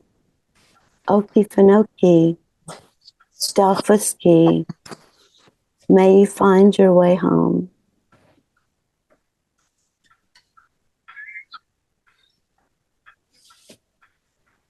Suncatcher, honor the precious sun, irreplaceable planet. Rainbows lost in the sand, diamante, return when waves recede. With the breath of the ocean, sparkles of light appear before foam bubbles, shadows, and afterward in the sand. Breathing with awareness is prayer. Upper body flows with the sky, lower body connects with the ground. Middle section energizes our unique beingness. Find the loving path with each step forward. Change your mind with the colors of your thoughts.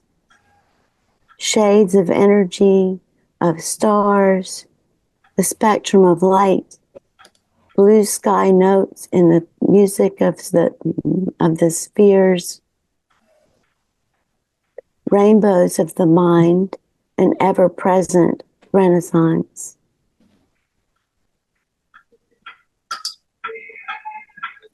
This short one, published by Pocket's Literary Journal this month. The songbirds sing. Lullabies begin in the bedroom, says Billie Holiday. Bittersweet delight, says Chopin. The sun shining in my eyes, my heart says, get up and do 100 pleasant things. I sit with my water, savor every sip, meditate, pray, raise your glass. Cheers to our blessings, memories, knowledge, creations, elegies to joyous golden moments, elation, soundtrack to the end of time, Mary Williamson said, be the death doula, be the birth doula for a new renaissance. Warm to the fireplace, the Christmas tree. Mahalia Jackson says, sing your heart and soul out, no matter what. The songbirds sing around the summer sun. 1. Cicadas yet to spring forth. I hear them singing, excited under the house. I hear them waking underground. So a tiny purple and deep green cricket. Is it my tinnitus, or do I hear them all starting their spring song? Hands are 5-pointed stars, sparking with touch, sensation in the freshly turned earth. I've been editing the plants in each garden bed.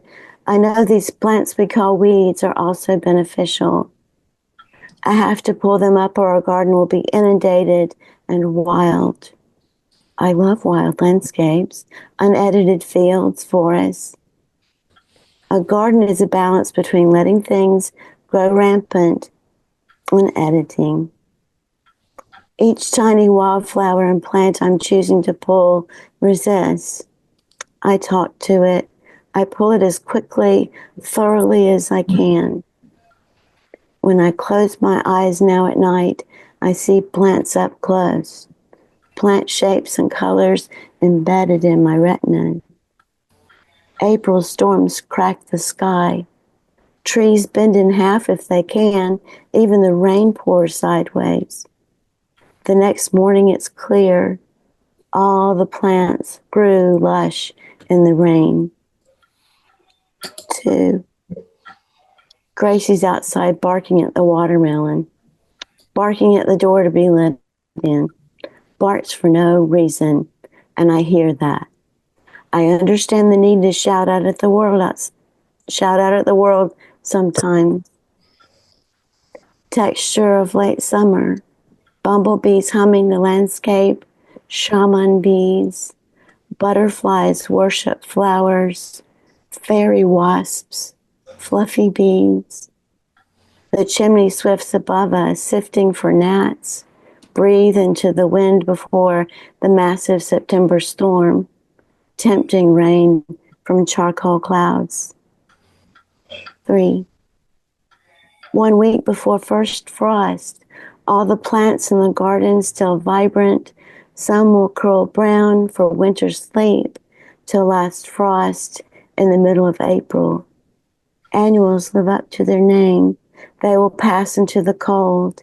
Gentle souls will float up to stars. Give up bare feet for cozy socks, scarves, mittens, hoping for snow. Holidays will come soon. Grief for those who we've lost. Scary masks in the Day of the Dead. Joy with loved ones who survived another year around the summer sun.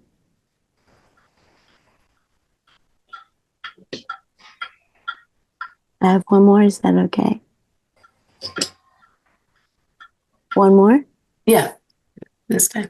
Cool, thank you. A day shuffling Ravi Shankar. The skull is bound with blended bone. The scalp bends to trace the seams. Amalgam of right and left brain. The split between is amethyst. Loops and spirals, clarity of mind, pulling out of them to center, shuffling Ravi Shankar all day. Sunlight glints on the paint. Plant cells make sugar out of rays of sun inside. Mycelium speak underground. Nothing is inanimate. Everything is alive. Flames lick up the wood into fiery orange-red tongues. Cinders spark as the wood pops, succumbs. A candle at my altar of crystal soothes my spirit. Flame-eating black wick and relenting wax, surrounded by clear glass, creating star fractals. The storm is coming. I pray all will be well.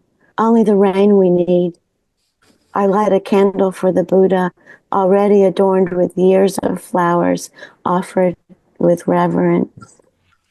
Maybe she dances a grateful leaping rain dance in the downpour, fearlessly, celebrating plant cells absorbing with their deep thirst, brain cells breathing in the smell of raindrops, kissing the earth. Serotonin equals intermittent signals of joy in the eyes, the ears, the taste of pain resolved momentarily.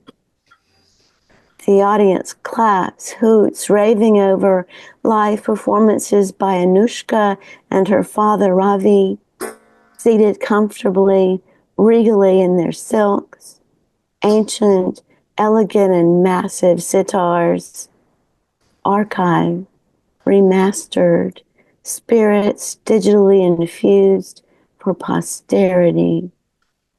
Inside, now dry, she plays in the sandbox of her being, creating, freeing. Eating the frozen raspberry makes her toes curl with delight. Snugged in, her hands grasp the warm cup of tea. She sits back, learning to ungrasp for now. Blessings abound, surrounded by Ravi Shankar's peaceful exploratory sounds. Thank you. Nice to hear Ravi Shankar. Thank you. Yeah. Thank you so much. Wonderful poems. Oh, I appreciate that. Yeah. And some are meditative and some the pain of loss.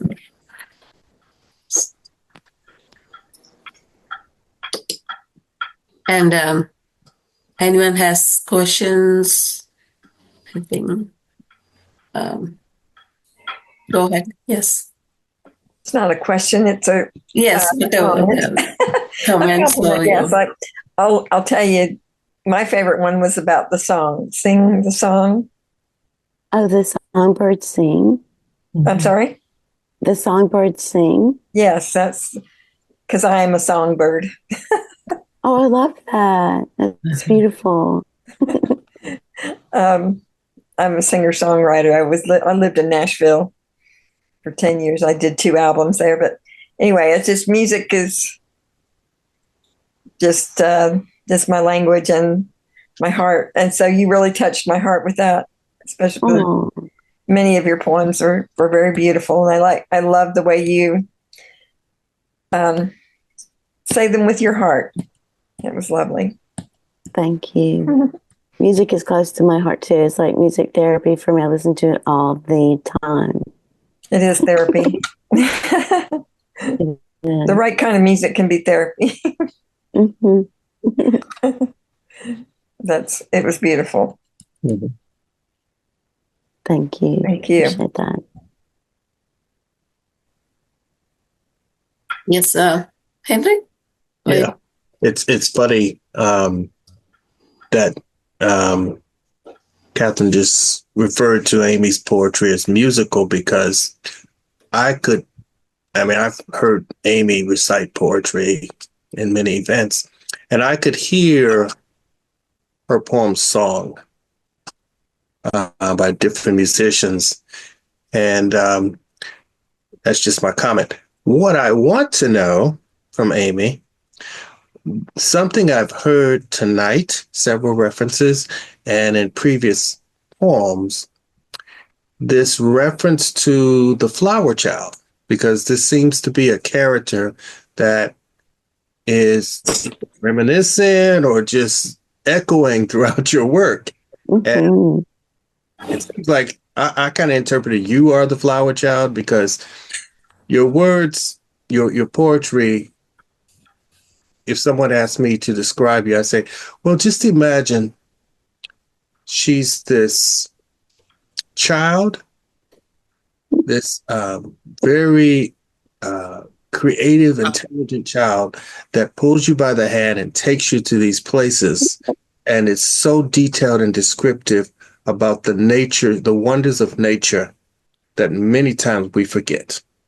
And she shows you the edges of leaves, the blades of grass, and just all these wonderful perspectives. And it seems to be this moving stream of consciousness, because that's what I get a lot of times when I hear you. So are you the flower child? Is there someone that has inspired that? I'm the flower girl. I was the flower girl a couple of times, a little kid. Flower child for sure. Grew up, born in 1964, so I was in it, you know. Gotcha. But yeah, that was my role. I was like, well, if I'm anything, I'm a flower child in this movement. Even though I was like itty. So I've got that too. I know, right? Yeah. Yeah. It touched, you're referring to the wreaths by the roadside, reminding you of the loss of your friend. That's very touching. You're so brilliant too.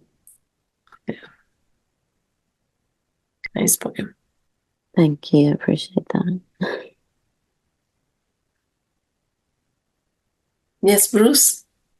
Yes, to follow up on that interesting observation by Henry, I just wanted to ask you if you thought that, well, let's put it this way. When you choose a personification in the poem, and the part, at least, of what the personification is doing is illuminating nature, the natural environment, the surroundings, the awesomeness of it. Do you think that? Well, I haven't read your poetry. I apologize for that, but perhaps you have several different sort of voices and identities for the person who is experiencing nature in this way. Do you find that the young girl kind of situation is advantageous relative to having someone like Wordsworth be an older person at the end of their life describing to Turn Abbey, that type of thing, sensing the presence of the cosmos. So do you think about it that way? Do you sort of tailor your persona to the objectives that you want to convey in the poem as a whole? I don't. I have I don't know if anybody else does this, but I can't write on a prompt. I just can't sit down and write for a little bit every day. It's not me. So, and that's true question. The lines come like 2 or 4 lines at a time, every other week, maybe once a week. And then I kind of mold them. And there are lots of different observations and perspectives. And the way I see them is they're kind of a collage of poetry, or a collage of stanzas in a way. So I don't really think about who's saying what. It's just I get all into the nature or the thought that came to me while I was sitting there listening to music. Yeah. Thank you for your question. Did that help? Oh, good. Okay. Anyone else? I get that when you're listening to music, or you just have to go with whatever the flow hits you at a certain time. You do. And one time, I don't know if you've ever heard the song. It's called Arabesque. Who's it by? I think it's by Debussy. Ooh, cool. It is so gorgeous. Wow. It just took me to a whole nother world, and I was just starting to be an artist, and I thought I just want to sit there and paint to this song. It just took me music has that power. It does. And the same way with words. You're painting a picture with it's art. Yeah. And she is a visual artist too, right? Amy. Yeah. Yes. Yeah. I started writing first, and then I found that I was painting with colors, and was like, why don't you paint? It dawned on me.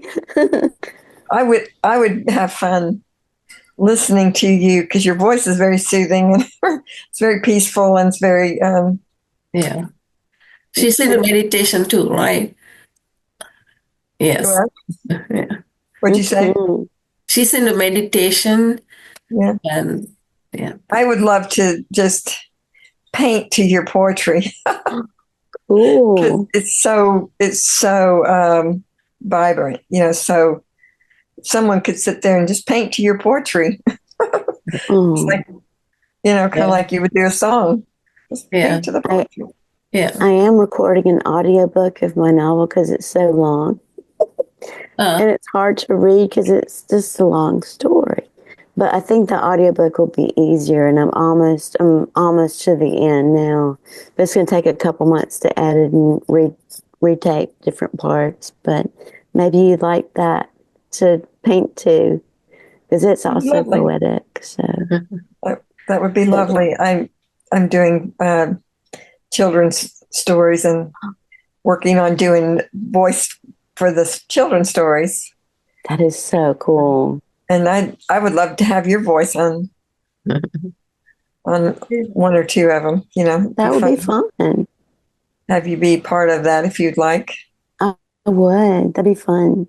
I know you're like I said, it's very calming, and children need calming. They do, as we all do.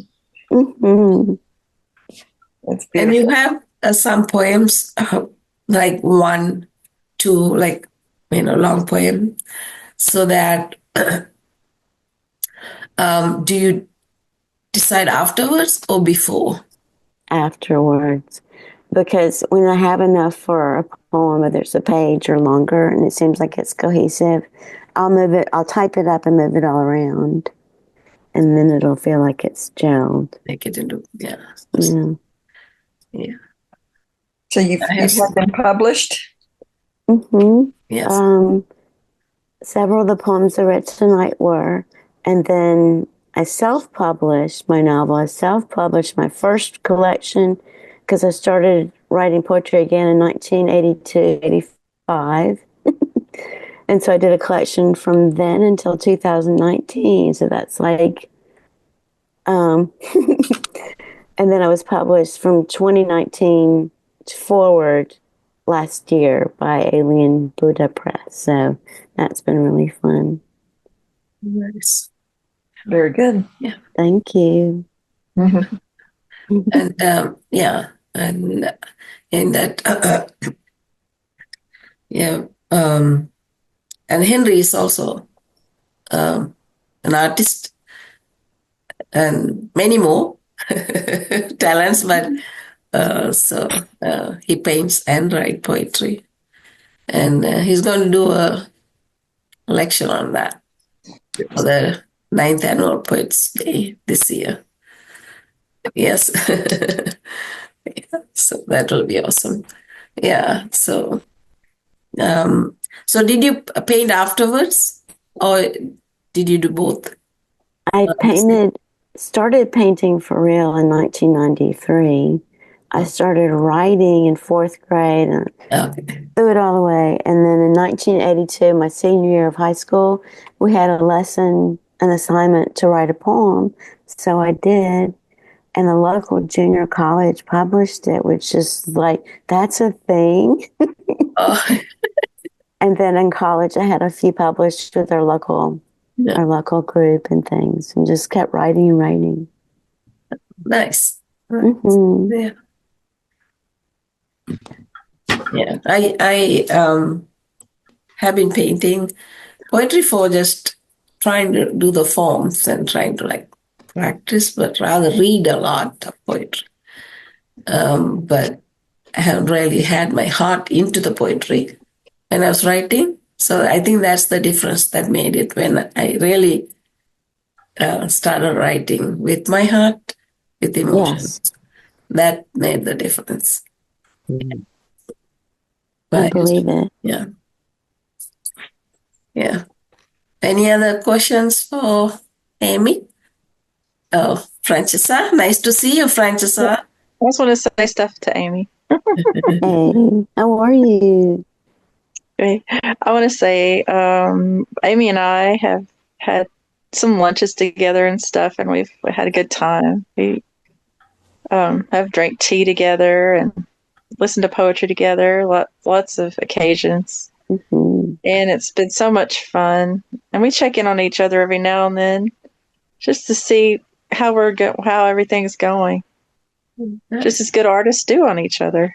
Yes. Also with Henry also, I check on Henry a lot but we were sort of in like different groups with all the same people, so we kind of like look after each other when we can. And I like that. Yeah.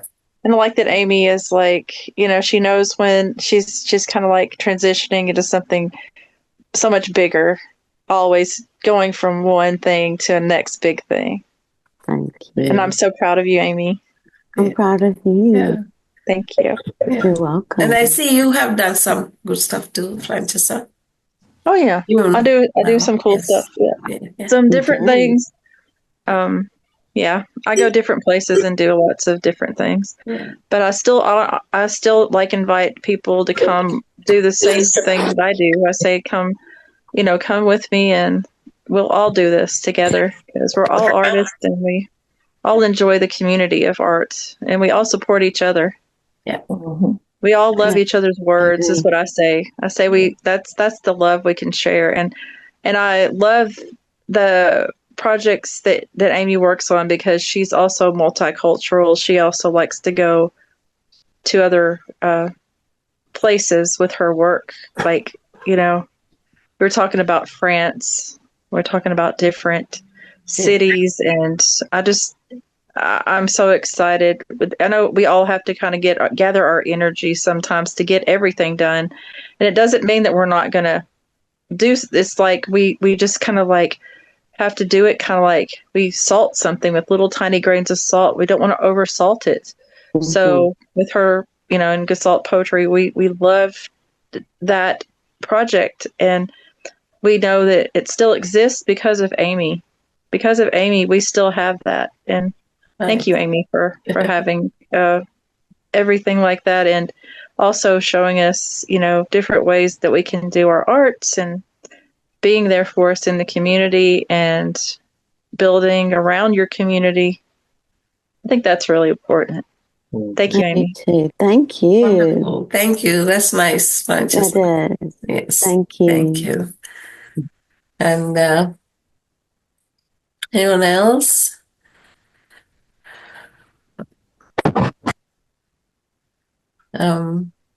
Okay, so and David had been on Just Start Poetry, right, with Amy, featured on her open mic. Mm-hmm. And you were a feature too. Yes, I was. Yes, thank you. Is there kind of a term or name for that style? I don't know that there is. Not really. Do you know? I'm just curious. Free verse. What? Sometimes it rhymes, but free verse, Free verse. Yeah. Like a free stream of conscious free. Mm-hmm. I've heard, phrases. Yeah. Mm-hmm. Thank you, Amy. That was wonderful. Thank Give it up you. for her. I appreciate it. Thank you. Yeah. Thank you so much. Nice meeting you. Yeah, keep writing. Nice meeting you too. Yeah, I'm glad you have a community built up around what you do, and I'm glad and proud of each one of you, knowing every one of you. I know that you all do wonderful things.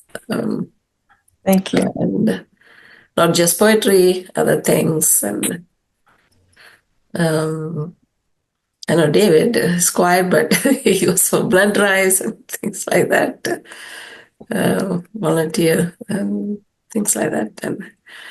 And yeah, he's from the publishing world in New York, so he's a hidden treasure. In Tennessee, he's hiding. So we can start the open mic. Stay, Jesus, stay. And when it was day, he, Jesus, departed and went in the desert place. And the people sought him and came up to him and stayed him that he should not depart from them. As you preach to the crowds in Galilee, the people bid you stay. They drank of living water you alone can give. They felt balm for their souls, healing for their sickness, and you made them whole. You recovered the sight of the blind. They felt of your love. They said, depart not from us. Stay, Jesus, stay. Jesus, please stay with me. Please hear my plea. Please abide here with me. Please don't pass by without healing me. Touching with your healing hand, loving me. Thou art the Christ. Bind up my broken heart. Please heal my fading sight and comfort me in the long, dark night. Stay, Jesus, stay. Hold me in your warm embrace. I wish I could see your face. Bind up our broken hearts. Forgive us our trespasses and sins. Stay, Jesus, stay. Make us whole again. You promised you would never leave us and never forsake us.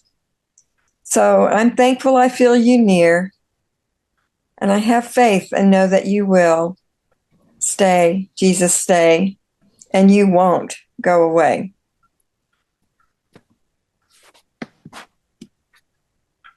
And next one will be David.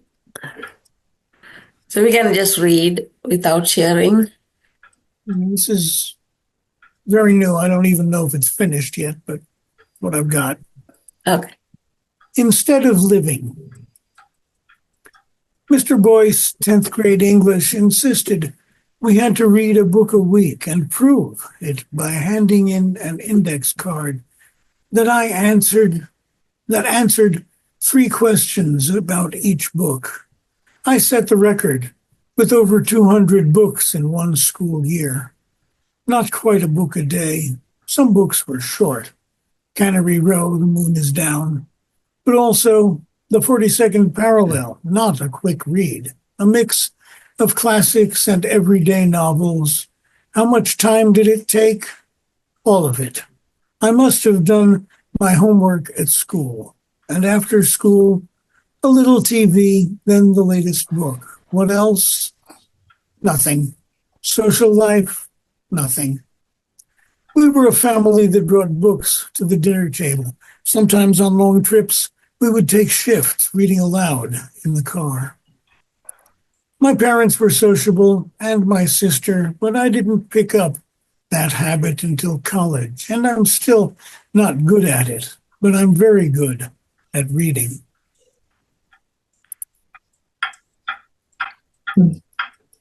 Next, Bruce. So I call this the twos of poetry, with a little epigraph from Heraclitus. Erato, muse of lyric and love, drives her poets, the sound shapers, the air movers, the sign makers, the paper markers, toward the final poem that may never be. She gives her poets gifts of pun and paradox, in order to make sense of a world where Calliope's epic heroes have retired and Apollo's oracle no longer speaks at Delphi. They pick the pruning pockets of language, using double-tongued words in order to seek many loves embraced by one. Poets have sport with homonyms whose sound and look show more than its words seem to say. Let us grasp a poetry of insinuation by forcing many meanings into one word sound that can bring down walls like Jericho's and get behind our fathers' roted sayings. Poets avail also paradox to force open the deadlock of warring opposites, polluting logic to sow hatred where it need not be. The muse and her poetry offer a refuge from this, a crossing to safety for concealing. Erato beckons on paths ending in the twos of poetry, its shimmering ambiguity and its fixed equivocation. Elusive beauty captured only by unfinished pursuit and conflicting desires doubly expressed. The twos of poetry transcend the struggle between mastery and domination, that, without reconciliation by love and lyric, always ends by destroying both. Two people have joined us, James Paul and Richard Spisak. Spisak, yeah. Yes, Hello. yes. Welcome. Thank you. Yes. I believe it was Amy's sixth poem. I don't remember the title of the piece, but there was a verse that reached me. And she said, as ancient as beetles and amber. And I was like, oh my gosh, yes, yes, yes. And Amy and I are rock collectors. We found out. And for her birthday, I gave her a geoid because, you got to be a special person to still collect stones, as an adult. So from that line, as ancient as beetles and amber, I wrote this poem. It's titled, What Nile? From the shore of the Nile, they played old beetles as griots who sung with their wings the old songs of freedom, bar staffs of constellations written by Osiris rose to hear his voice again as the dog looks with his starry eyes. Hi, I'm Francesca Kirkpatrick. This poem was written as a prompt last night. We talked about change. And so I put the chance to change. This was the Ingram Cancer Center's Vanderbilt thing that goes on Wednesday nights currently. People read from, or we write in that group anyway on Wednesday nights. So anyway, a chance to change. May a chance to change bring joy. You find it hard to live with change? Are you willing to change things? We change our clothes every day. We changed a burned out light. We change a flat tire. We change diapers for babies. We change curtains on windows. We change our screensaver on our cell phone. And we change our jobs. And we change even our toothbrushes because we really need to sometimes. Plans always change. Is there a chance for change? Leave it to change. If you've been there 20 years, your city has changed. Think about it. Nashville has changed. Thank you. So this is a poem in honor of the Poets from the Neighborhood founder, Dr. S.R. Lee. She had been a long time, she was born here and raised in Brentwood Beechwood area. And so she's a poet writer. She did her degree at Vanderbilt and all that. So she had been my mentor, and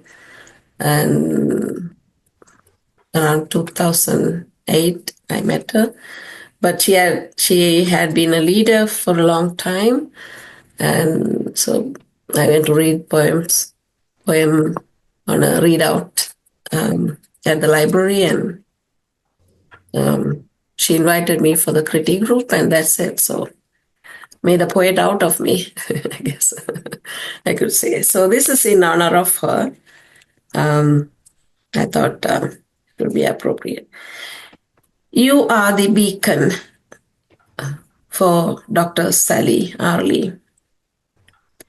You are the lighthouse beacon for many aspired around town to be poets and writers of note.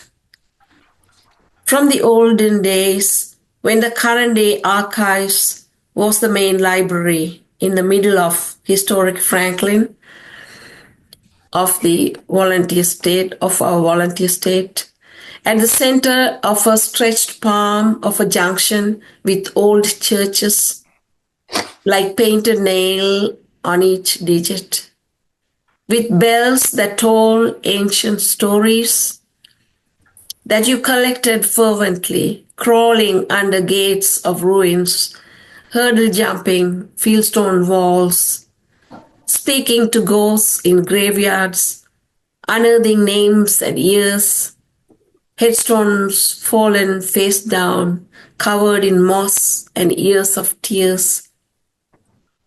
You were in your 70s when I met you, a fearless, respected critic the local Writers' Council ever had, I was told. But you had seen the spark in me, you told me. Come join our critique group, you invited me.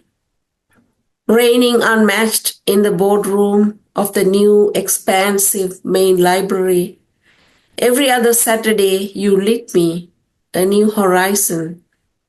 Inspired, I unearthed greater potentials. Keeping in the fire, I write inspired and breathe to keep bright the beacon you lit.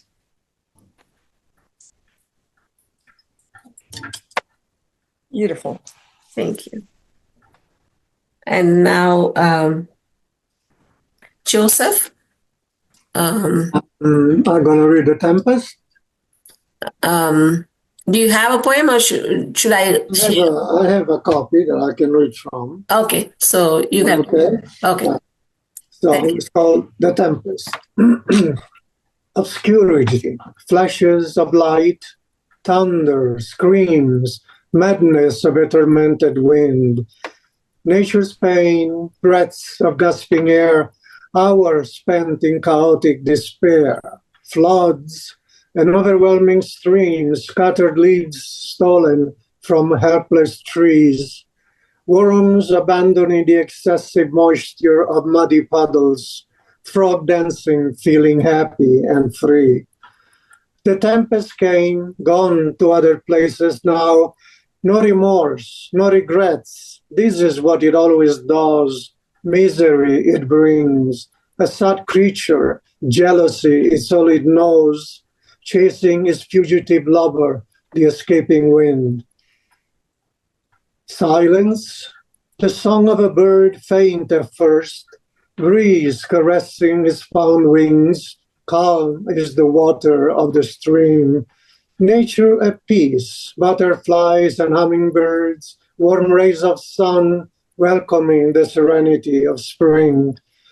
The tempest, creature of vanity, loneliness and sadness, a voice that has forgotten how to sing, a puff of nothingness dispersed within the embrace of a loveless wind.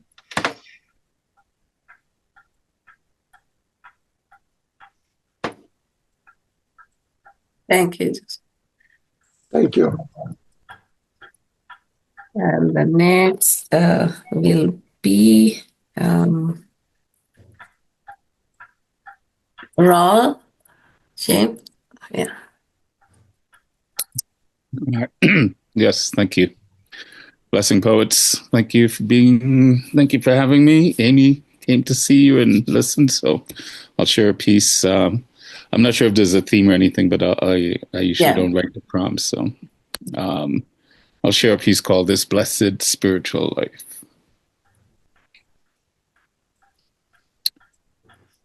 Within the lofty perch of my mind, the gods command in motion the wind to spread inspiration far and wide. In the breath of light's warm embrace dwells the precious pearls of aspirations woven into the vibrant hues of conscious design. At each dawn, wisdom's rays emerge to shine the divine into the art of philosophy, for nothing is hopeless in this living opus. Every breath, a catalyst for an awakening, weaving our stories into the tapestry of time. We are the God's elixir, creation's birth. Embrace the kingdom of your being, the power of nothing, a conscious reflection igniting the sage vision within. We are here to taste abundance in full, mysteries unraveled of the good and the bad, the ugly and the beauty of our soul's contract. The gods smile, for we are the crafted poetry, sacred rites bestowed upon us that walks this earth, a harmonized symphony into existence flow. We are the cross, a resonance of frequency, the passage of this earthly experience in Nirvana's cradle where our souls dwell. End of piece. That was very good. I like that one. Thank you. Wonderful. This is the first time I heard your poem, and it's wonderful. And Power of Nothing caught me. I actually have written a poem, Power of Nothing. So it's, yeah, it's a wonderful poem. Thank you. And you and Richard, we are here every Thursdays, same link. Okay. So you're welcome anytime. Join us. Yeah. Thank you. Thank you. Richard? Thank you so much. It's an honor to be here and pay a small tribute to our sister in poetry, Amy. I like to, when I bump into some of the funny corners of the world, I try to have a little fun with it. And who hasn't been interrupted by a sales call at the totally wrong time? And when I get interrupted, I like to invite them into a little strangeness. So this is called, I Got a Call. I got a call the other day from a charming chap who called out, "Hey, we'd like to secure your house and grounds. Have you researched it yet? What have you found?" "Well, I haven't looked thus far," I said. "I haven't been too concerned. I'm not full of dread." "We have a special deal this week," he said. "We have everything that you might seek. What type of service interests you?" I replied to his inquiry. It just leapt for me, since I was intrigued by what this inspired, see? "Could we get some critters from the zoo? Perhaps a tiger or an ape or two. They might patrol and scare off intruders like a pack of blap-tip sharks from Bermuda. Or a pack of wolves to patrol at night would scare off any burglars they'd take to heels on a cloudless night. Or Laser cannons might be nice. Yeah, AI or IR on automatic, right? Either way to pierce or sever might be just the thing. It might be clever. Mounted high above the roof on a 360 swivel. Tell the truth. Old Buck Rogers surely had maybe a minefield hidden on a sidewalk buried in macadam. It wouldn't always need to be fatal, a tad more dangerous than a spinning dreidel. What'd he say? Linked to X-ray scans to carefully detect whether woman or man? I'd really like a moat, of course. What do you charge for such a niggardly, dastardly resource? Complete with alligators or piranhas. Either way, we might need a bridge upon them. Some contingent of guards might well be needed to toss them in when it's time for feeding. I was thinking maybe a course of mines. A bouncing Betty might be fine. We'd need a good map of where they're placed, or else you could get a kiss from Pretty Betty, where you used to have a face. Could you supply, say, a dozen heads on spikes? It would reduce intruders. It just might. He sounded sheepish in his retort. We had something else in mind, of course, but before he could speak, I offered this, while contemplating Betty's bouncing bliss. A flock of peregrine falcons, perhaps, or a brace of eagles. He started nervously to laugh. It could seem regal. We had in mind a doorbell camera to show anybody at your door what you have you. A package there upon the floor. You could have an app installed there on your phone. You could check your house when you were away from home. So, downhearted, I asked, was this all he had at last? That might put sensors on our windows in case someone were to climb in those or broke the glass? No wildebeest, I asked? Or roaming boars? No flock of noisy goose swans, I implored? No moats? No laser-guided guns? Oh gosh, I chuckled, you're just no fun. I already pay a team of orcs. They're a rowdy bunch, but they need the work. And my team of pterodactyls patrol, and you know how they eat. They're so out of control. That was fun. Yeah, that was fun. Wonderful. Thank you. I didn't miss anybody, right? Y'all read. Yeah. Amy, thank you. Thank you for the wonderful featured poetry, and thank you, all of you, each and every one of you. Wonderful poems, a lot of grace and humor and philosophy. And thank you. We had a fantastic evening.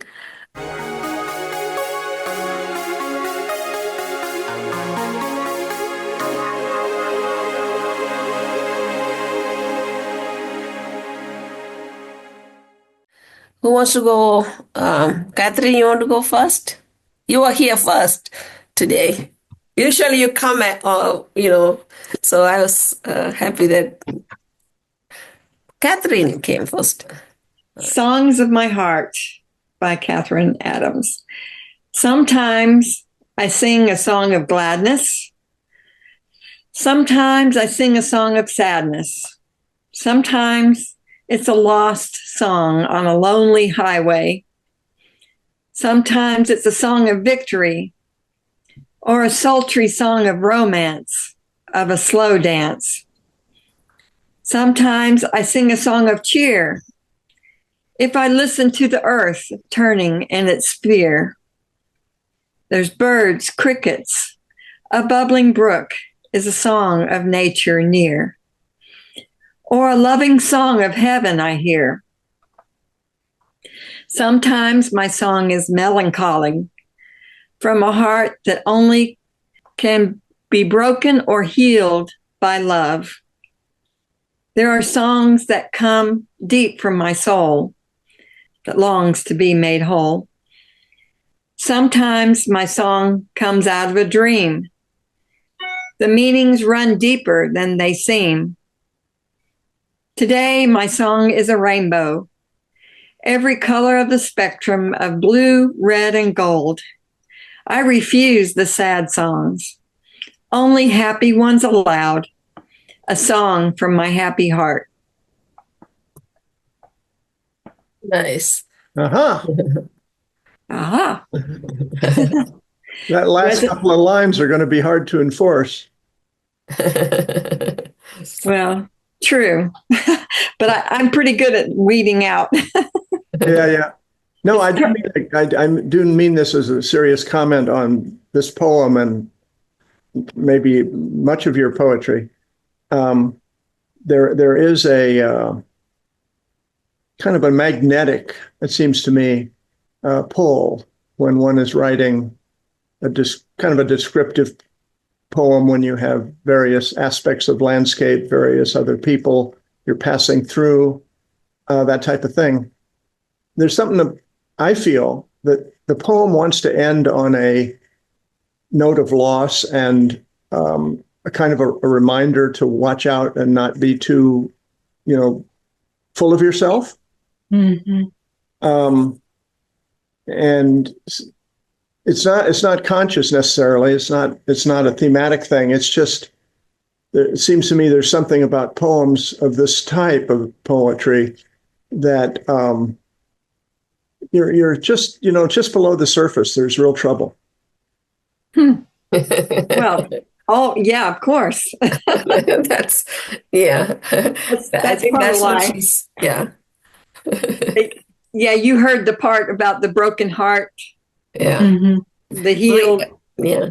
I refuse the sad songs. So that's like consciously not letting them sing. Yeah. But choose the happy ones. So You're saying there's no way to keep that, to be happy and not allow the old sad ones to come in? Oh, no, I'm not saying I'm not saying it's impossible. I'm just saying that there is a counter force in poetry that I think is inherent, and you shape your poetry in the presence of that counter force, as well as in the presence of love and redemption and happiness.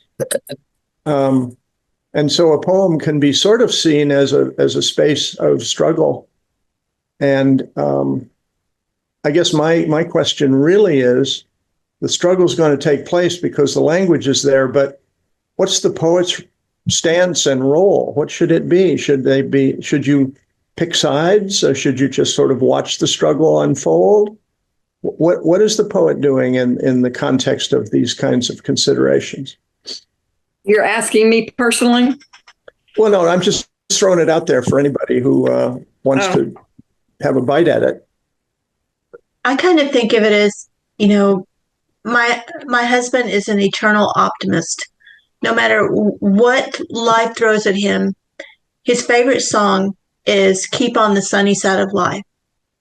And that's how he governs his day, no matter what it is. If there's illness, loss of job, children breaking your heart, all these things, that's his primary theme, underlining all these terrible things. Like when you say it's a song of victory, my husband says, I'm going to keep on the sunny side because that's how I cope.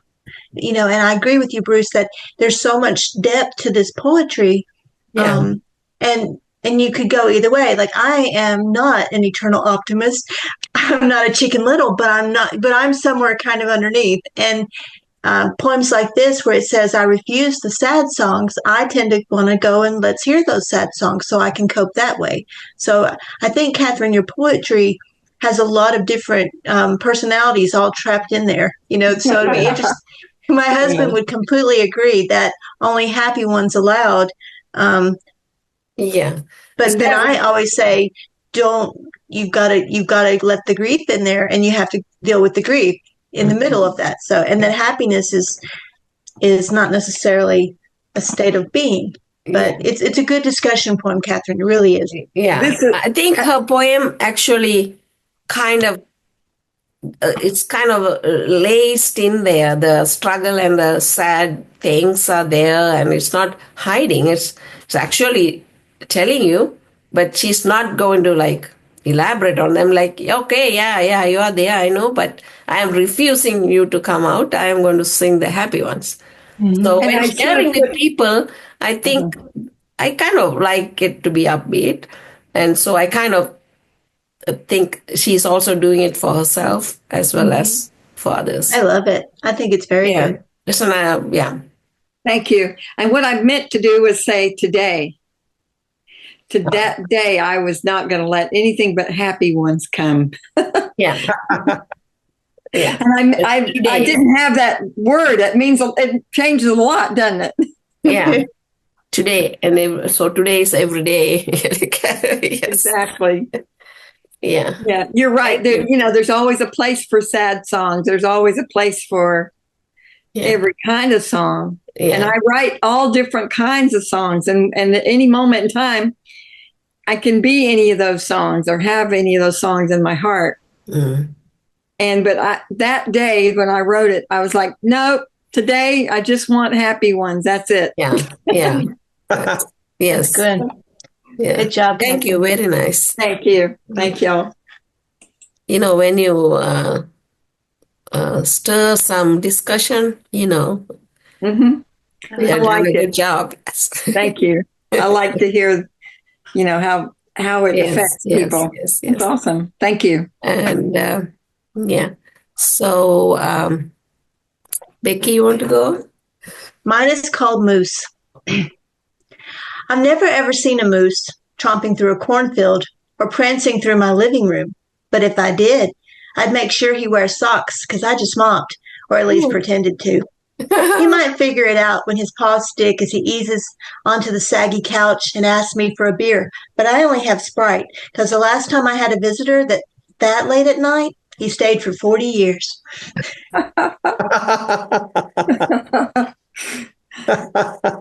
Very nice. Wonderful. Very, very creative. Well, I recently did an interview with Lee Herrick. He's the Poet Laureate of California. And he said, get out of your comfort zone and write something strange. And I thought, I wonder what my whole thought was when I was reading this. It's like, I wonder what David's going to think of this really strange poem. So I'm curious. Yes. It made me think of a book by Daniel Pinkwater called Blue Moose. What? Blue Moose. A moon. Daniel Pinkwater is probably the children's poet laureate of Dadaism. He's written a lot of very strange books for kids, and one of them is called Blue Moose, and it's about it's ages since I've read it. All I remember is that there is in fact a blue moose in it. Shows up and I think he visits someone too. I'm not positive. As I say, it's like 40 years since I've read it. I'll have to look it up. Interesting. Yeah. Have you ever? I wrote it because my husband's screensaver on his computer was a big moose, and it was so pretty. And I was thinking, and I'm part of the Stafford Challenge, which is you have to write a poem every day, and for a year. I don't think I'm going to get through, but anyway, so that's what I think that day was. Are you trying now? Still? I've written so far every single day since the 17th. But I've written several in advance of when I get sick or can't do. So I've written, I'm sort of fudging, but it's technically a poem a day. It's just not on that day. Yeah, that's good. It's awful. Sometimes if you have something like that, then you do write. Like prompt. Have you ever heard the book The Wonky Donkey? I think so. It's got music. It's just so cool. This Wonky Donkey is so fun, and that's what your poem reminds me. It could be really made into something cute. Yeah. Probably not. It's not appropriate for children, though, because it's got beer. So. I'm imagining a cartoon. Yeah. And I love the way you finished it. It's fantastic. Yeah. Well, some of the better known and very creative children's writers written very strange things, like Roald Dahl, for example. Oh, yeah. Maybe one of the most famous ones. And Milne, the Winnie the Pooh bear, and Eeyore, the mule or whatever he was. Donkey. Donkey, yeah, right, exactly. So Eeyore. That's pretty cool. And also it reminded me at first, and then of course I put the thing aside because it's an unworthy comment, but there's a television commercial on the TV now, and it's a woman at her kitchen sink washing the dishes and such, and a bear comes up to the window and sticks his head in and starts talking to her. That's fun. Because she needs Robitussin. She's got like a congestion and a cold. So he medicates her. And then he says, "Do you mind if I root through your trash?" Yeah. I've written about 10 children's stories, and I have songs that go with them. Oh, that's wonderful. Children's stories. Oh, Yeah. I'm doing kind of an anthology, and at the end I've written a lullaby so that they can have a lullaby to go to sleep at night. Oh, that's awesome. Thank you. Children's books are... And I'm illustrating myself too, illustrating and writing, and got music. Yeah. Wonderful. That's awesome. That's cool. Well, that was very creative, cute. Yeah.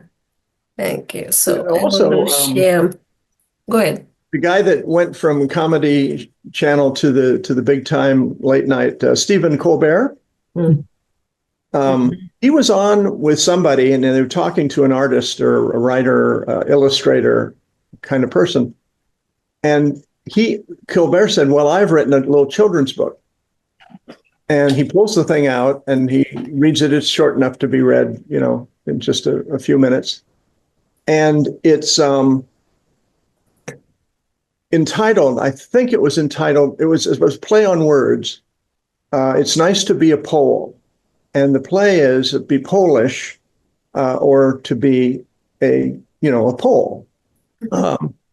And he goes back and forth between an ethnicity and identity, which you should embrace if you happen to be born into it. It's your heritage. Yeah. And then the sort of idea that kids' books personify objects like poles and flag poles and this. And he goes through a whole bunch of different poles as if they, had different occupations. And the flagpole holds up the flag in the daytime and lets the wind blow through it and all that kind of stuff. It was actually brilliant. And he just seemed to kind of whip it off. I don't know that he's written any more children's books of that sort, but if you get a chance to see that episode of this program on YouTube or something, you should take a moment and watch it because it's really very good. Incessant call. The sea incessantly waving to the joyful faces floating about, their laughter caught in the parallel universe, in every bubble splashing on the beach, releasing the rainbows, light traverse piercing retina, embracing the universe, chiming Om, lullaby of the galaxy, bliss balancing sage on tree posts. I like that. That's very, very bright and fun. I love it to think about the ocean waving at you. Thank you. That's cool. In every bubble splashing on the beach. Nice. Very, very descriptive of ocean.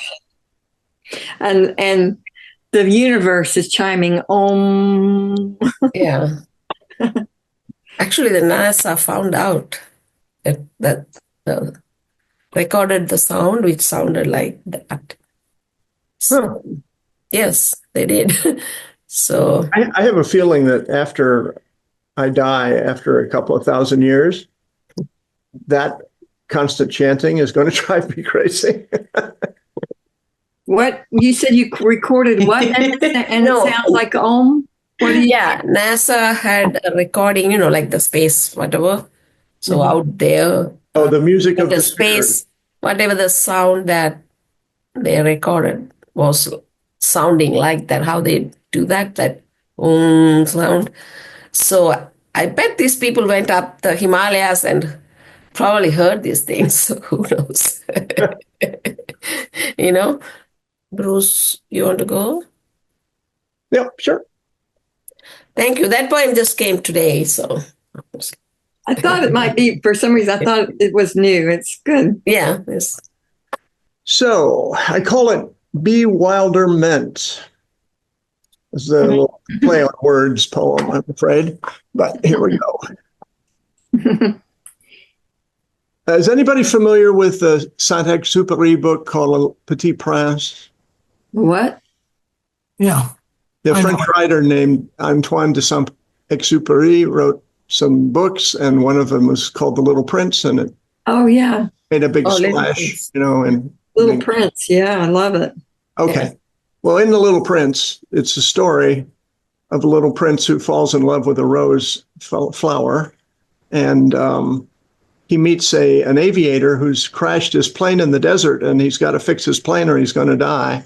So they strike up a little kind of friendship. That's the book. So part of it is about taming, and they meet a fox, and the fox said, "Apprivoise-moi," said the fox to the little prince. "Tame me, often, but a little at a time. To tame another is not something to be taken lightly. As investment, as commitment, its teeth grasp your ankle, it lasts." The K, yeah. Lonely fox in a little tamer, lonely man, a little wilder. She tamed me gradually. It took the better part of our lifetimes. What haunts me now is the future of my domestication.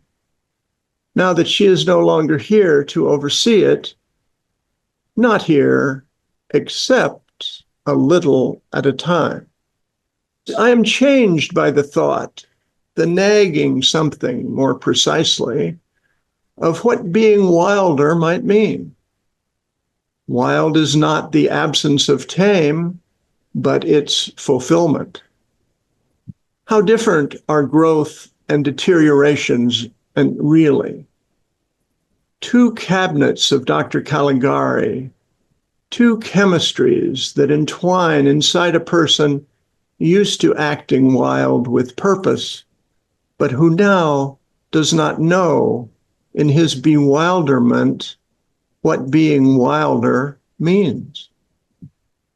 I experiment, but not by being alone in some remote mountain place or stranded in an endless desert, as Saint-Exupéry was. I try a wildness at home. It is more comfortable that way, but sense the aftertaste of self-contradiction. I keep a list of what wildness isn't, and I put uncomfortable at the top of the list. I try the impulsive, such as hammering down exposed nails on the porch floor, or hitting on a girl occupying the porch swing, waylaying her like the highwayman on a purple moor. I try all things that trigger a reaction that I do not know beforehand.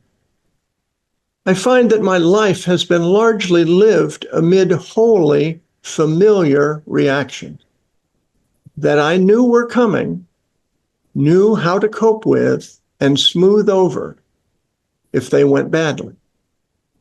Honestly, I can't recall ever doing anything solely for the sake of taking myself by surprise.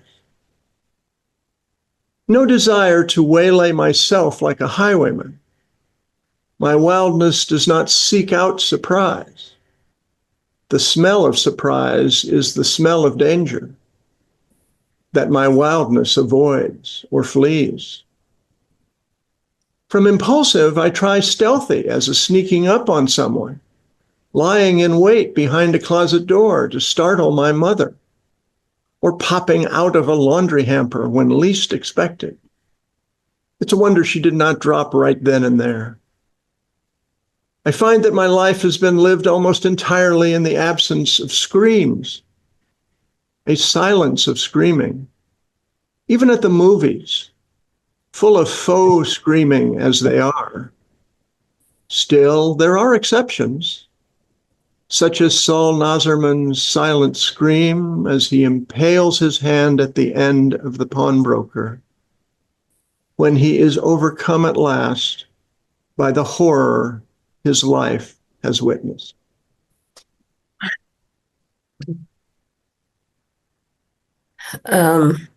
Yeah. So I'm not sure about I don't think I saw the silent scream.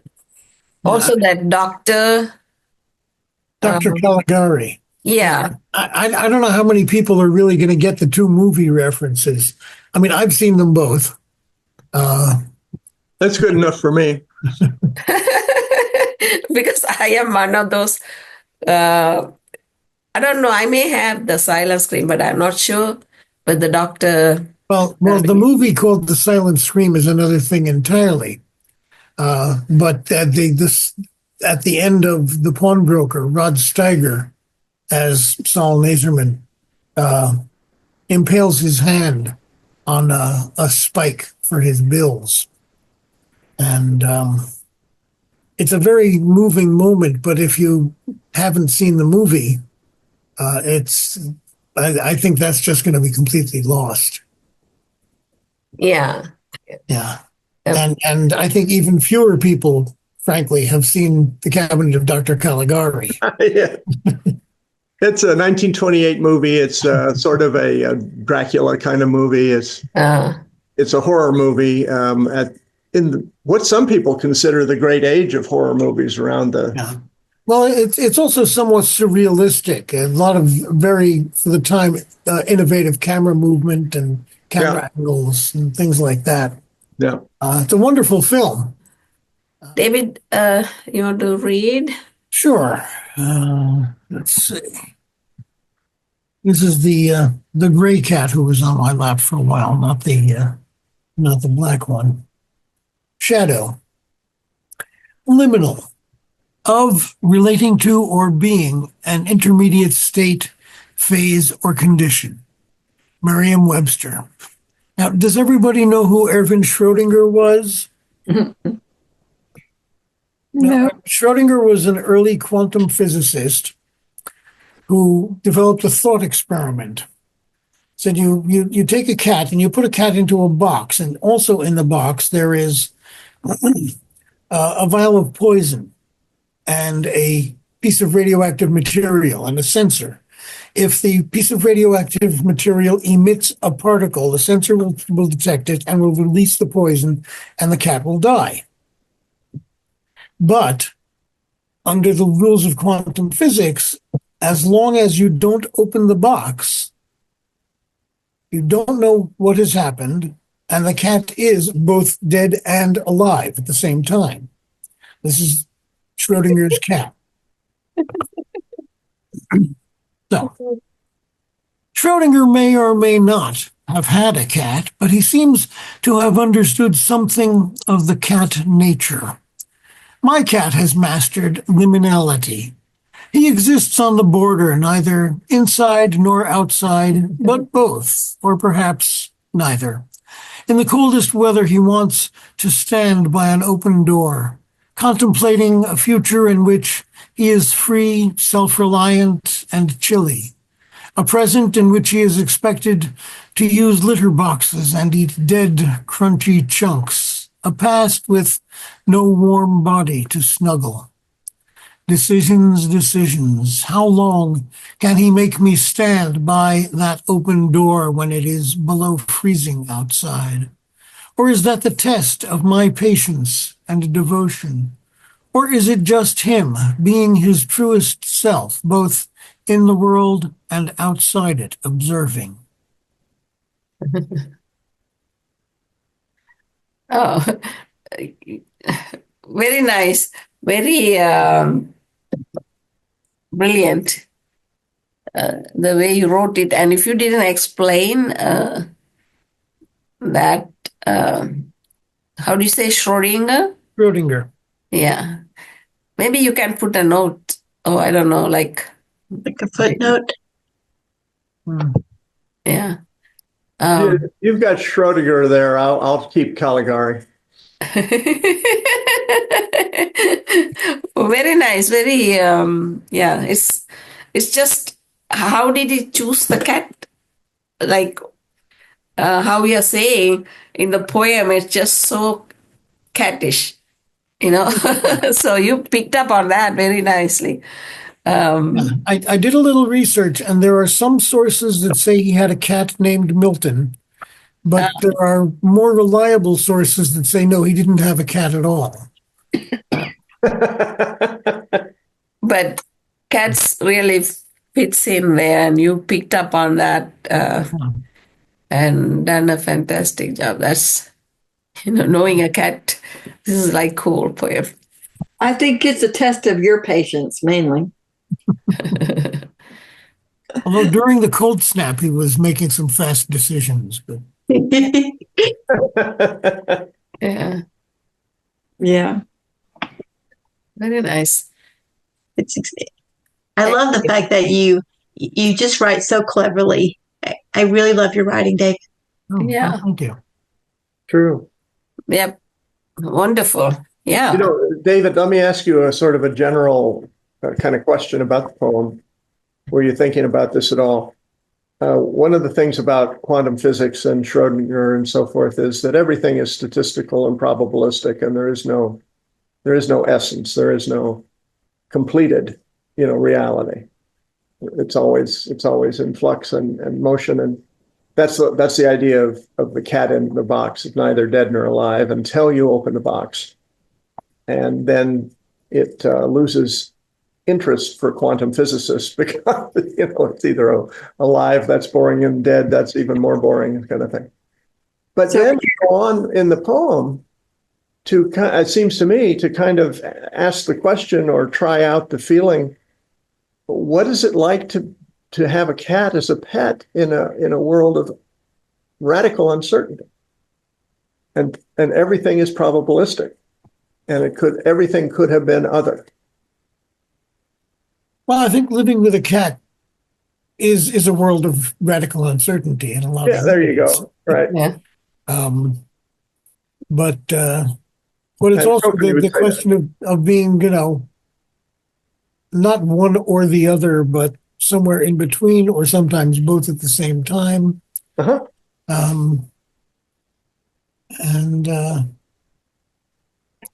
So it's kind of like if you're out in the tree falls, did it make a sound? Yeah. Did he make it or did he not? John Manoni would have loved that poem, David, because he's a physicist. He heads up my Ephrastic group at 7. So you should post that if it's been published. You should post it, and that way he can see it on Facebook. Well, that one actually I just finished today. Don't post it then. But I have had a couple of poems published in science fiction poetry venues. I may send it to them because they will know who Schrodinger was. Well, and Abyss and Apex might like that too. What is it? That might like it. Do you know that journal? Abyss and Apex. I'm horrible with science, but that might be a good one. When I find it, I'll send it to you. Okay, thank you. Apex? It's ABEX and Abyss. I think it's what it's called. ABE. John Manoni edits that poetry. He's the editor for that. So yeah. I'll look it up, and then I don't want to tell you the wrong thing. Okay. Now that I've been thinking about it, in a way, the Dracula mythology, it's long-standing and quite old, is quantum. Dracula is a figure who is both alive and dead, and neither. Mm-hmm. We are too. We are waves. Well, not just both alive and dead, but traditionally in medieval Europe, the way to check if somebody was a vampire was, of course, to dig up their coffin and see if they had not decomposed. Uh-huh. But if you wanted to check to see if somebody was a saint, you would dig up their coffin, and then if they had not decomposed, they were a saint. So I imagine there must have been some situations where they were trying to decide, well, is this a vampire or is this a saint of the church? Well, maybe they just threw him in the lake and saw whether he sank or floated. Or just put a stake through the heart in either case. No harm done if it's a saint. Yeah. Very interesting. We have some quite interesting poems today. Wonderful poems.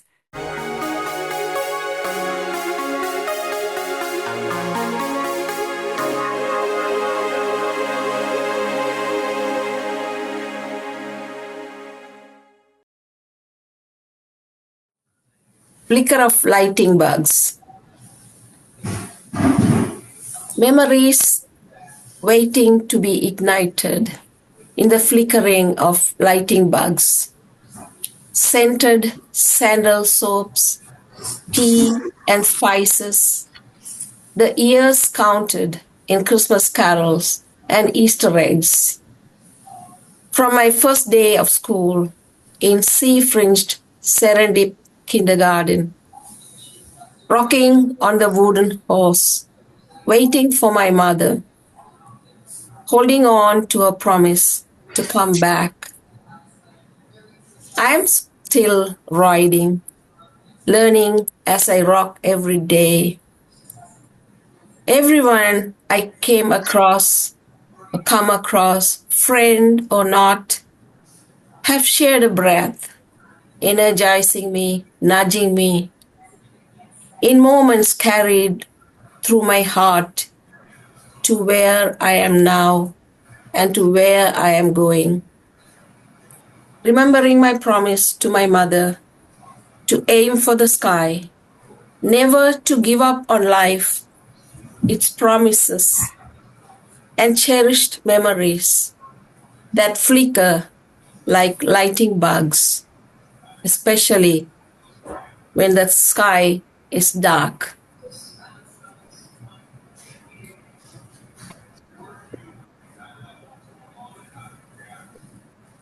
That's a little bit different from what you usually write. Thank you. Yeah. It's more personal. Mom. My mom is the reason I started writing. So But beautiful. Very good. thank you.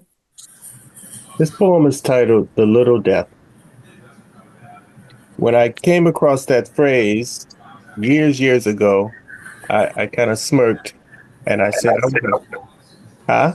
Oh, I said I wanted to write something that's a play on that phrase versus the historical meaning of it. The little death. My truth is filled with pain and joy. Stale memories keep their smell up my nose like a lingering funk of death clinging onto nostril hairs as pickled grief attempts to suffocate my emotions, deliberately taking my breath away in disbelief.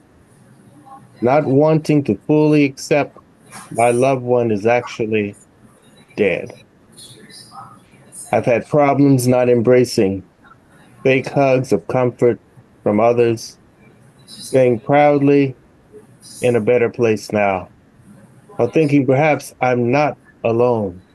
Everything I'm experiencing is nothing but a terrible nightmare where I'm lost along the twirls of night to find my way back into my restful head again, awaiting happy images and thoughts of an old lover, of a lucid fantasy of a new one, where I'm awaiting lips and looks to pull tightly on my desires until I'm floating in my lover's arms, a mouth of seas to drown me with kisses, and I try to deliver each ounce, adding to the salt and flow, only to find the next morning our joys stained in patterns and folds of sheets and comfort, but the wetness and a different spunk from our perfumes, the aroma of death clutching still in my head. It was a dream. I no longer can distinguish between the smell of formaldehyde and the unwashed clothing I sleep with each night since your death. I wanted only to remember your face and scent, but they took those away. When I close my eyes, I see you, still sleeping and late for work. You quickly jump out of bed, then rush for the doorknob, stop to give me a tight hug and a wet goodbye kiss. Thank you. Very nice. Francesca, you have a poem? Yes, I do. I have one because we're coming up also on Shakespeare's Celebration Day, and I went over to England and was able to go to his town, and I wrote one based on that. A Shakespeare Dream. I woke up in Stratford-upon-Avon. It was Shakespeare's Day, April 23rd. For those of you who would hear his words, the celebration was in the streets, wandering through the village to his good lady Anne Hathaway's house. The air was fresh, and yonder flowers grew in gardens full of color. From then on, I caught often by happy chance many of his plays, his honored works. Wherever I went, I thought me the rest of my journey across England and beyond. At times, methought myself in a dream, not quite a Midsummer Night's Dream, but verily a most favored serendipitous reverie of Shakespeare's dream. Thank you. Thank you. Yeah. It's called A Blind Man, and it's because of my father. He passed away basically blind. So I wrote this for him. A blind man sitting alone, eyes unable to see the place of now, a memory of what it was and still is. A world made of sounds, visual, no more exists. A friendly breeze visit him often to tell him of fields where flowers bloom, of sea and mountains shining under the light of a full moon. Alone he sits, listening to nature's voices. Music surrounds the mind. Words speak of places unseen, where beauty abounds, a creature of vibrations and sounds. Smileless on his face, he knows of many places. Darkness is a place for dreams. Seeing is of not importance. The wind of seasons whispers in his ears tall tales heard far and near. A blind man at peace, near a singing stream, bubbles in water. Instruments play musical notes, those that he once heard and knew. Beautiful sound, old and new. A blind man with pebbles in his hands, the scent of nature, nostrils full, joy in his voice, infinite obscurity, the beauty of seeing nothing at all. Ears speak to him of the wonders of the world. A blind man, a life story untold. Thank you. Nice. My pleasure. I have something new. The title is just a placeholder. Oh. Connected to the sort of the type of poem it is. It is 12:43 when my mother calls, distraught, over-emotional, summoning me to the hospital where my father has been for 2 weeks.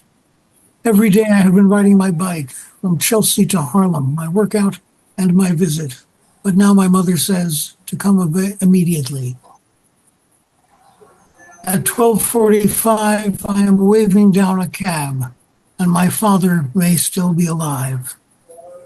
Traffic is light, and at 12:47, we have made it, the cab and I, from 23rd Street to 42nd. The driver luckily catching all the green lights and impelled by my sense of emergency, my hope that my father is still alive. At 12:57, I can see the towers of St. John the Divine, the unfinished cathedral where I have often taken a moment of repose before visiting my dying father. At 1 o'clock, I am in the elevator going up to the cardiac ICU.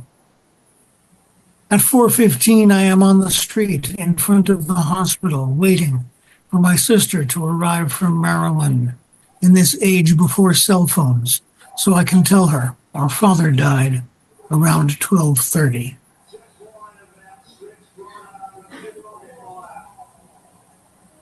Pretty sad. Yeah. It's heart-rendering. Thank you. Nice. So I call this Wrong Side Down, a conversation with nostalgia. In some parts, they are never asked to do so, but in these parts, people are told to leave the past behind them in the city of forgetting. I say, let us flee the forgetful city, for it is a snare that catches its prey at first and finishes by turning it upside down. When you forget the promise of the future, the ahead will cry out, and behind your back, that promise be withdrawn. The forgetful cry comes from nostalgia, maker of covenants, since the God who created all this grew weary of filling voids and giving form to waters. The historical mistake of all revolutions is to assume that once the world has turned and wrong side down is achieved, right side up will surely follow. What happens when you are soiled by roads traveled, and by the things you have used, and by the people you used to use? Nostalgia says, the mistake of your youth was to have released your grip on your past when you should have adjusted your grip without letting go. I was unwilling to renounce the desire I felt from moment to moment by putting my life in a trunk or by foregoing desires ahead when they caught up with me. Nostalgia tells me that such renunciation does not always shut a life down. It can also open one eye to see and the other to feel. I may have read this, I'm not sure. This is called Don't Forget the Bread. Dragons circled the frozen fortress, built high atop the rocky ridge, their wings encrusted with icy jewels, furiously creating a storm vortex. Inside, Old Man Winter, clad in an ill-fitting baseball uniform, nicked from an estate sale, quickly plaited his flowing glacial beard, flung open the balcony windows, stomped his cleats, arched his cone-shaped spine, and fast-pitched Arctic balls down upon the tiny, unincorporated community located about 40 miles west of the Promised Land. The one grocery/bank/pharmacy with gas pumps around back, usually filled with sparkling tins of vegetables and stews, staggered shelves of tempting pies and pastries, and barrels teeming with flour and wheat, had been quickly emptied by the haves, who delicately ignored the knots, who queued on the cracked sidewalk, smudged gray coats smelling overripe with liberally applied moonshine and liniment, their empty carts turned into shadows on the milk-covered ground. Thank you. What you doing on this spring day? As I write this, the warm golden strands of sunshine stream and brighten this incredible, beautiful spring day. I'm curled up, slowly rocking on the porch swing, a very rare treat. I rest as a soothing breeze cools and tenderly kisses my upturned, flushed face. It soothes my worries as it carries them far away, I deeply breathed in the refreshing morning air, not even aware I was holding my breath. I am breathless as I get a feeling of excited anticipation, poised to see what lies ahead on this new South Georgia day. Blossoms are popping with joy. A lavender wisteria delicately sways. Its sweet fragrance wafts over, caressing me. Deep red roses unfold their velvet, perfumed petals of beauty. And the trumpet lilies herald a bright new morning of possibilities in this world God created. For me to make sure and take time to stop and just breathe in heaven. Bugs are buzzing around me as if to say, I don't know if you know it, but this is our domain. I hate to tell you, bugs, you seem to want to take over, but this world with all its beauty is wonderfully available for me and for you. We have to share. I wish I could linger and not lift a finger, but the day is calling me, places to go, things to do, people to see. A chickadee sings, "What you doing? What you doing?" I've never heard a chickadee say that before. I ponder that question and wonder the same thing. The angel asked Hagar, the Egyptian maid, in Genesis 16:7. The angel of the Lord found her by a fountain of water in the wilderness. He asked her, Hagar, Sarai's maid, whence cometh thou? And whither wilt thou go? I was wondering the same thing. I don't know all the answers yet. There's so many decisions as I am moving and things to be done. The grass knows what it's supposed to do. It is finally sprouting new blades, turning bright green instead of dreary brown. A graceful, stark white heron knows what it's supposed to do. I watch it creep in the pond, its long beak expertly snatching its breakfast fish. So off I go to do what I was created to do, singing songs and dreaming dreams, penning poetry with visions of making the world a better place.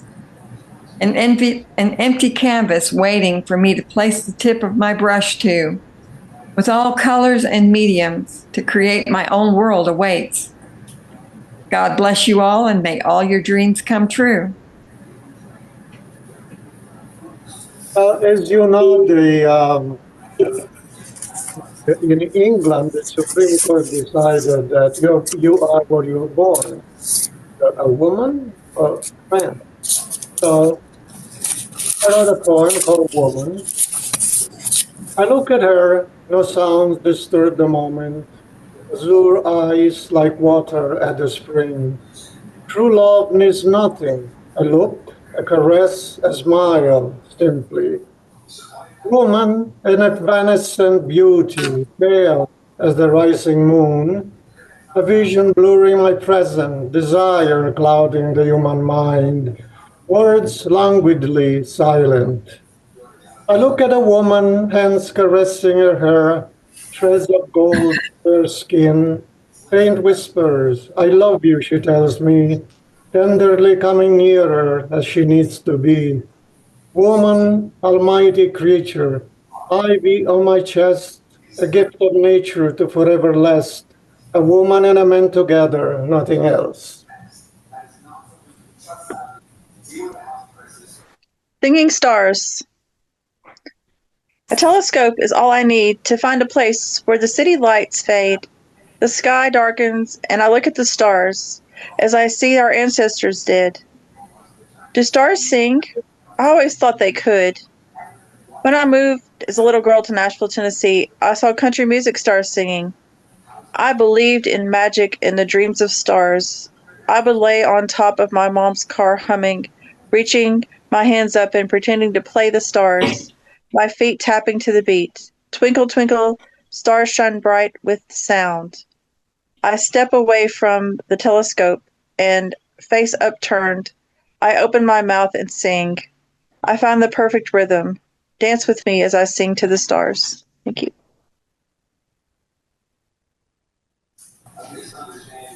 Call this When Burning Wood Crackles in a Certain Way.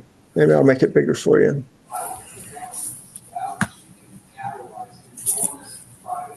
You cannot step into the same river twice, says pestiferous philosophy. You can't go home again, says flim-flam fiction. How would you know if you did? Step in twice. Is the impossible capable of admitting defeat? One thing is certain. We spend our lives in halls of mirrors, wandering from one to another, searching for our true reflection, which, if found, will take us home. Questions flush like quail as I walk through the field. Must the wandering be aimless? The happiness haphazard? Can the search be organized? Does finding the way home require already being there? Can we take such questions home with us, or does being home mean already having answered them?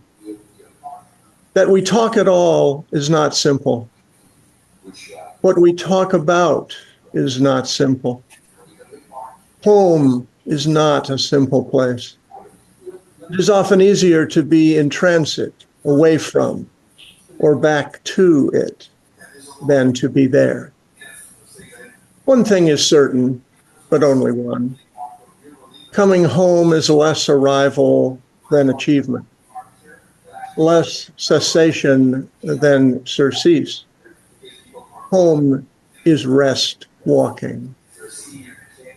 Coming home is attaining a stride with the ease of movement, as when you find the hidden current and surrender to its undertow, accepting its flow and its penance. Every homecoming ends one penance and begins another. The latch turns, the door opens, the threshold is crossed. As the location of half-forgotten rooms makes sense again, deeds done come back down hallways and stair steps. They join you on couches and floors as you gaze into winter log fires, before which you knew your first vivid joy, later true heartbreak, each recalled whenever needful, and sometimes when not welcome.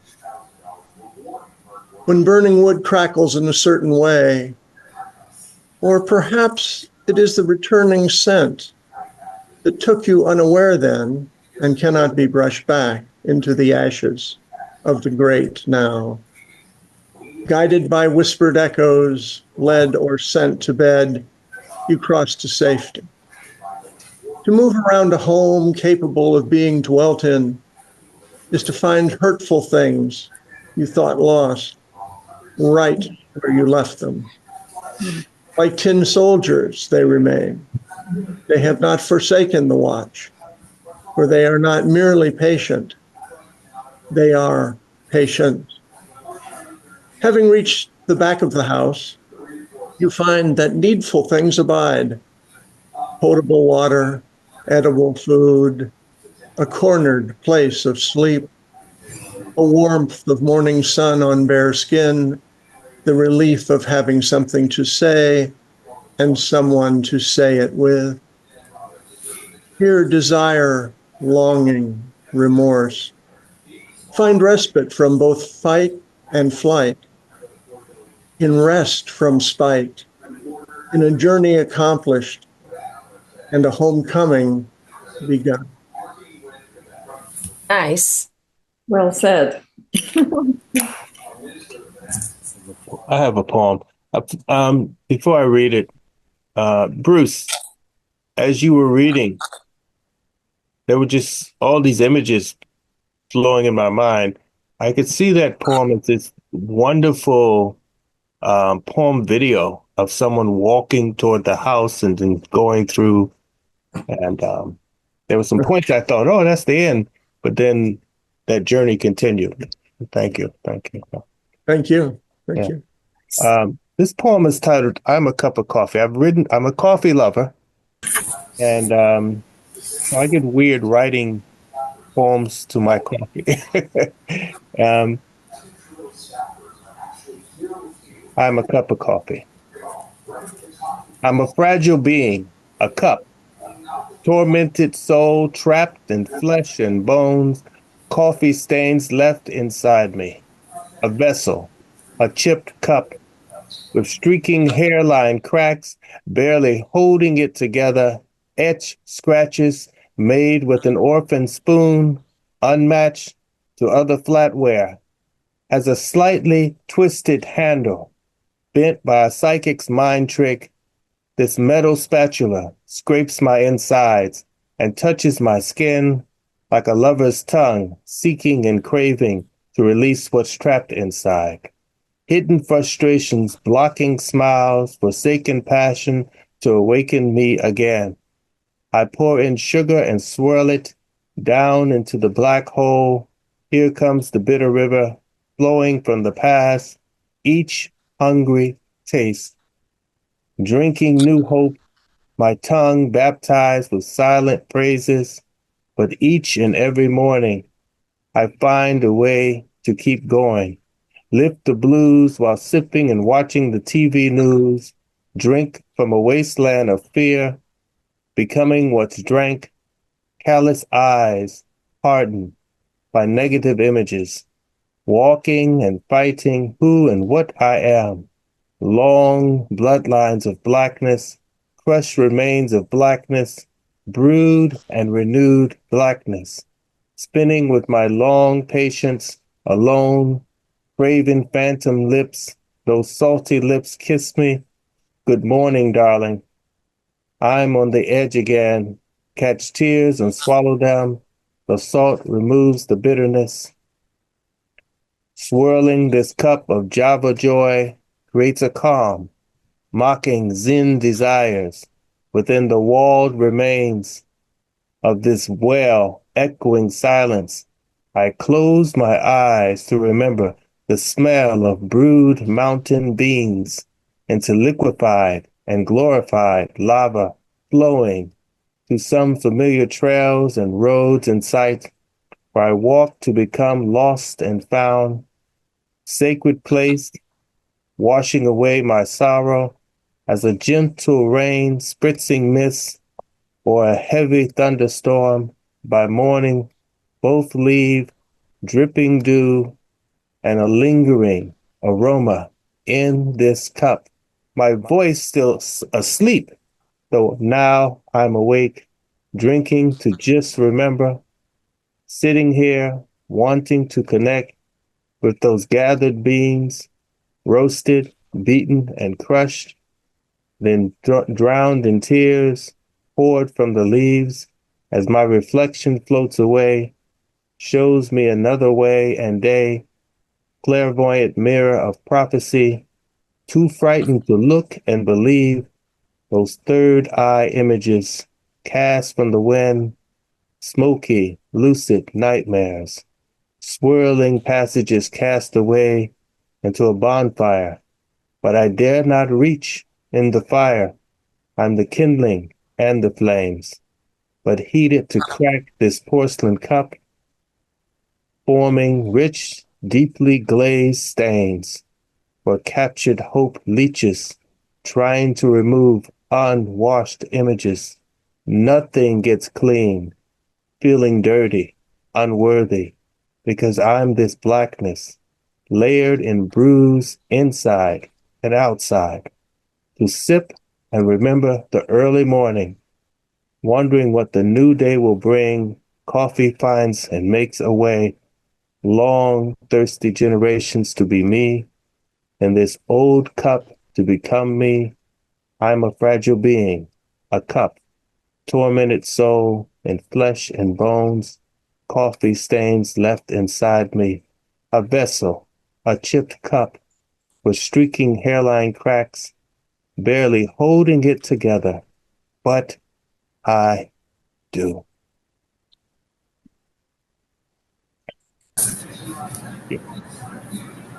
Henry, you've got a lot out of that cup. That is one of the longest ones dedicated to God. But I have one I'd like to share with you. Yeah, very nice one. Oh, lovely night, with happy silver moon, smiling above the climbing ivy on my garden wall. You're slowly fading from my sight. Oh, happy silver moon, don't leave, don't fall. Don't take your comforting light. Thank you, stars, shining still, shining bright. Oh, lovely night. Your twinkling and winking cheer me. I smile as night crickets, a happy night chorus raise. Thank you, gentle ocean breeze, for your embrace. As the waves swish up and back on the sand, powered by an unseen mighty hand. Oh, how I am refreshed. Oh, lovely night, wrapped in your dark cloak, I rest. So, featured poet of our National Poetry Month celebration is Indran Amithanayam. Indran is a poet, essayist, and translator. He was born in Colombo, Ceylon, now Sri Lanka. He was raised in Sri Lanka, London, and Honolulu. He has authored numerous poetry collections, including The Elephants of Reckoning, 1993, Ceylon, R.I.P., 2001, The Splintered Face, 2008, Uncivil War, 2013, and Coconuts on Mars, 2019. He writes, translates, and publishes poetry and essays in English, Spanish, French, Portuguese, and Haitian Creole. Amithanayam's latest books are Seer, Hanging Loose Press, and the French one,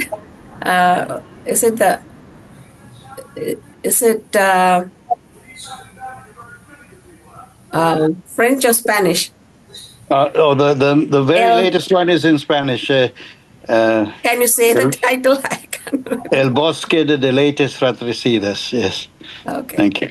Thank you. He directs the Poetry Channel on YouTube. He writes poems every week for El Acento, Yes. República Dominicana, and Haiti en Marche. And you can find his websites on the flyer. And he's pretty up there, internationally renowned, and we are proud to have him here and as a fellow Sri Lankan poet, very proud to, and you are a diplomat and poet and well achieved. So proud. Thank you. Welcome. Thank you so much. Thank you so much. It's very, very kind of you to invite me, and it's really a pleasure to be here. I'm again sorry that I was traveling actually for poetry. I was in New Orleans at a poetry gathering, a poetry festival, and then I was reading my poems in Huntsville, Alabama, as well at a university. Anyway, I'm back now in Rockville, just outside of Washington D.C., where I live, and where I publish poetry. Actually, there's a press that I work on with another poet. We call ourselves Beltway Editions, and we've been publishing poetry books since for the last 3 years. There were 16 titles in print. So that's been a new passion of mine, the publishing of poetry. Oh, wonderful. In addition to doing the YouTube channel and so on. I'm no longer a diplomat officially. I retired or I left that work.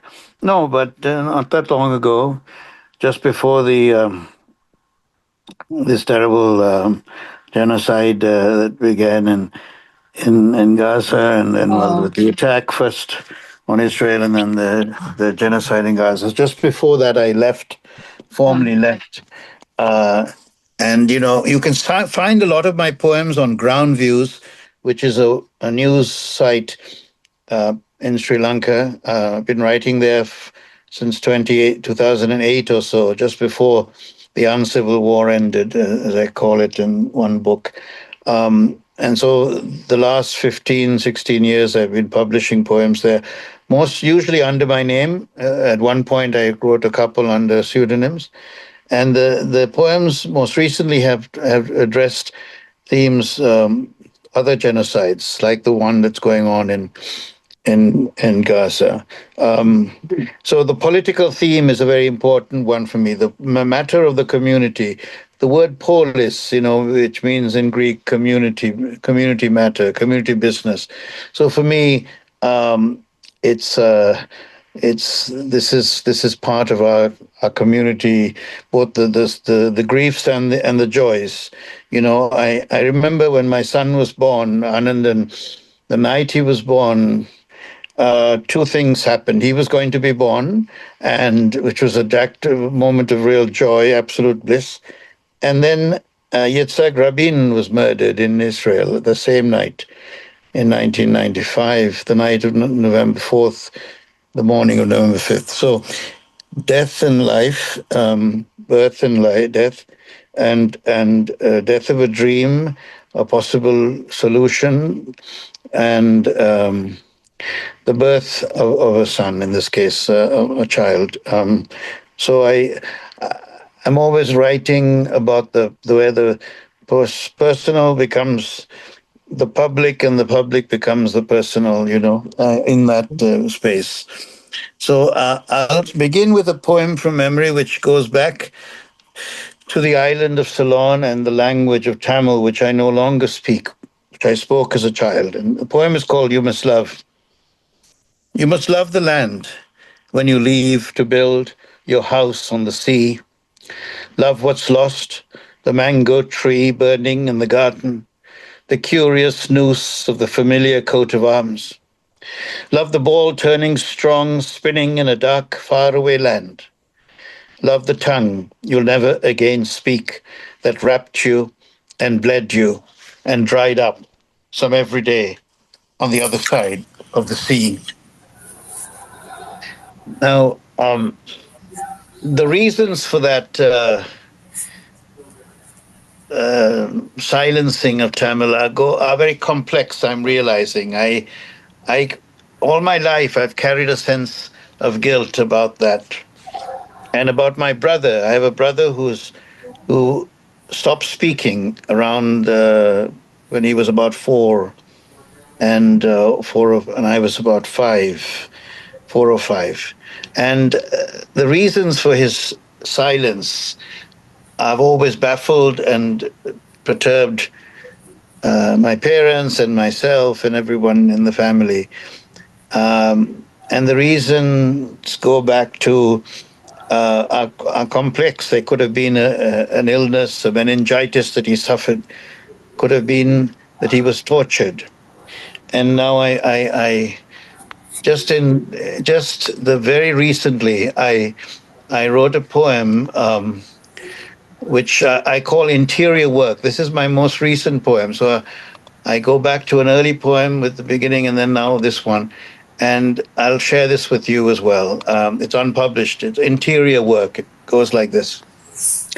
I agree with the pause to take stock, to focus on the interior noise, the causes of the unquiet. For me, this means looking Catherine in the eyes, grown up now, and demanding why she tortured my brother and me. What impulse led her to dominate boys of hardly 5 and 6 years old? What demon possessed her and possessed me for all these decades, until now that I bear witness here and everywhere?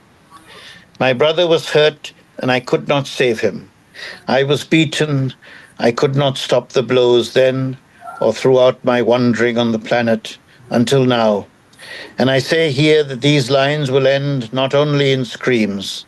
They will be avenged, justice served on this platform, the mark of Cain wiped away. I've always had this idea that I'm carrying the mark of Cain on me, and I killed my brother somehow at some point, my brother Abel. Well, in this case, I'm realizing that it has to do in part with this experience as a child when I saw my brother being tortured and I could not help him.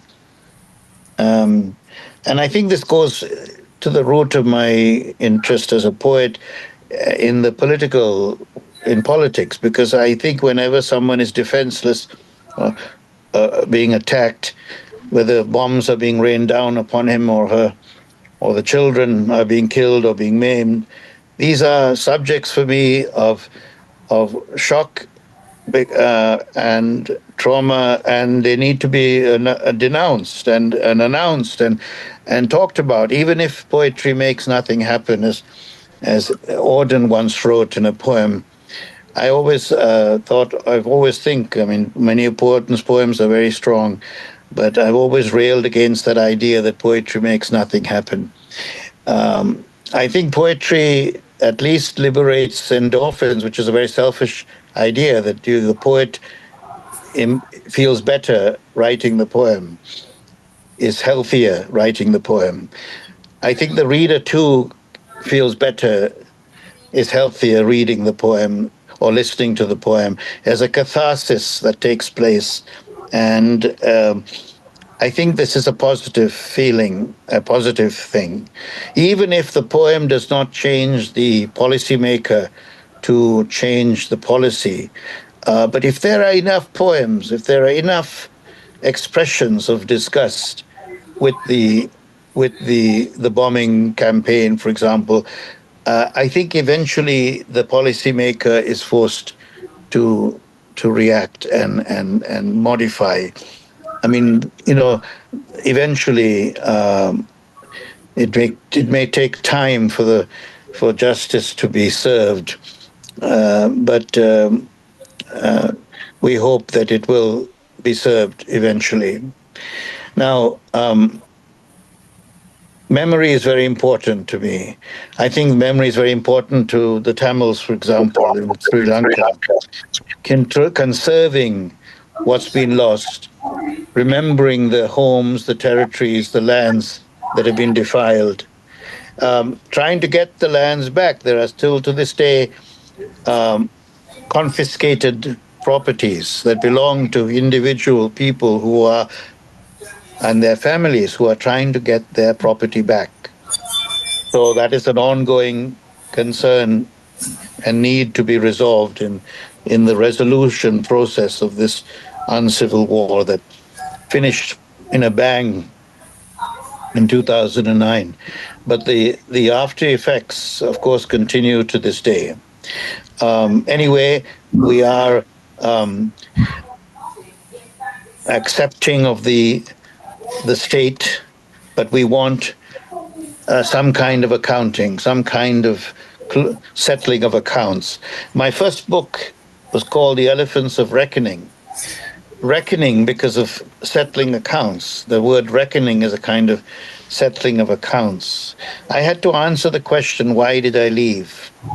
The question I put it in that book is a question from the elephants of the island of Ceylon.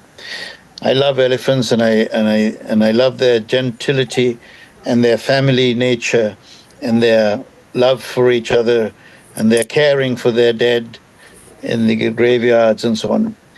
And they asked the question, why did you leave? But it's hard to understand, because despite the fact that I was born in 1960, and in 1958, the first attacks on minorities took place on the island, on Tamils.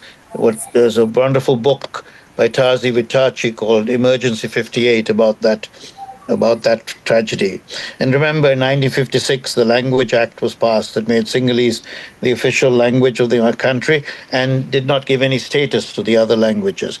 Eventually, they were considered national languages, Tamil and English, but not on the same status, not on the same level. This is the root of the war, of the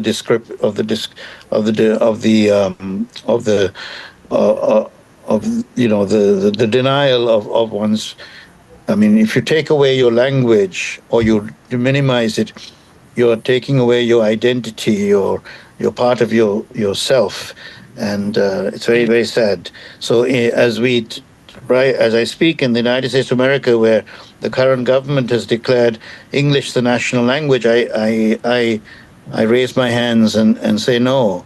This is not. There is no national language in this country. There are many languages that are spoken. Spanish is spoken, French is spoken, Tamil is spoken, English is spoken, Creole is spoken. And I've dedicated my life to learning other languages, curiously, even though I forgot or blocked that original language, Tamil. And so I write and speak in 5 different languages. And anyway, I think that we have to constantly, work towards making the democracy more resilient. And writing poetry is a part of that. Culture is important. Contributing to the literature is important. When books are banned, when universities are threatened with their independence to being removed, these are perilous times. And so the poet has to speak. I hope the poet will be respected. The democratic rights of everybody will be respected, including the persons who have been carted away and sent to a foreign country and to prison without any cause. Anyway, now I will turn to a poem from this book, The Migrant States. This came out in 2020, just as the pandemic was beginning. And,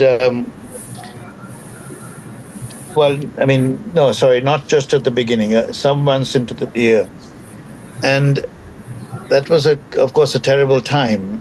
And I wanted to write a book about America. I'm an American poet now, of Sri Lankan origin. And I wanted to write to the American poet that I grew up with, Walt Whitman. So there are many poems in this book addressed to and sort of from, in a sort of imaginary dialogue with Walt Whitman.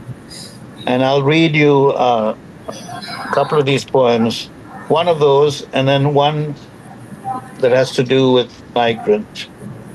migration. Walt, on his 200th birthday, I wrote this poem.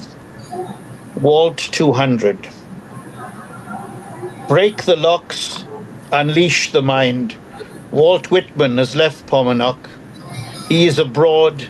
He is sitting among us in our soul. He flies the post with pigeons and the giant freight planes. He hops freight trains and rides into Mexico. He is on a P&O cruise visiting St. Kitts and Barbados. He has joined the Merchant Marine. He sails into Guantanamo. He throws fish into the sea in search of whales. He has the biggest, longest beard in the world. He jives, thrives, cavorts, shimmers. He's 200 years old today, and he does not give a flying rat. He's in your mind, Mr. President, even if you cannot smother or scratch or squeeze him out. He is gloriously spirit, gadfly, rabbit, and sloth. He nurses our democratic wounds. He knows how to write history from the pebble's view, the side glance of the wren, the snake hanging in the tree. He is black and white and all shades of gray. He is our friend and guide, and he will elect us every time we fall down. Let us go back to Paumanok with what we've learned these 200 years. Let us go back to set forth again, Walt Whitman in our backpacks. That was on his 200th birthday. We are coming up to the 250th anniversary of this nation, in 2026. So, what nation are we working in and living in now? We have to ask ourselves and do what we can to conserve the idea of America that brought me here as a migrant. I came as a landed immigrant. I eventually became a citizen when I realized that I could no longer serve the country of my birth. Emotionally, politically, philosophically, could not serve it. So I chose this citizenship here. And then a few years later, I took its exams and I became its diplomat. There is no other country in the world that offers a first generation migrant the chance to serve as its diplomat. I don't know if that policy will change now, but I'm saying it is an amazing thing, act of confidence. So I still have this confidence in this country, despite all of the blows that it is taking at the moment. Let's hope we can recover the Constitution. Now, in this book, as I mentioned, The Migrant States, it's about the United States, the migrant states. It's about the migrant stating or speaking. One of the poems here has to do with that policy about building the wall. It's called The Migrant's Reply. We have been running for so long. We're tired. We want to rest. We don't want to wake up tomorrow and pack our bags. We have gone 10,000 miles. We've boarded a rowboat, tugboat, bus, freight train. We have a cell phone and some bread. Our eyes are dry. Our breath needs washing. What next? You're putting up a wall on your southern flank. What an irony. The country that accepts refugees does not want us. We qualify. We have scars, and our host governments hunted, at least some of us. The rest fled in fear. Gangs do not spare even the children. White vans took away our uncles, our cousins. Do you think they've been made into plowshares? Aye, what are you saying? Too easy. Too easy to wear our hearts in these words, in slings, on our faces, furrowed, perplexed. What happened to kindness to strangers? Why do we have to be herded like prisoners held in a holding camp? We are human beings, and like you in safer countries, we have the same obligation to save ourselves and our children. Oh, the children, look at them. Give them food and school, a new set of clothes. Give them a chance. Whether you are red or blue, the eye of the hurricane does not discriminate. We are your tumbling weeds, hurling cars, flooding banks, and we are diggers of the dikes. We can teach you so many languages and visions. You would learn so much. You would never, ever say, lock us up. So now I write poems about love, inspired by love, war, exile, migration. I was very lucky with my first book. A.K. Ramanujan said, welcome to the poetry of migration. He included me in this concept, which I think is fascinating concept, the poetry of migration. What is the poetry written in migration? And so anyway, here's a book, The Migrant States. Now, my most recent work are these two, and I'll read a few poems from them, The Runner's Almanac and Seer. The Runner's Almanac is a book of, I would say, of love poems.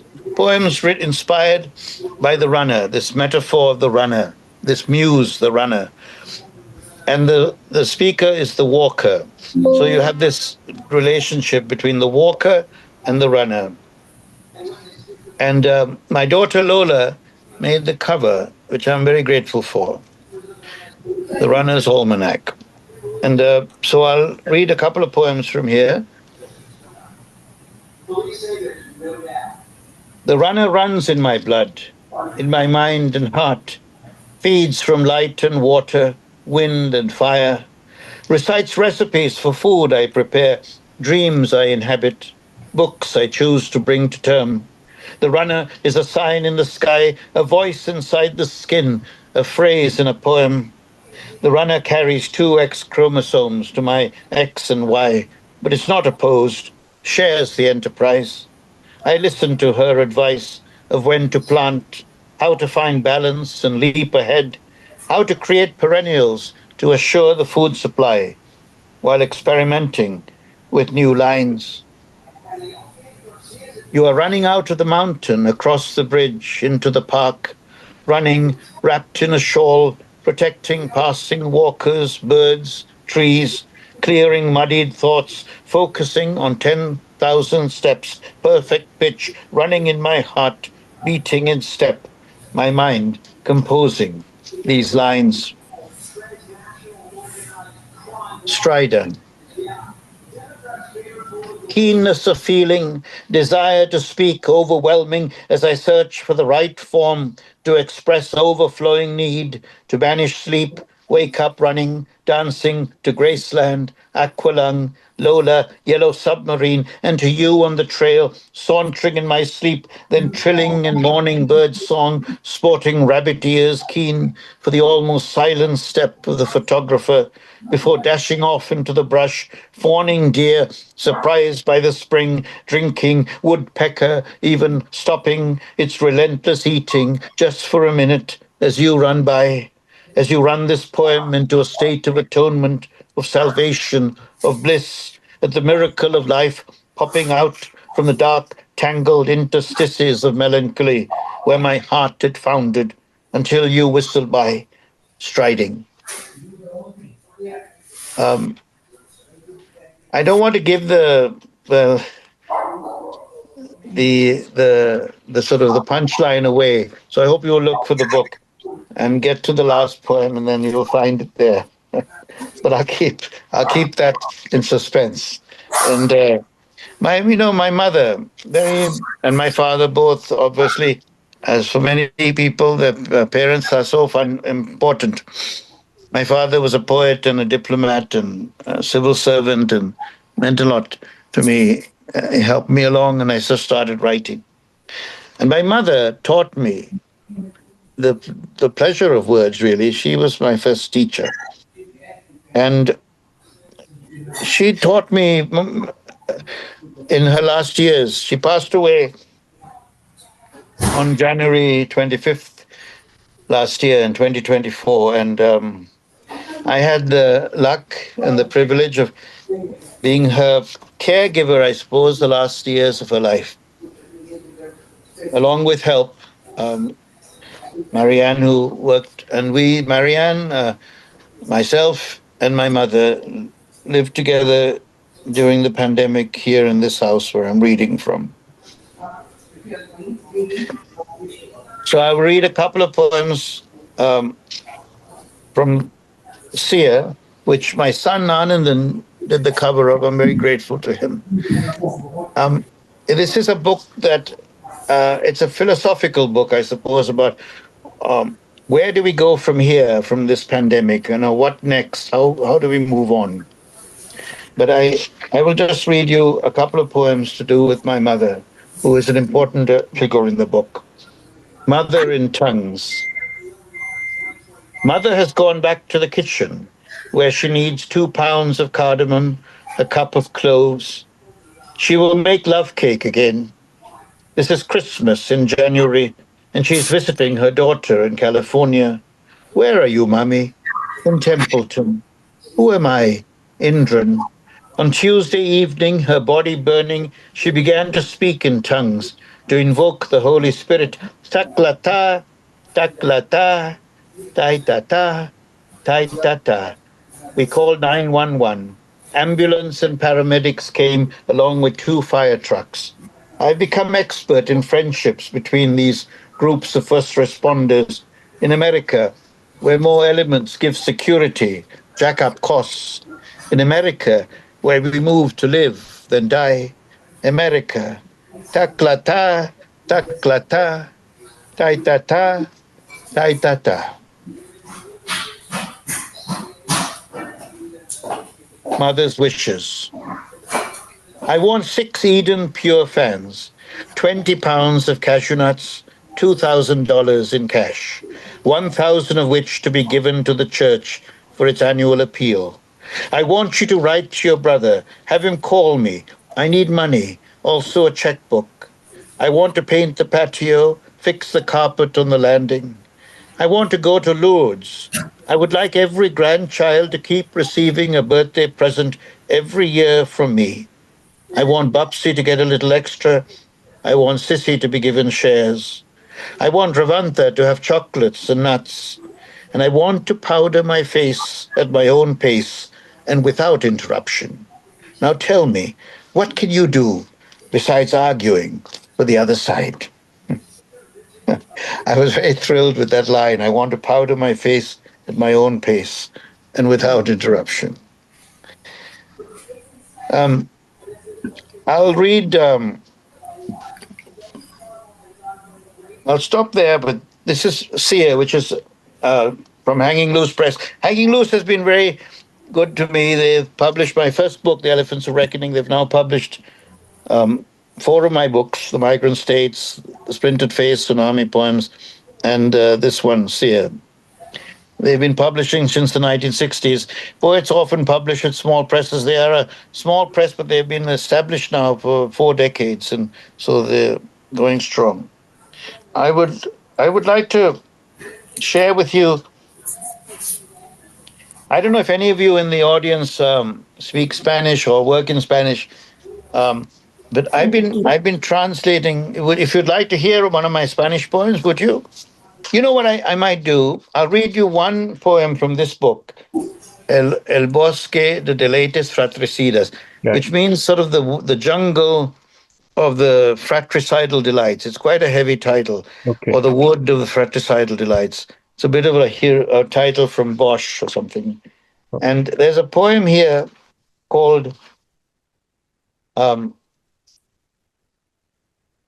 Sin Excusas, Without Excuses. Maybe I'll try to read a rough translation as well. Sin remordimientos, sin pasos atrás, sin zapatos, sin temor, sin tristeza, sin desespoir, sin nada, sin todo, pero con amor, con valentía, con ilusión, con esperanza, con el canto en la lengua, con los jóvenes adelante, con la vida para vivir cada minuto y momento e instante. Contigo, ahora, no en el pasado ni en el futuro. Contigo, aún en la pantalla, aún en la palabra, aún en la memoria. Ahora, contigo, vamos a hacer que el cerezo florezca. Vamos a viajar aquí, allá y aquí de nuevo. Vámonos, lleguemos. This is a very rough translation. First, without regrets, without steps behind, without shoes, without fear, without sadness, without desperation, without anything, without everything, but with love, with bravery, with illusion, with hope, with the song on the tongue, with the youth in front, with life to live each minute and moment and instant, with you now, not in the past, not in the future, with you, even on the screen, even in the word, even in memory, now, with you. We are going to make the cherry tree bloom. We're going to travel here, there, and here again. Let's go. We are arriving. So that's a sort of rough translation of Sin Excusas, Without Excuses. And then this new book called Animal for the Eyes is a book of poems by a Mexican poet. Her name is Kenia Cano. And it's just been published by Dialogos Books in New Orleans. And I just came from there and I picked up my first copies of it. I translate her poetry. And it's important, the work of translation for me. And I'm very proud of that aspect of it. It's you want to cross the border or eliminate the border, whatever the border is, including the linguistic border. For me, I'm a border crosser, and translating is one way I can do that. And I hope that it's a helpful thing for bringing the world together or communities together. I'll just read you a little bit of the first poem of this book. In Spanish, the poem is called Retrato de Casa Casa, Portrait of the Hunt Home. And I'll read you just the first passage in English. Portrait of the Hunt Home. She has a white heart in the eyes. This is absolutely random. She asks to speak with the heart. Her skin is pallid. He has buttoned his small green jacket with difficulty. It does not fit him well. The sleeves are too short. He is a great yet fearful hunter. A dark tie repeats the knot of his throat, controls everything with its look. Lines jostle each other in his eyebrow, and the orchard, without judgment, delivers itself to the generous spray.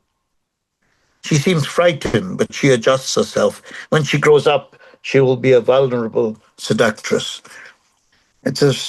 I'll stop there. Just a little bit of Animal for the Eyes. The Elephants of Reckoning, which was my first book, and it remains in print. Hanging Loose is very good about that. They keep all their books in print. This poem is called Kiss. Kissing your lips, I try to forget roses or the fruit of palmyra trees, sweet and strong. Tongue lolling upon tongue, heart beating against heart beating. These are my words signifying our human bodies, which poetry does not capture. The absolute desire I have to kiss your lips on this hot and sunny afternoon. I do not know how much longer I can walk about the garden kissing roses, or perambulate the toddy tavern of my dreams where black faces and white toddy mix in black and white memories of Jaffna, Sri Lanka, my Tamil country, far away on an island across the sea. Far away and far away, the palmyra fruit and your lips. To drink toddy now, to kiss your rosy lips now, to uproot the roses in my garden and offer them upon my tongue now, to fly to Sri Lanka and grab the last fruit on the tree before history throws the Tamils into the sea, as is said it will do. Before all this and everything else, before the apocalypse, I do so sincerely wish, though my words may not fit, to rest my head in your hair and kiss your lips. And so that's one of the poems from The Elephants of Reckoning. I heard that there was a request to read something in French or Creole. Creole, yes. Yes, please. Thank all right. you, Indran. That Sure. No, wonderful poem. This book is called Poet Nan Poa, Poet of the Port. I wrote these poems in Creole, in Haitian Creole, and then translated them into English. And so the book is a bilingual book in Haitian and English. And I lived in Haiti from 2014 to 2017. And during the last year of my stay, I wrote furiously in Creole. I learned Creole. I was very lucky. I've always been very lucky learning languages with great teachers. And I learned some Creole before going to Haiti. But then in Haiti, I met, his name is Alex Laguerre, a very good friend now, who was my teacher. And he's a poet and a writer, both of novels and poetry. And he happened to be teaching languages at the American Embassy in Port-au-Prince. And so I got a chance to study with him. And we sat down one-on-one once a week for which was an invaluable hour. And I started writing a poem in Creole, and I suggested to him that we do an exchange. I write a poem, and he corrects it, and then he writes a poem. And we got into this dialogue, and it was actually published as Poesia Cutmen, four-handed poetry, which is a very rare book because unfortunately the publisher sort of disappeared, and the book exists. I have a couple of copies at home, but I need to figure out how to get that book republished. Anyway, that he and I wrote that four hands, like four-handed piano, two composers. We wrote back and forth to each other in Creole. And that was my first experience. Writing in the language is invaluable for me to learning the language. Though I make mistakes, I'm very grateful for all the corrections that people give me. And Alex was very important, is very important to me. So anyway, then I kept living in Haiti, and I got to know Frank Etienne, a great Frank Etienne who was my mother's age, and he passed away recently. The incredible painter, poet, playwright, novelist, amazing. You know, that's another thing Frank taught me again about border crossing. Cross the borders between disciplines. Don't limit yourself to one type of writing. Cross over. He was a painter, as I said, there's so many different disciplines of art. I've become a musician and a poet. I haven't done very much else, but it's always a model to inspire you to move on. Anyway, so poet and poa, there's some of these you can hear. There's an album called Rencontre Doute, which you can hear on Spotify or Apple Music. I recorded it with some musicians in Haiti. I was the speaker of the poems. So there's an album that you can listen to, if you like, of these some of these poems. So here I'll read you one. It's a very simple poem called Haïtien. Haïtien. Haïtien, comment nous y ou écrit en langue et puis ou remen ak mon ou défier des espoirs ak yon makout plein proverbe ou danser compas ou chitabo la main ak yon wom et puis yon souris nan zile oubli qui avance yon tikras après mémoire gouffre to l'amour. Haïtien, restez ici là avec nous. Haïtien, restez ici là avec nous. Haitian, Haitian, how are you? You write in our language and you love with our words. You defy despair with a backpack full of proverbs. You dance compas. You sit beside the sea with a rum and a smile in this forgotten island that advances just a little after remembering gulf, pit, and death. Haitian, stick around here with us. Haitian, stick around here with us. So, I fell in love in Haiti, and I fell in love with Haiti, and I'm very close to the country. I mean, I write every week a poem, usually in French, in a Haitian newspaper called Haiti en Marche, as we mentioned. Those poems they're not on the internet. They send me the PDF of the newspaper. So if you're interested in seeing those, I'll have to get your email and forward you the poems. Anyway, I keep publishing. I'm about to publish a new book in Creole with a Haitian press called Legs Edition, which is now abroad. I mean, they're in France and in the US.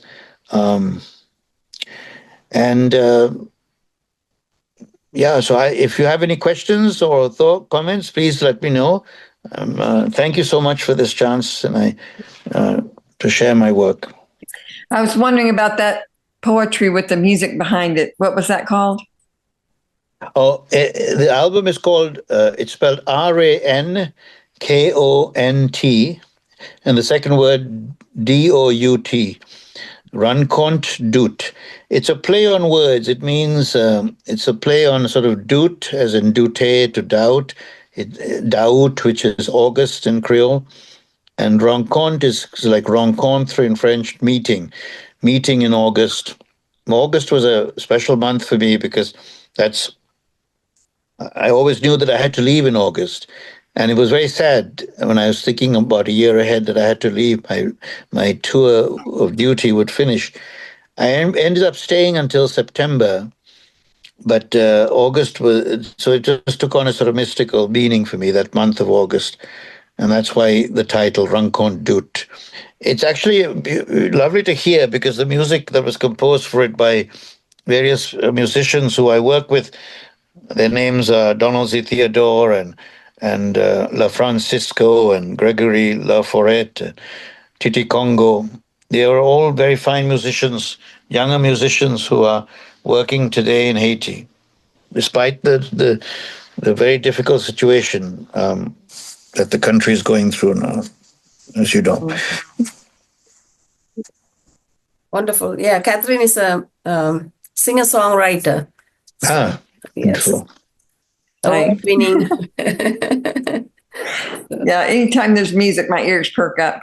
Okay. I like that you're crossing bridges and that's the way I am. I do art, sing, and thankfully for Vera that I met her to be able to do poetry. It's like it opened up a whole new world. Yeah. So it's really amazing. I was just going to say, I really love the culture of where he was in New Orleans. I really love that what he was talking about, the poetry and all this from the Creole and all the French Creole area. It just makes me feel like, wow, there's so much culture we have that needs to be shared all around the world. Even though, you come from one place, you don't have to stay there.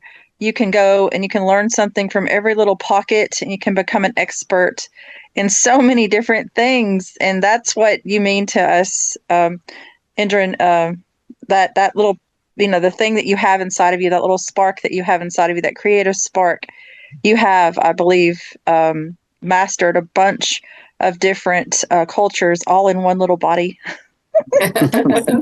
Thank you. I mean, Yeah. it's been my way of making myself at home in different cultures and different places. Yeah. So that's wonderful to hear.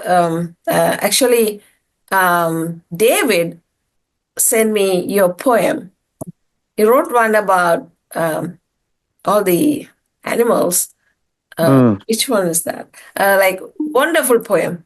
Just brought Ceylon to me. I was like, oh, wow, who is this?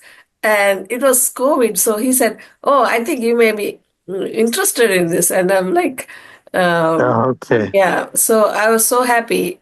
So then I read, looked up and read your poems. I was like, yeah, you just, Thank you. I wonder maybe a poem from Elephants of Reckoning. Or yeah, maybe, probably. Yeah.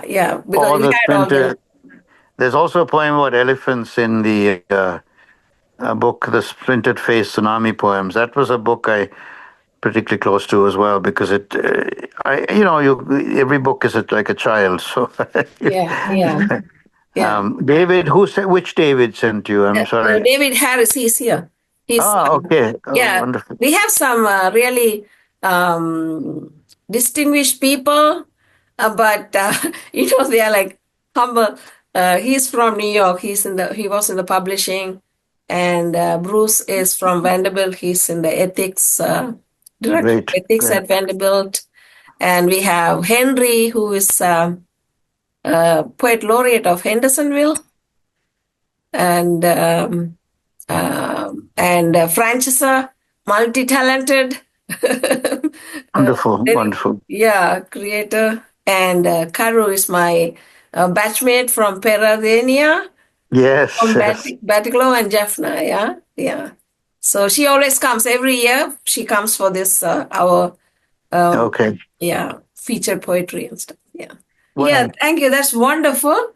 And anyone has any question, or you can read a poem, another poem? Anyone?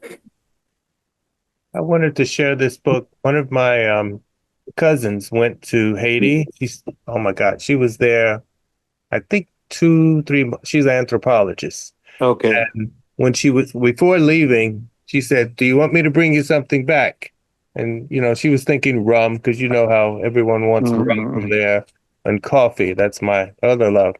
And I said, when I was there, I went to the galleries, but I did not get a chance to go meet any writers. I wrote a lot, but did not meet any writers. We were there about a week. And the bookstores, I remember seeing them, though. And she brought me back. Look at this. This is a 450-page anthology of Haitian Creole. And I just fell in love with it, because I said, bring me back a book. And she brought me this back, and I was like, oh my gosh. Because my strong part is writing and reading. reading and writing Haitian Creole and French. My pronunciation is jacked up. I need help. But so I've enjoyed this book, and I'll pass on the title to Vera and let you know about it. It was published in 1999 though, and you Wow. were there. So I was like, huh. But, she was explaining how It's a book of stories, or what is it? It's a book of short poetry. stories? No. Poetry. Oh, good. Yeah. All poems of all these wonderful Haitian poets. And I was like, oh my goodness. So in the future, I hope to meet some. So you're the closest thing. And I really loved your work. It's beautiful. Thank you. And your pronunciation was, it was wonderful. Yes, yeah. Whichever language you are like sounding so fluent and in original. Well, So it's it's a hard. blessing. You have to be an athlete. You have to keep working in each language. So Yeah. sometimes you get tired in one, but I need to practice more with Creole. Yeah. Well, thank you so much, Yeah, everyone. thank you so much. Thank you for coming.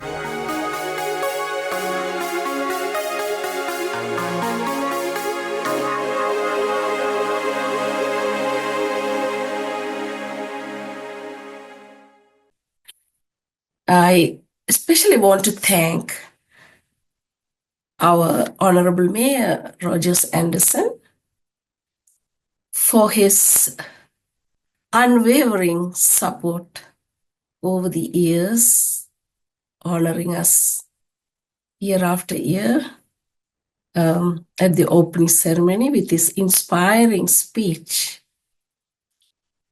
And God bless him. And we are blessed to have such a wonderful poetry enthusiast as our mayor. And I also want to thank my husband, Augustine, for being there every year and helping us and providing the snacks and drinks for the attendees. And also, I want to thank Jeffy, who is so kind-hearted and always there and supporting us from the beginning and on behalf of the Williamson County Library. And I cannot thank her enough. Thank you, Jeffy. And she's always been there helping to set up and do the awards recognition of, we do that every year. And we are blessed to have her as well. And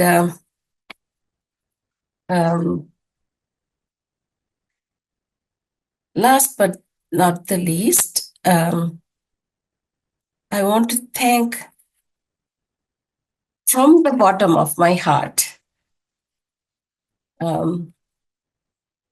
Creed Henderson and Heather Rose and their team at the Williamson County TV for their consistent support and their patience and their willing collaboration throughout the years. It's more than a decade. It's unbelievable.